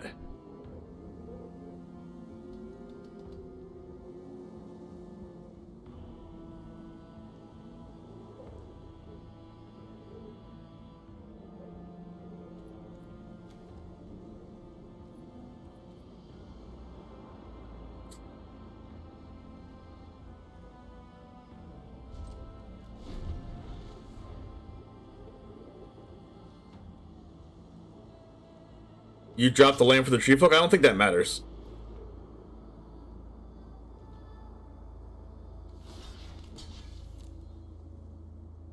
Like in this spot specifically. I think it matters more that I have something to discard to Reflection to Kiki-Jiki if I draw it.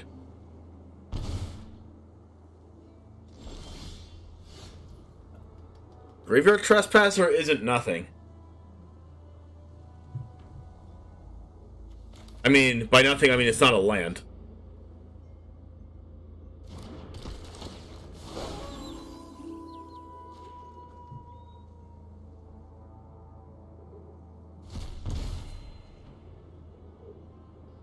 They can realistically bring this to like a 10-10.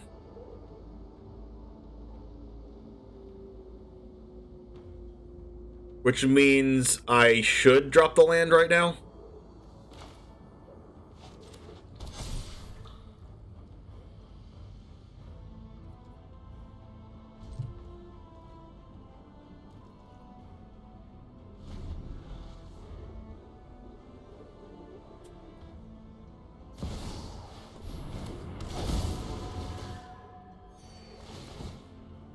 Oh crap, does this mean their stuff has trample?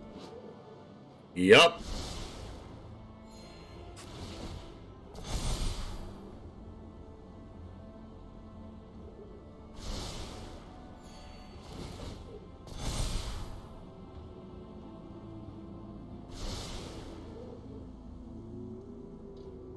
They're realistically never drawing a card they don't want because of Trellisara.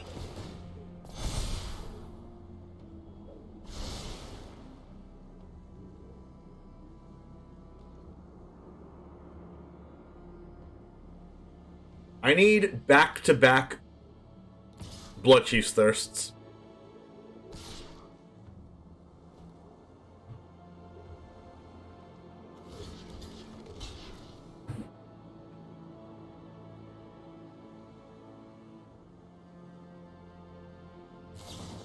Ah, come on. So I figured that they had a Wandering Emperor last turn. And the reason why is because they topped a card and they had so many scries, right? They topped a card and didn't use it. Which means it had to be Wandering Emperor.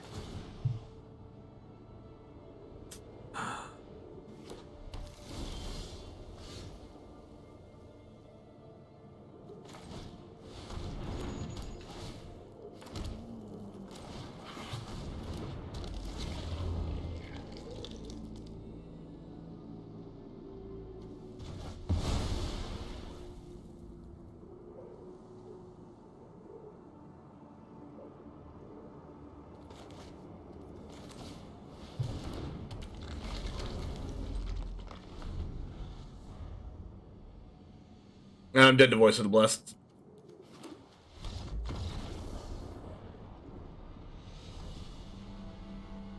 God, I just couldn't draw any removal. I added so many more removal spells in my deck. So many of them. I also drew so many additional cards, chat.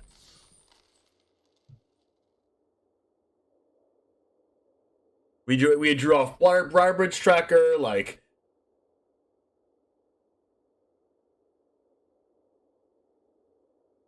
We played around Wandering Emperor that one turn, and we knew they had it, and then we just, like... It was the best time for us to play into it that turn, and then we played into it, and they had it. And then we found a spot to kill it, but if we had just killed the Trelasara at any point in that game, we would have won. Okay, I think I'm keeping this.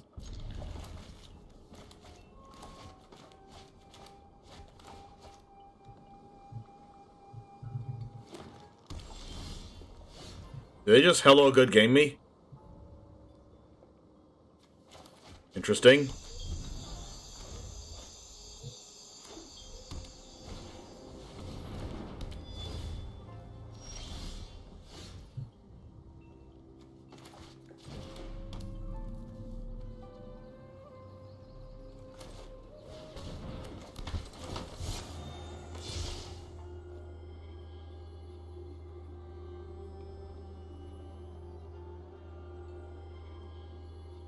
Mirror box shrines.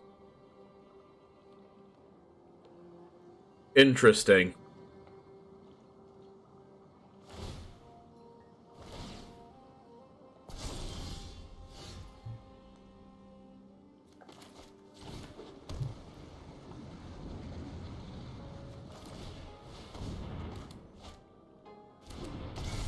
Okay, so they have a Cameo safekeeping.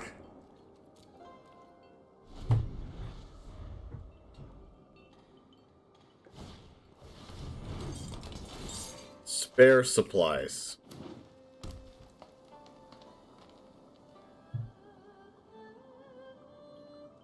I'm guessing they don't pay the life on this. Because they have Tameo safekeeping. Just kidding.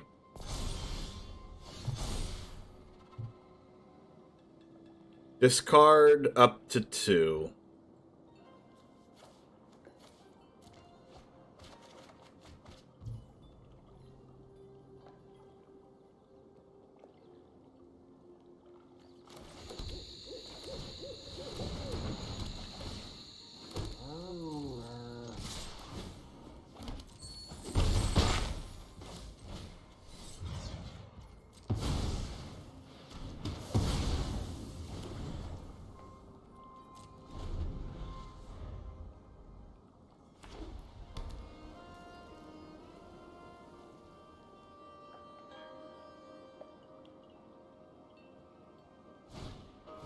Minimus Containment.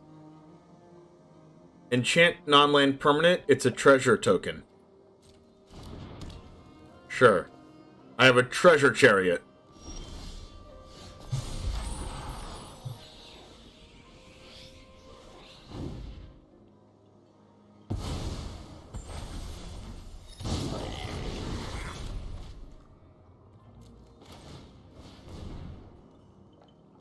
Well, I guess it did help me to discard this creature.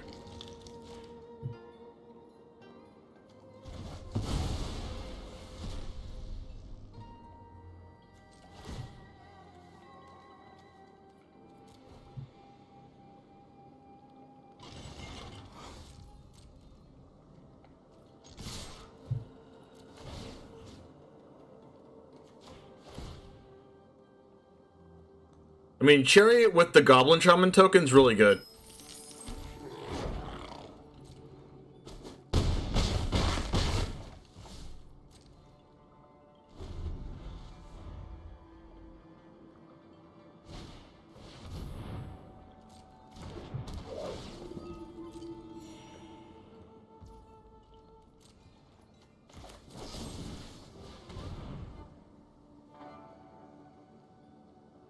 Cameo safekeeping.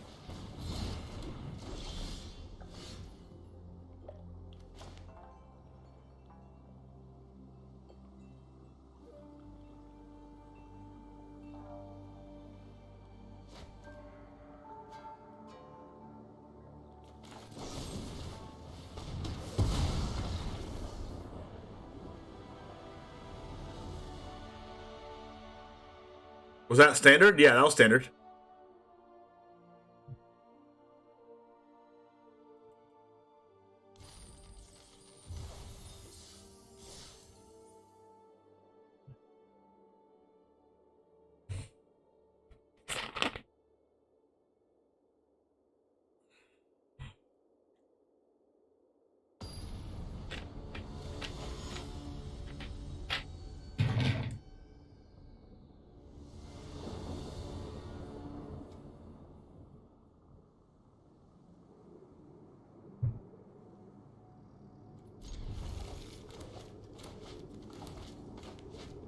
Well, I like hands like this.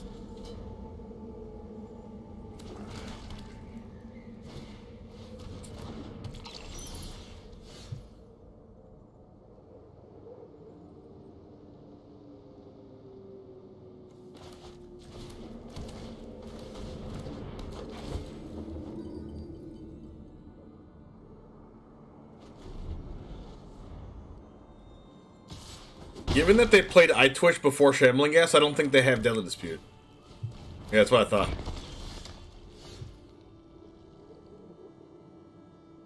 This Demon's Disciple's gonna be awful.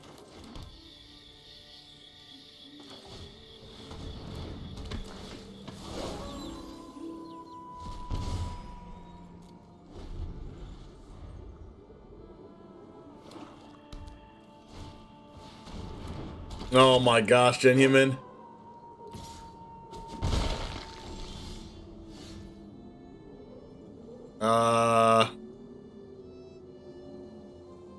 So we go Soren.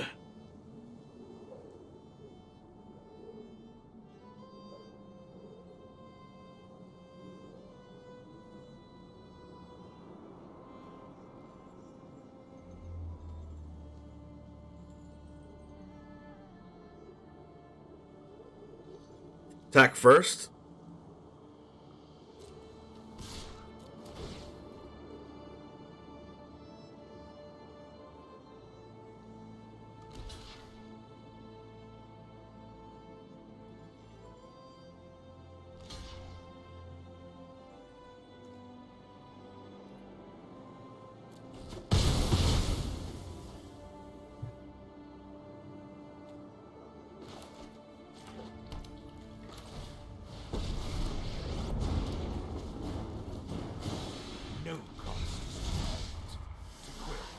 You can deal with my servant. I'm busy. I like this play because they can't hive yet.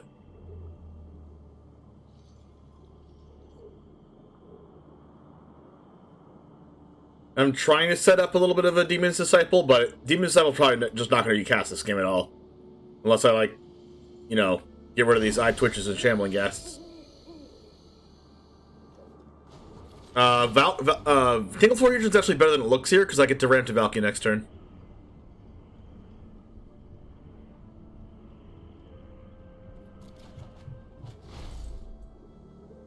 You wish to know my secrets? Very well. Do I think all Soren Planeswalker cards are decent? In context to their respective formats, probably.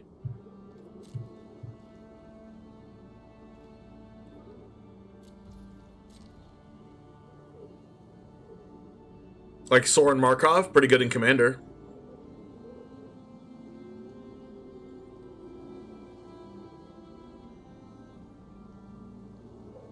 There's also 3-mana Soren. Please don't kill my Florahedron. Crap.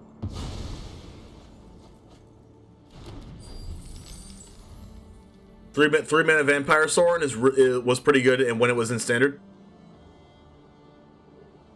It was actually like one of the best decks, if not the best deck in its standard.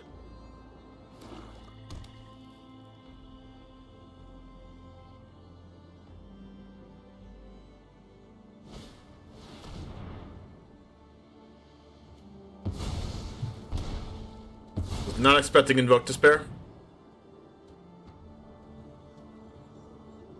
If they attack, I think I'm blocking.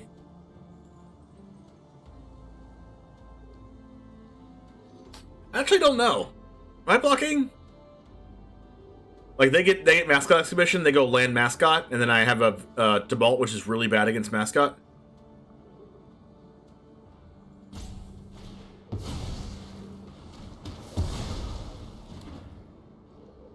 I guess I can't do that anymore.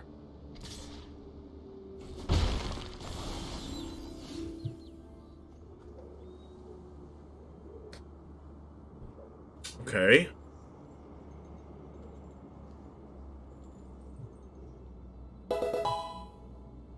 Maybe I can get him, like, on sacrificing Eye Twitch, and then I can, like, kill a Soren or something with Demon's Disciple. I'm gonna draw a card first, just in case I draw my own Hive of the Eye Tyrant here. Ziga Sigoko, thanks for the follow. Zikazikoso. Said it right the second time.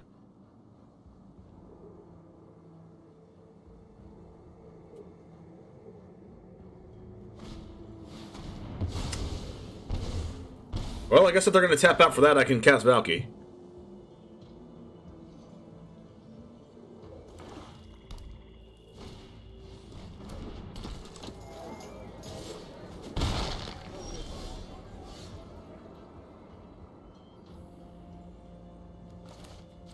I don't know how good this is going to be, though. But at least if I plus it, they can't kill it right off the bat. Oh, they're playing Acquisitions Expert, too. Oh, wait, that's my Acquisitions Expert. Just kidding. So if they attack everything at Tybalt, then they still can't kill it. They have to have a third Invoke Despair to kill this, or Bloodchief's Thirst. But they've already used a Bloodchief's Thirst. They've already used 2 Invoke Despairs. See if I got another one. Graveyard Trespasser, not it. If their second spell is kicked Bloodchief's Thirst, then I think we have a problem.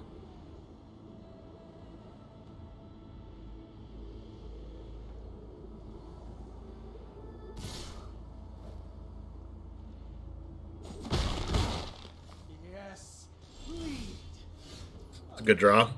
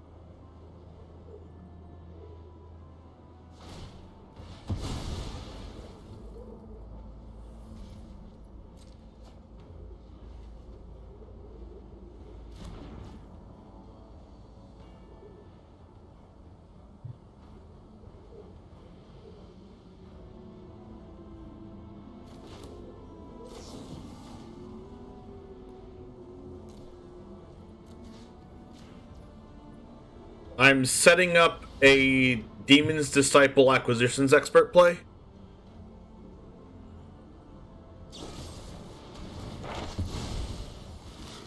Which kind of sucks since they have that card.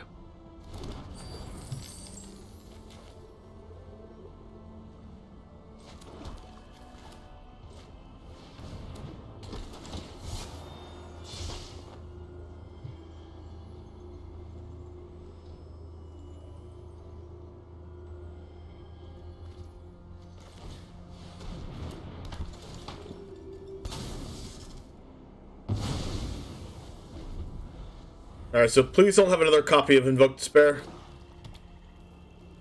Just cast your Mascot Exhibition.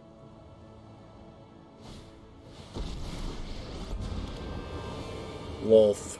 I will show you what happens when I will get what I want. Graveyard.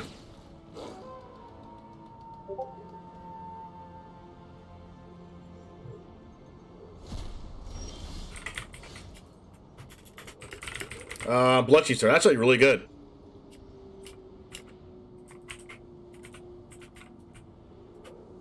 Let's see. Plus to bolt first.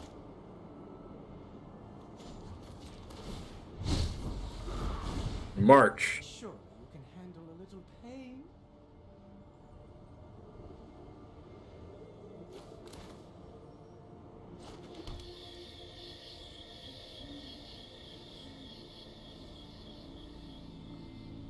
Uh-huh.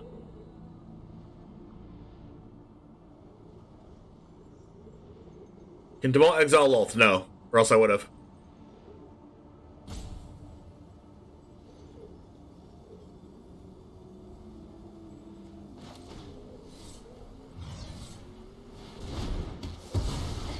A setback.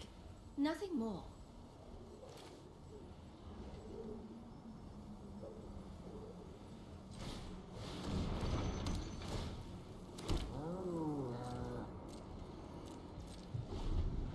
Unfortunately, March for 0 does nothing. Unlike the White March for 0 does everything. The White March is insane.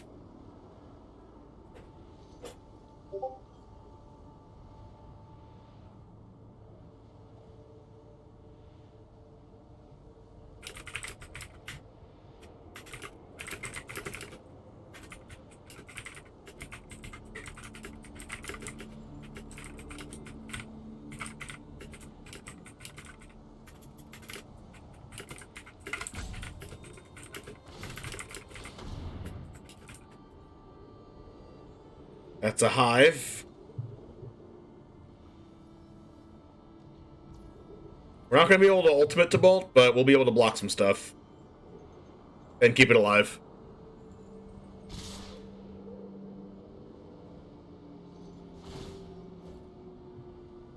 If I had a black card in my hand, I would definitely pitch it for March right now.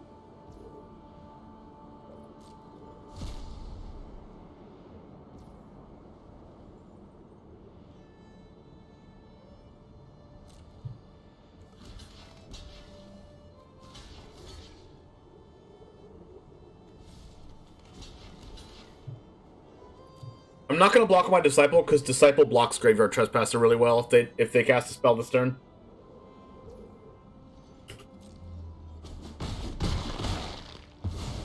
Find someone else. Please don't have Blood Chiefs.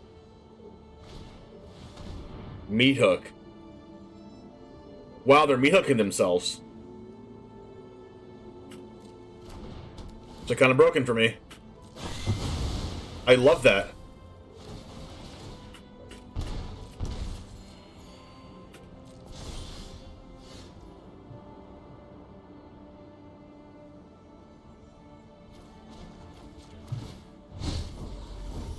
Oh!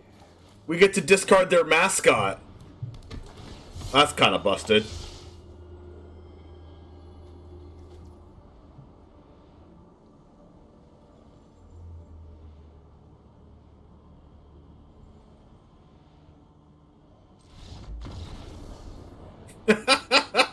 The Bolt winning the game.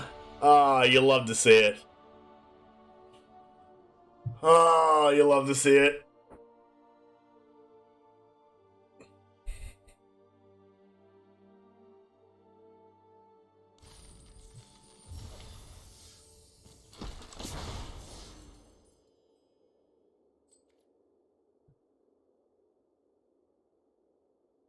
You're surprised they didn't draw any rights? They're not playing white. Talking about Right of Oblivion?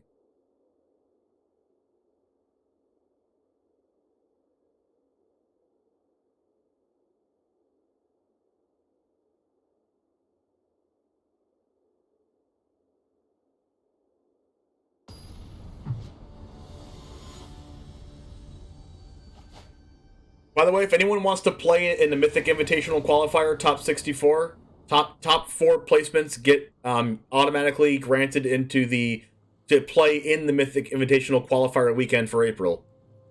Play in Stream League 10! !SL in chat to sign up. Also, $1,000 goes to the top 8.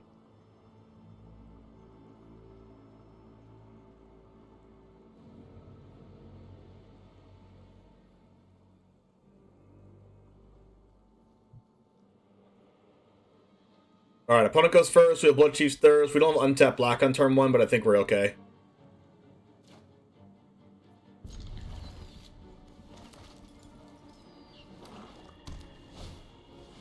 Another mono black.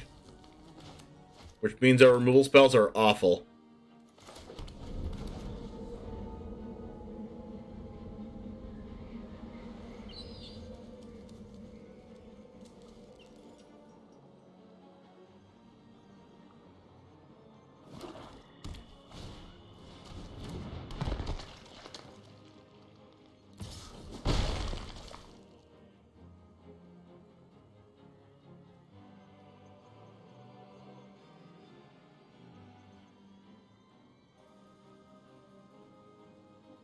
Okay, they have like an eye twitch or another shambling gasp, but they don't know if they want to play them or not.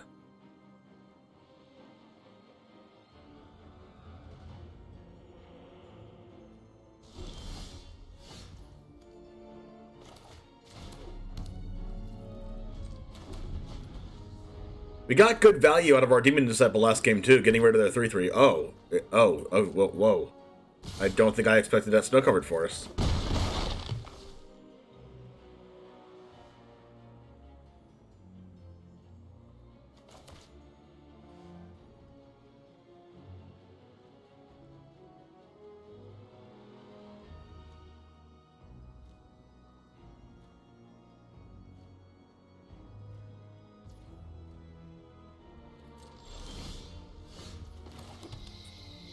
Well, that's a pretty... That's the curve we're talking about when I talked about in the intro, right?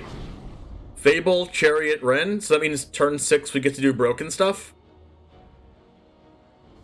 We also get to exile this trash Infernal Grasp against that matchup. Just kidding, Infernal Grasp got a lot better.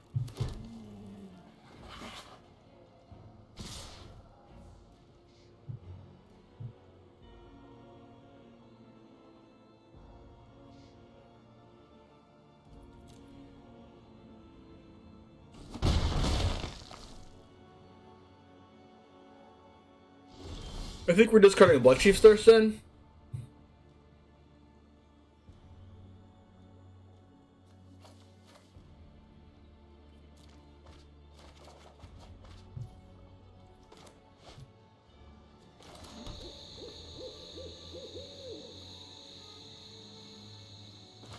I'm gonna do this. And then attack with the 2/2 to kind of like, you know, entice them to block with their Asika's Chariot, because I don't have black mana available, technically. But I attack with this. If they crew the Chariot and block, I can get them with Infernal Grasp. Oh, yeah. Oh, yeah. Let's freaking go.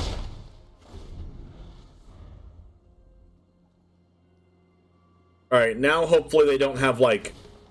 There's a Ren. Well, I'm glad I got rid of the Chariot then. The entire forest is in army.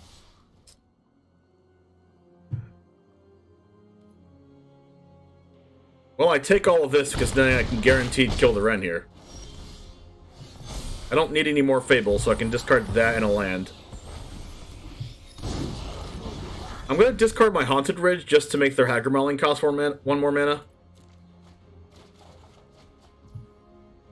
Did I just draw the same cards? Almost.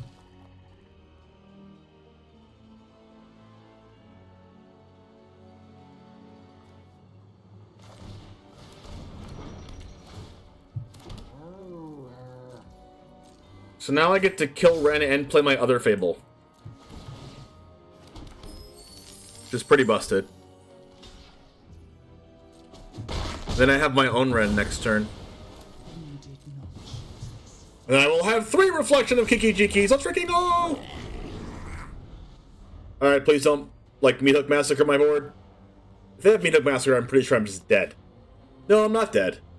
If they have Meat Hook Massacre, but miss a land drop, then I can be ahead on...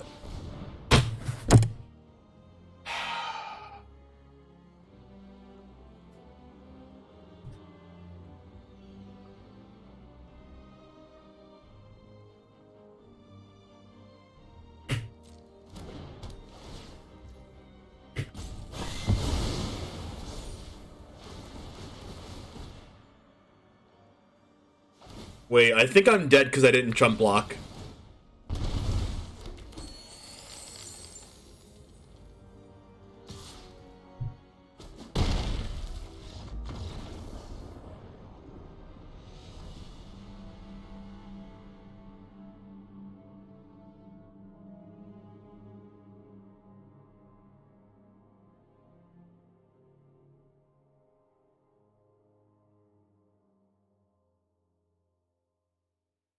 Wow.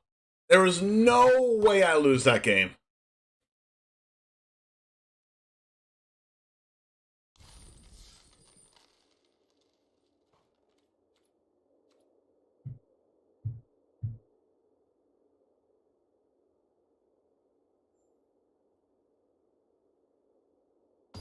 Why do they have to have that? I should have just done the math and realized that I had to jump block with my chariot, but still.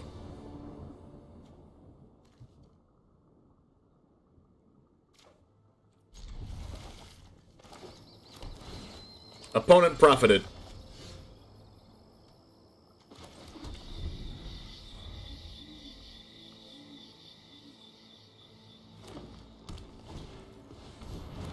Luminarch, Perspirant.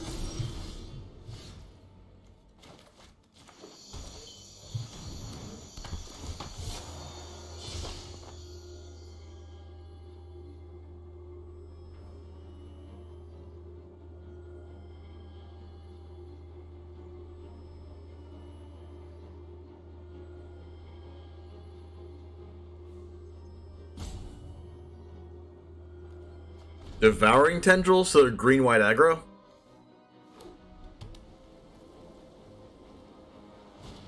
Gleefully snatching defeat from the jaws of victory. Yeah. Yeah, exactly.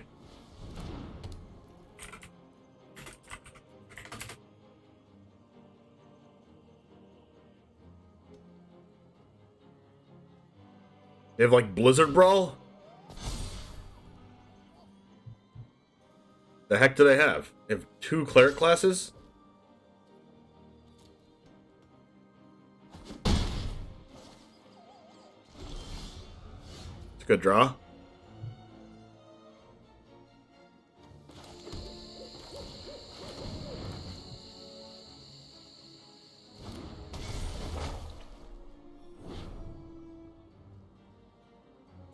I'm not blocking with Acquisitions Expert, I might as well attack with it. I think they might have Tameo safekeeping.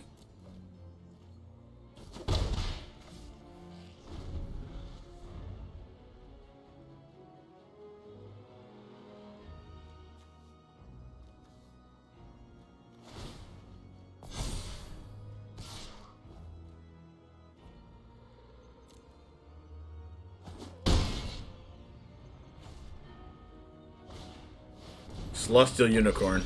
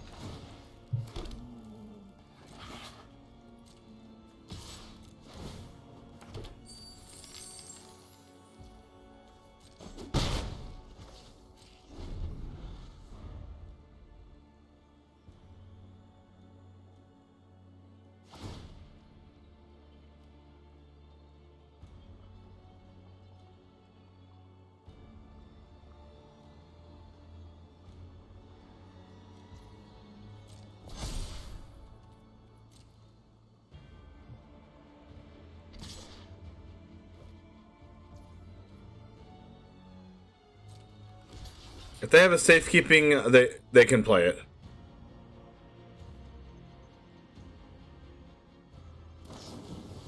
Fortifying Drought. Gain 2 life, target creature get or draft. You gain 2 life, target creature gets +X for X amount of life gain you gained. That's an 8/8? That's hilarious.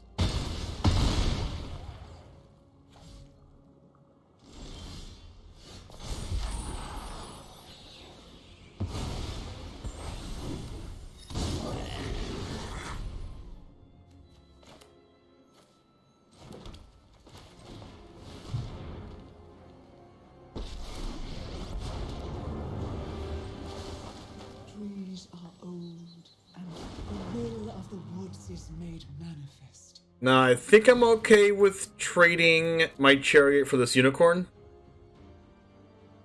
Actually, no, I don't have to trade the chariot for the unicorn. I can just kill it.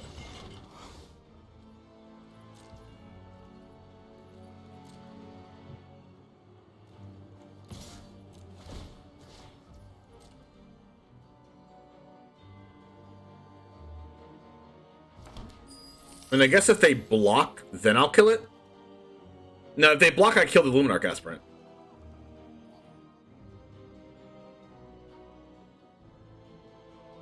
They have to be fortifying. Okay, now I kill this.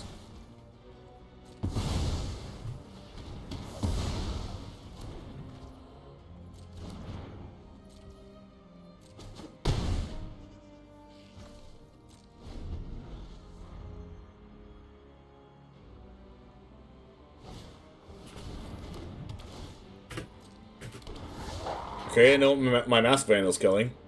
Wait, Cleric class, what does this do again? Doesn't it revive something? Return a creature from your grave to the battlefield. How's Jun Kiki? It's been pretty good. We iterated it, and I think the next iteration is a lot better. This one is. But I think they're both good.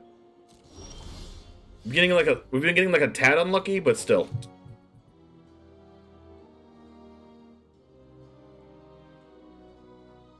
Okay, so we can do the thing here, right? Okay, so here's the thing.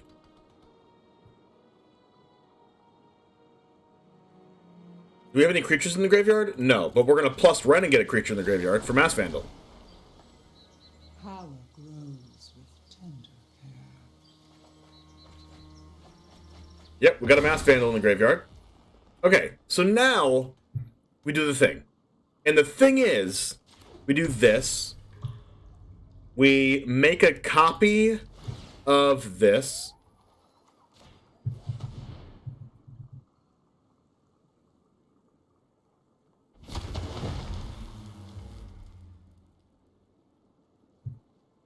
Then, since this is going to die anyway, well, actually what we can do here is we can cast Masked Vandal before we do anything else. And use this to crew and kill their Ranger class.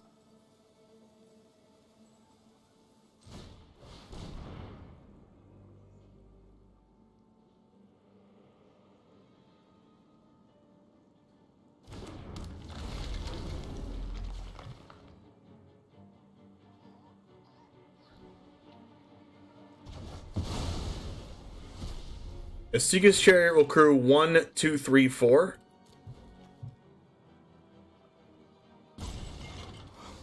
And then Luminarch Aspirant's going to block this. But we get to do this and then make another copy of...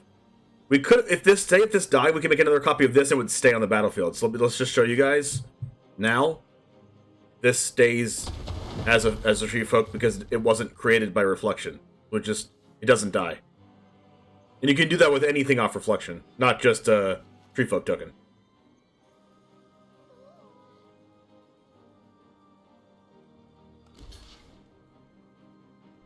But this 6/6 that they're blocking right now is going to die.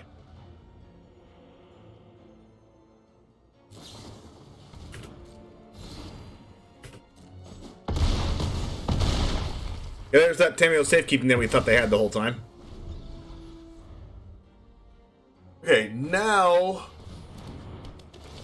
we can block the Luminarch Aspirant with our 6/6 and just keep making copies of 6/6s even if we don't have Ren and 7.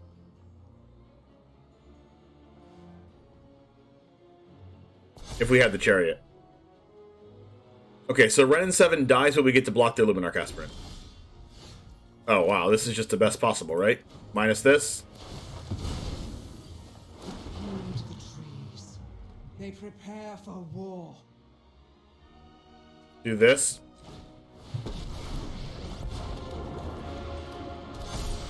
Harm the tree. The trees can fight their own battles.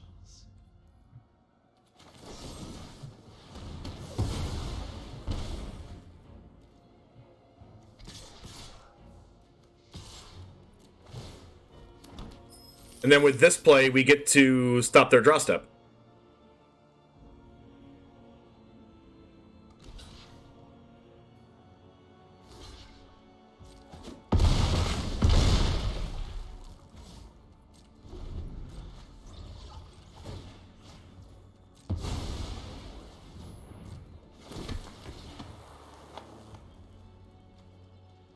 And I even would get to look at 2 cards because Mass Vandal counts as a cleric for party. Cleric rogue or whatever else.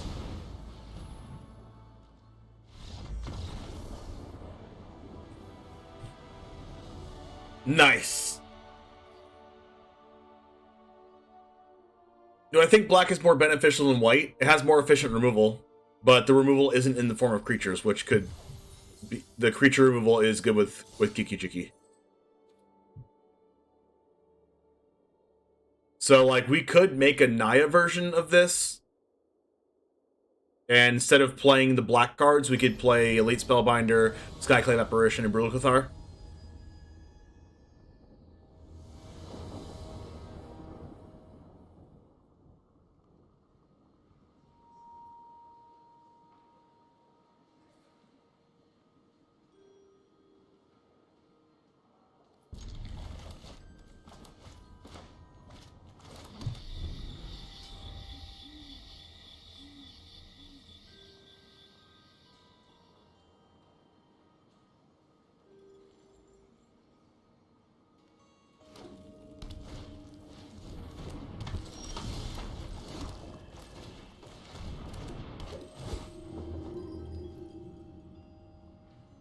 Disciple unto, discarding a land. We have Fable of Mirrorbreaker if we draw a red source.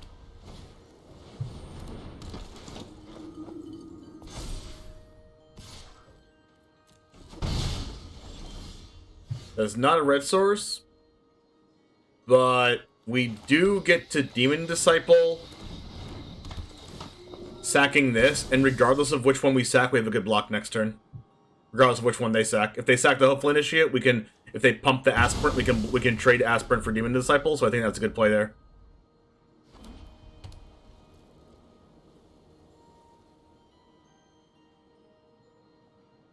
Demon Disciple with Fable of the Mirrorbreaker is busted, which is the reason why we're playing it. If we weren't playing Fable, then we wouldn't be playing it. But the card is just like decent on its own, enough.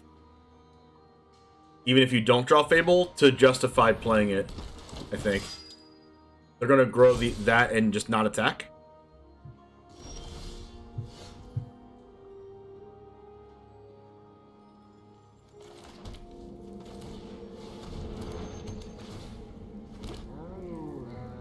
Rank the top 5 marches. Yeah, number 1 is white by a mile.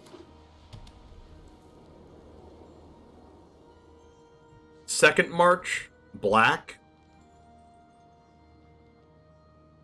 Third march, like blue, and then red and then green probably.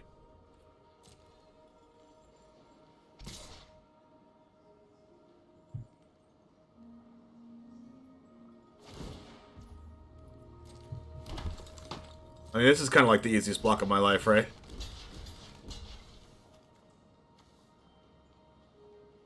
Oh, they could have Wandering Emperor.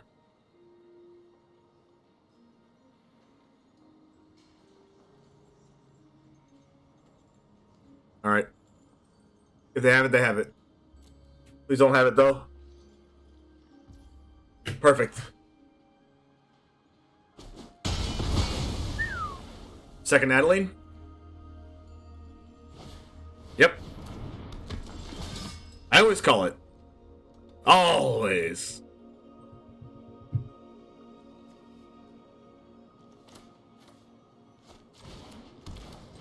This is good, though, because we get to do this, and then we get to do this.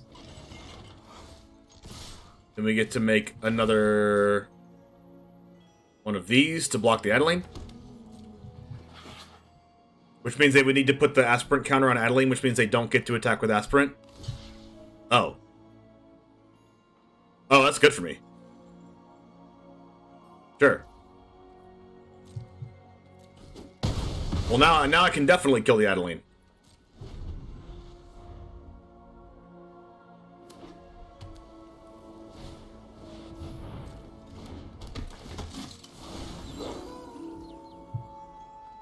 Okay.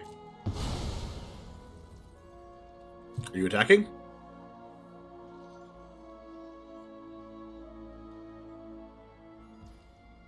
Nope. That's what I thought.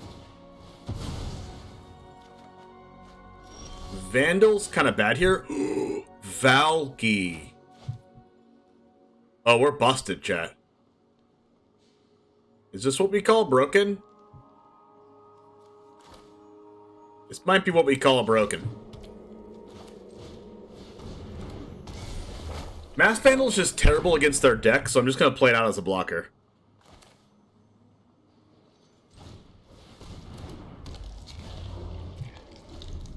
Mainly for the Runes matchup. And like other decks playing Fable the Mirror Breaker. But next turn I attack with my Goblin token, and then I can cast Valky. And then the game ends. The game doesn't really end, because I have to plus it. Because if I minus it, the Cave kills me. Kills the Valky.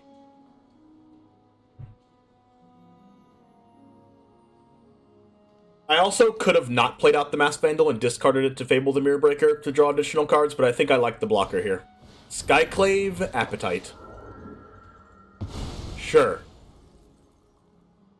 What if I Valky minus on the Skyclave Appetite, and then I get my own Appetite?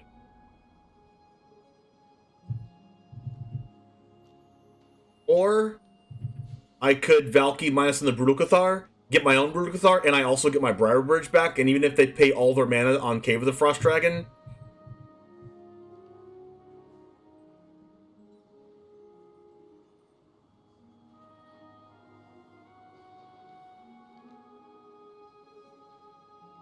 Honestly, I should probably just plus Valky.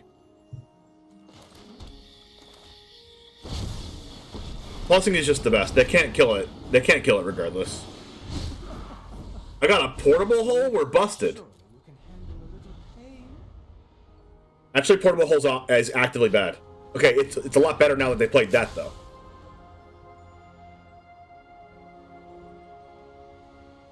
We just gotta make it so that the Cave can't kill the Tibalt for one turn. Let's freaking go. That's our second Tibalt victory.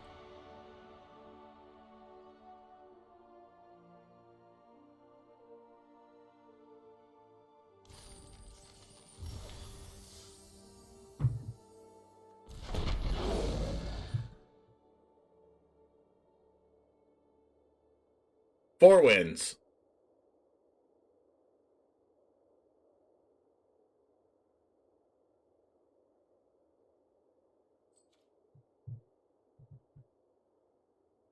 We got money. Dance, dance. By the way, we gotta do the profit. We gotta do the profit emote, guys. Guys, this is the perfect time for profit. You can't have a Meowth emote and not have it mean profit. All right, let's keep this.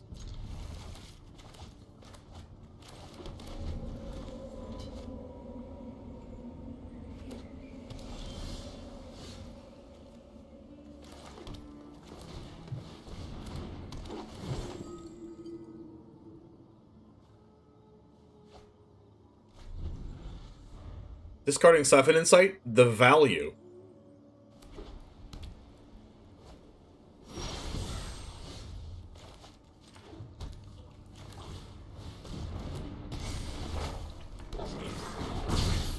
Alright, here we go. Doomscar.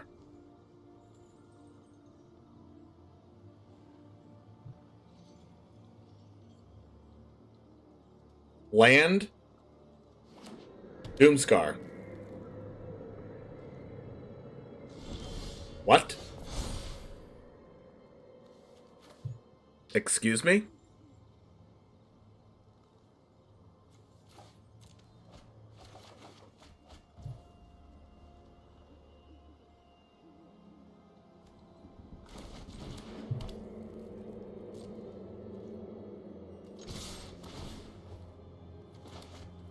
You want me to commit more? Yeah, I'm not committing more.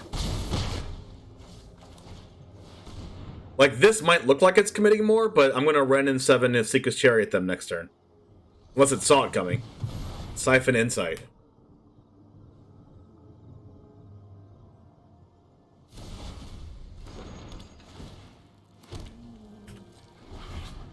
Yeah, if they didn't play the Initiate, they could have used the Cave, but they realized the Cave wasn't going to get them anywhere with Tibalt, because I plussed it.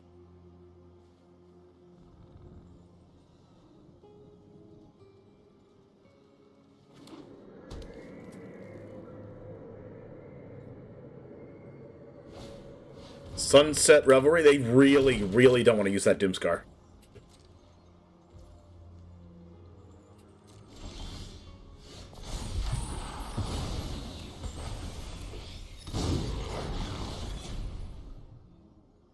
Oh, you know what they want to do? They want to Vanishing Verse my Chariot when I attack with it, and then Doomscar, which really gets rid of everything.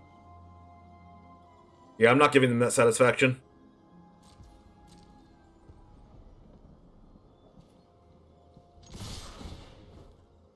I mean, they're still gonna Vanishing Verse this, but it's just gonna be like it's just gonna be on my end step.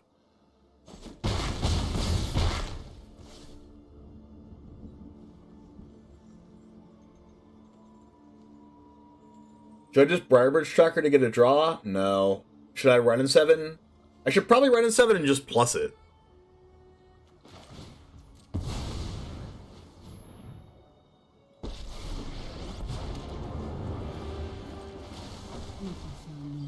Like, if I don't do that, I'm just not using my mana at all, right? Okay, we got rid of 2 Bloodchief's Thirst, which I'm happy about.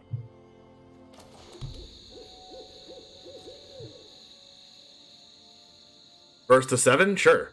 If they verse to 7, that's fine.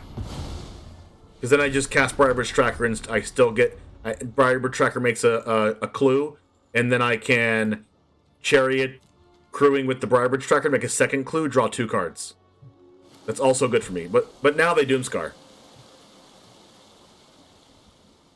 But they Doomscar, and now I guaranteed have a Tree Folk.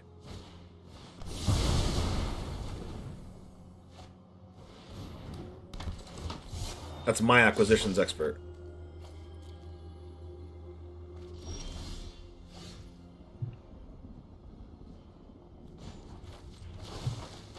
Heed the trees. They prepare for war.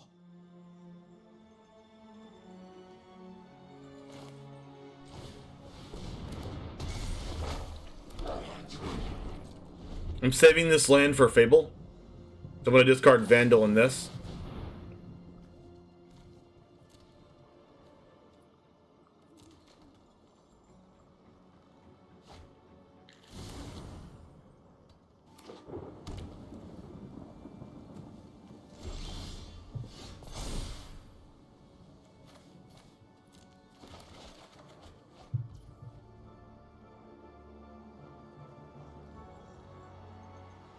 I should probably plus to try to draw Hive of the Eye Tyrant.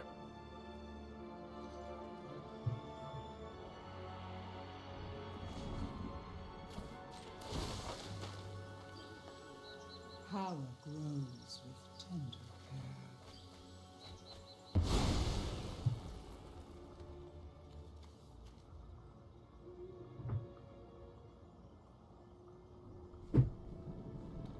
Did not draw Hive of the Eye Tyrant.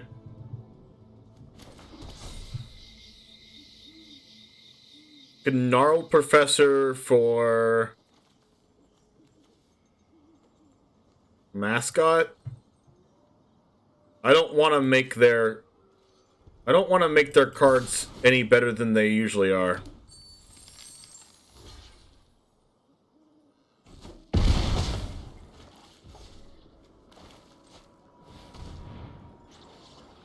Casual acquisitions expert for one.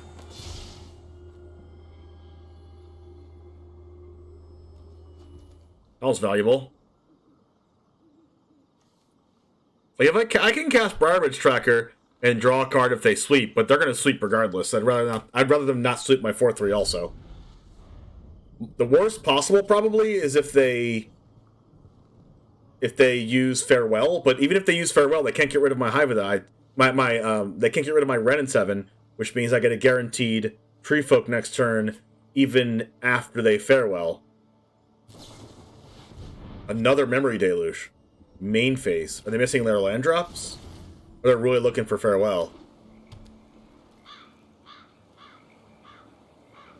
They can't cast Wandering Emperor here. Okay, Chariot's really good here. In fact, I'm going to plus again. Try to draw Hive of the Eye Tyrant. Yes! Rich soil grows mighty forests. Busted.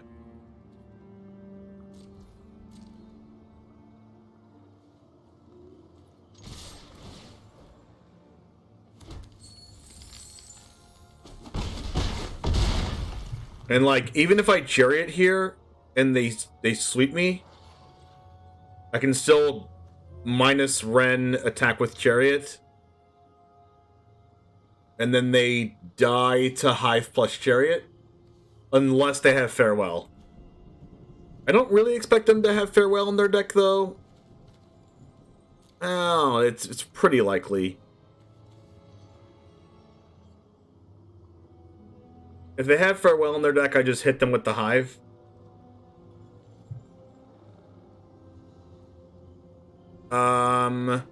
What can Gnarled Professor do that matters? I'm just gonna pass.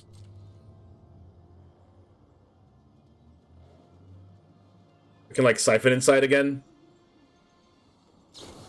Okay, this guarantees Farewell. Our leaves fall like tears. Getting rid of the what Farewell doesn't hit, so you can Farewell afterwards. If they didn't have Farewell, I'd be surprised. Yeah.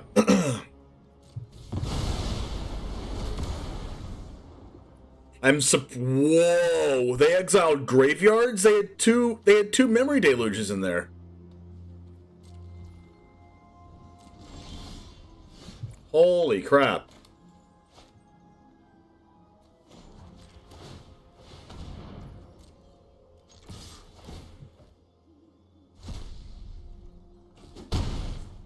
Okay, they don't have a march. Did a Gerard disruption? No. This is exactly how you play against control. You have to make it very awkward for them to play the cards that they want to play. Drinkle Cove, that's not going to beat it. Now I have to play around single target removal, which means attack with both and hope they don't have Wandering Emperor. Wait, if I attack with just Briarbridge, they can't Wandering Emperor. I mean, they can. But they can't gain the life. They can just chump block it, but I think it's good to just attack with both. Because it plays around... It doesn't play around March for 7, though. Except if I draw a card off of the clue, and I draw exactly... Okay, this is Omega Brain. But if I draw off the clue and draw exactly Infernal Grasp, I can Infernal Grasp my own Hive of the Tyrant, and they don't gain life. But I don't think that that's worth it. Because, like, they're going to go to 6 anyway. It doesn't really matter.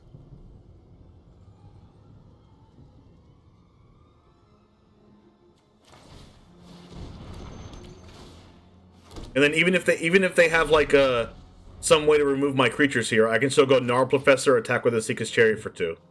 For 4, and put them at 2. Sunset. Alright, opponent, can you calm down?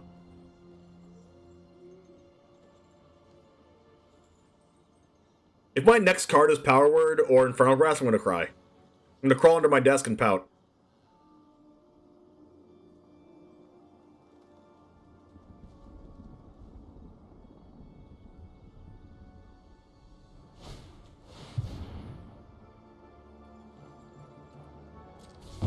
Okay.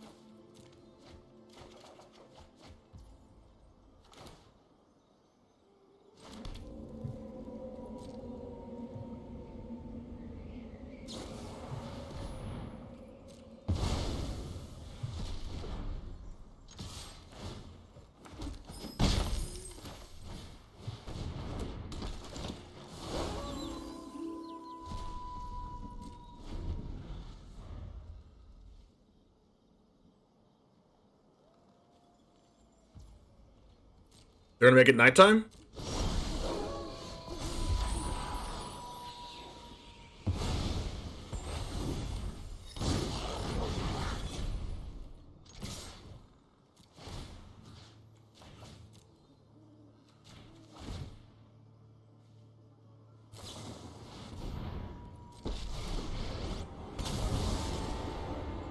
Finally, I'm home.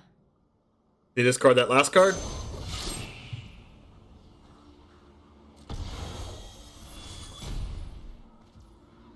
They just discarded a land?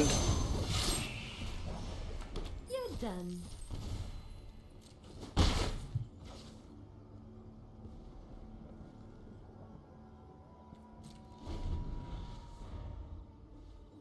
Alright. What's that last card you just drew? Guess that's it then. We must protect the people.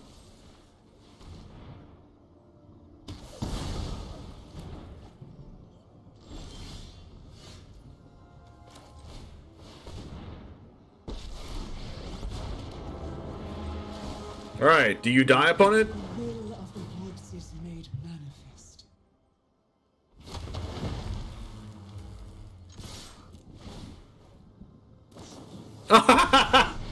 Come on. I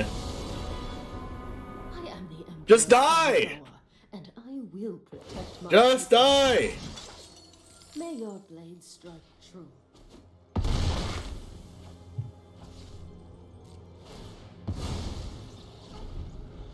What you got, opponent? A memory deluge!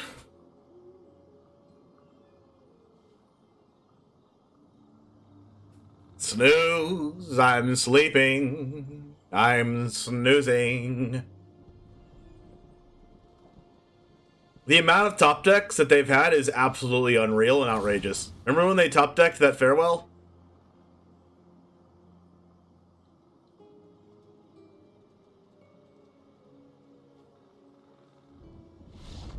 They scooped! Finally! They didn't draw nuts!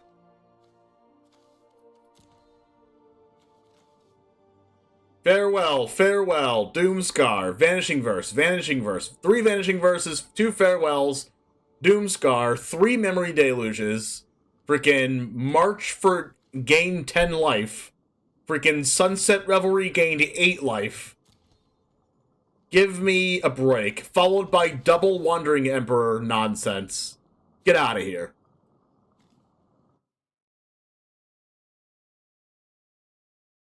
Times like this, I wish I could see opponents' deluge choices. They probably just, like, those are the best 2 cards they could have gotten, right?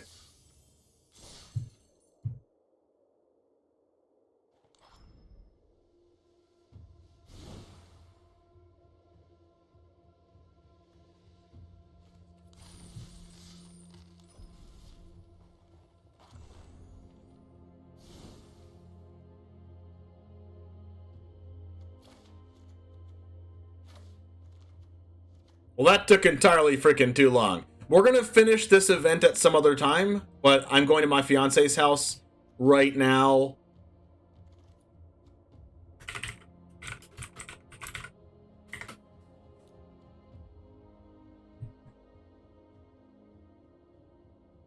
Alright, Jammers, I hope you really liked those games. There were a lot of really, really close games, and I know you saw some there. Maybe you would have made some different choices, maybe not. But if you are watching this right now, that means you're the 5% and I have something special for you. Let me know in the comments if you're part of the 5%. That really would mean a lot to me. But here's the special part. If you join the Patreon for as little as $2 a month, you get to see these videos before everyone else does, hours before they do. Also, you get to influence which decks I play for YouTube and on Twitch, really. By using the $4 or higher option. But also, we're sponsored by Alter Sleeves, which means that you can get a sleeve with me on the sleeve. You can let me know in the Discord if you want to get some more information on that, but there's that. And also Stream League 10, my tournament that I post here on YouTube a couple times, once or twice a month. I'm doing it again this Sunday with Jim Davis.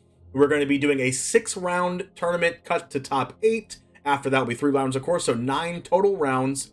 And you can win your Mythic Invitational April Qualifier invite by getting the top 4 in that tournament. There's $1,000 of CoolStuffInc.com store credit given in that tournament as well. So if you're interested in that, let me know in the Discord, let me know in the comments, and I'll get you where you need to be. But thank you once again for hanging out this long, and I'll see you in the next video, and that's tomorrow. Right over here. Go click it. And as always, peace. Awesome, awesome, awesome. Yeah, those were some good games. Thanks for watching, Ray. Sounds good. We're going to go ahead and see if there's someone else live right now. We have Elliot Dragon confirmed playing once again in Stream League 10 on the 27th. So our only 2-time winner is also coming back for Stream League 10. It's the biggest one we have yet, so make sure you play in it. We're going to go over to someone else. Hopefully they're also in DGen Gaming. Maybe?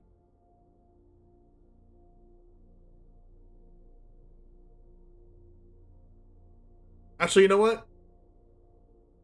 Let's go over to my friend Hunter. I have not had a chance to raid him, but I know him in real life, so let's go ahead and give him a raid right now. He's currently playing Hearthstone. So if you like card games, you'll probably like Hearthstone. If you like Alchemy, you'll probably definitely like Hearthstone. A little bit of the same vibes there with digital-only cards and stuff. So one of the first digital-only card games, if you haven't heard of it already, you probably have since you're a Magic the Gathering watcher. But he plays Hearthstone, so let's go ahead and go over there and give him a follow. He just started streaming about a couple months ago, and he would love, love, love your support. I know him in real life.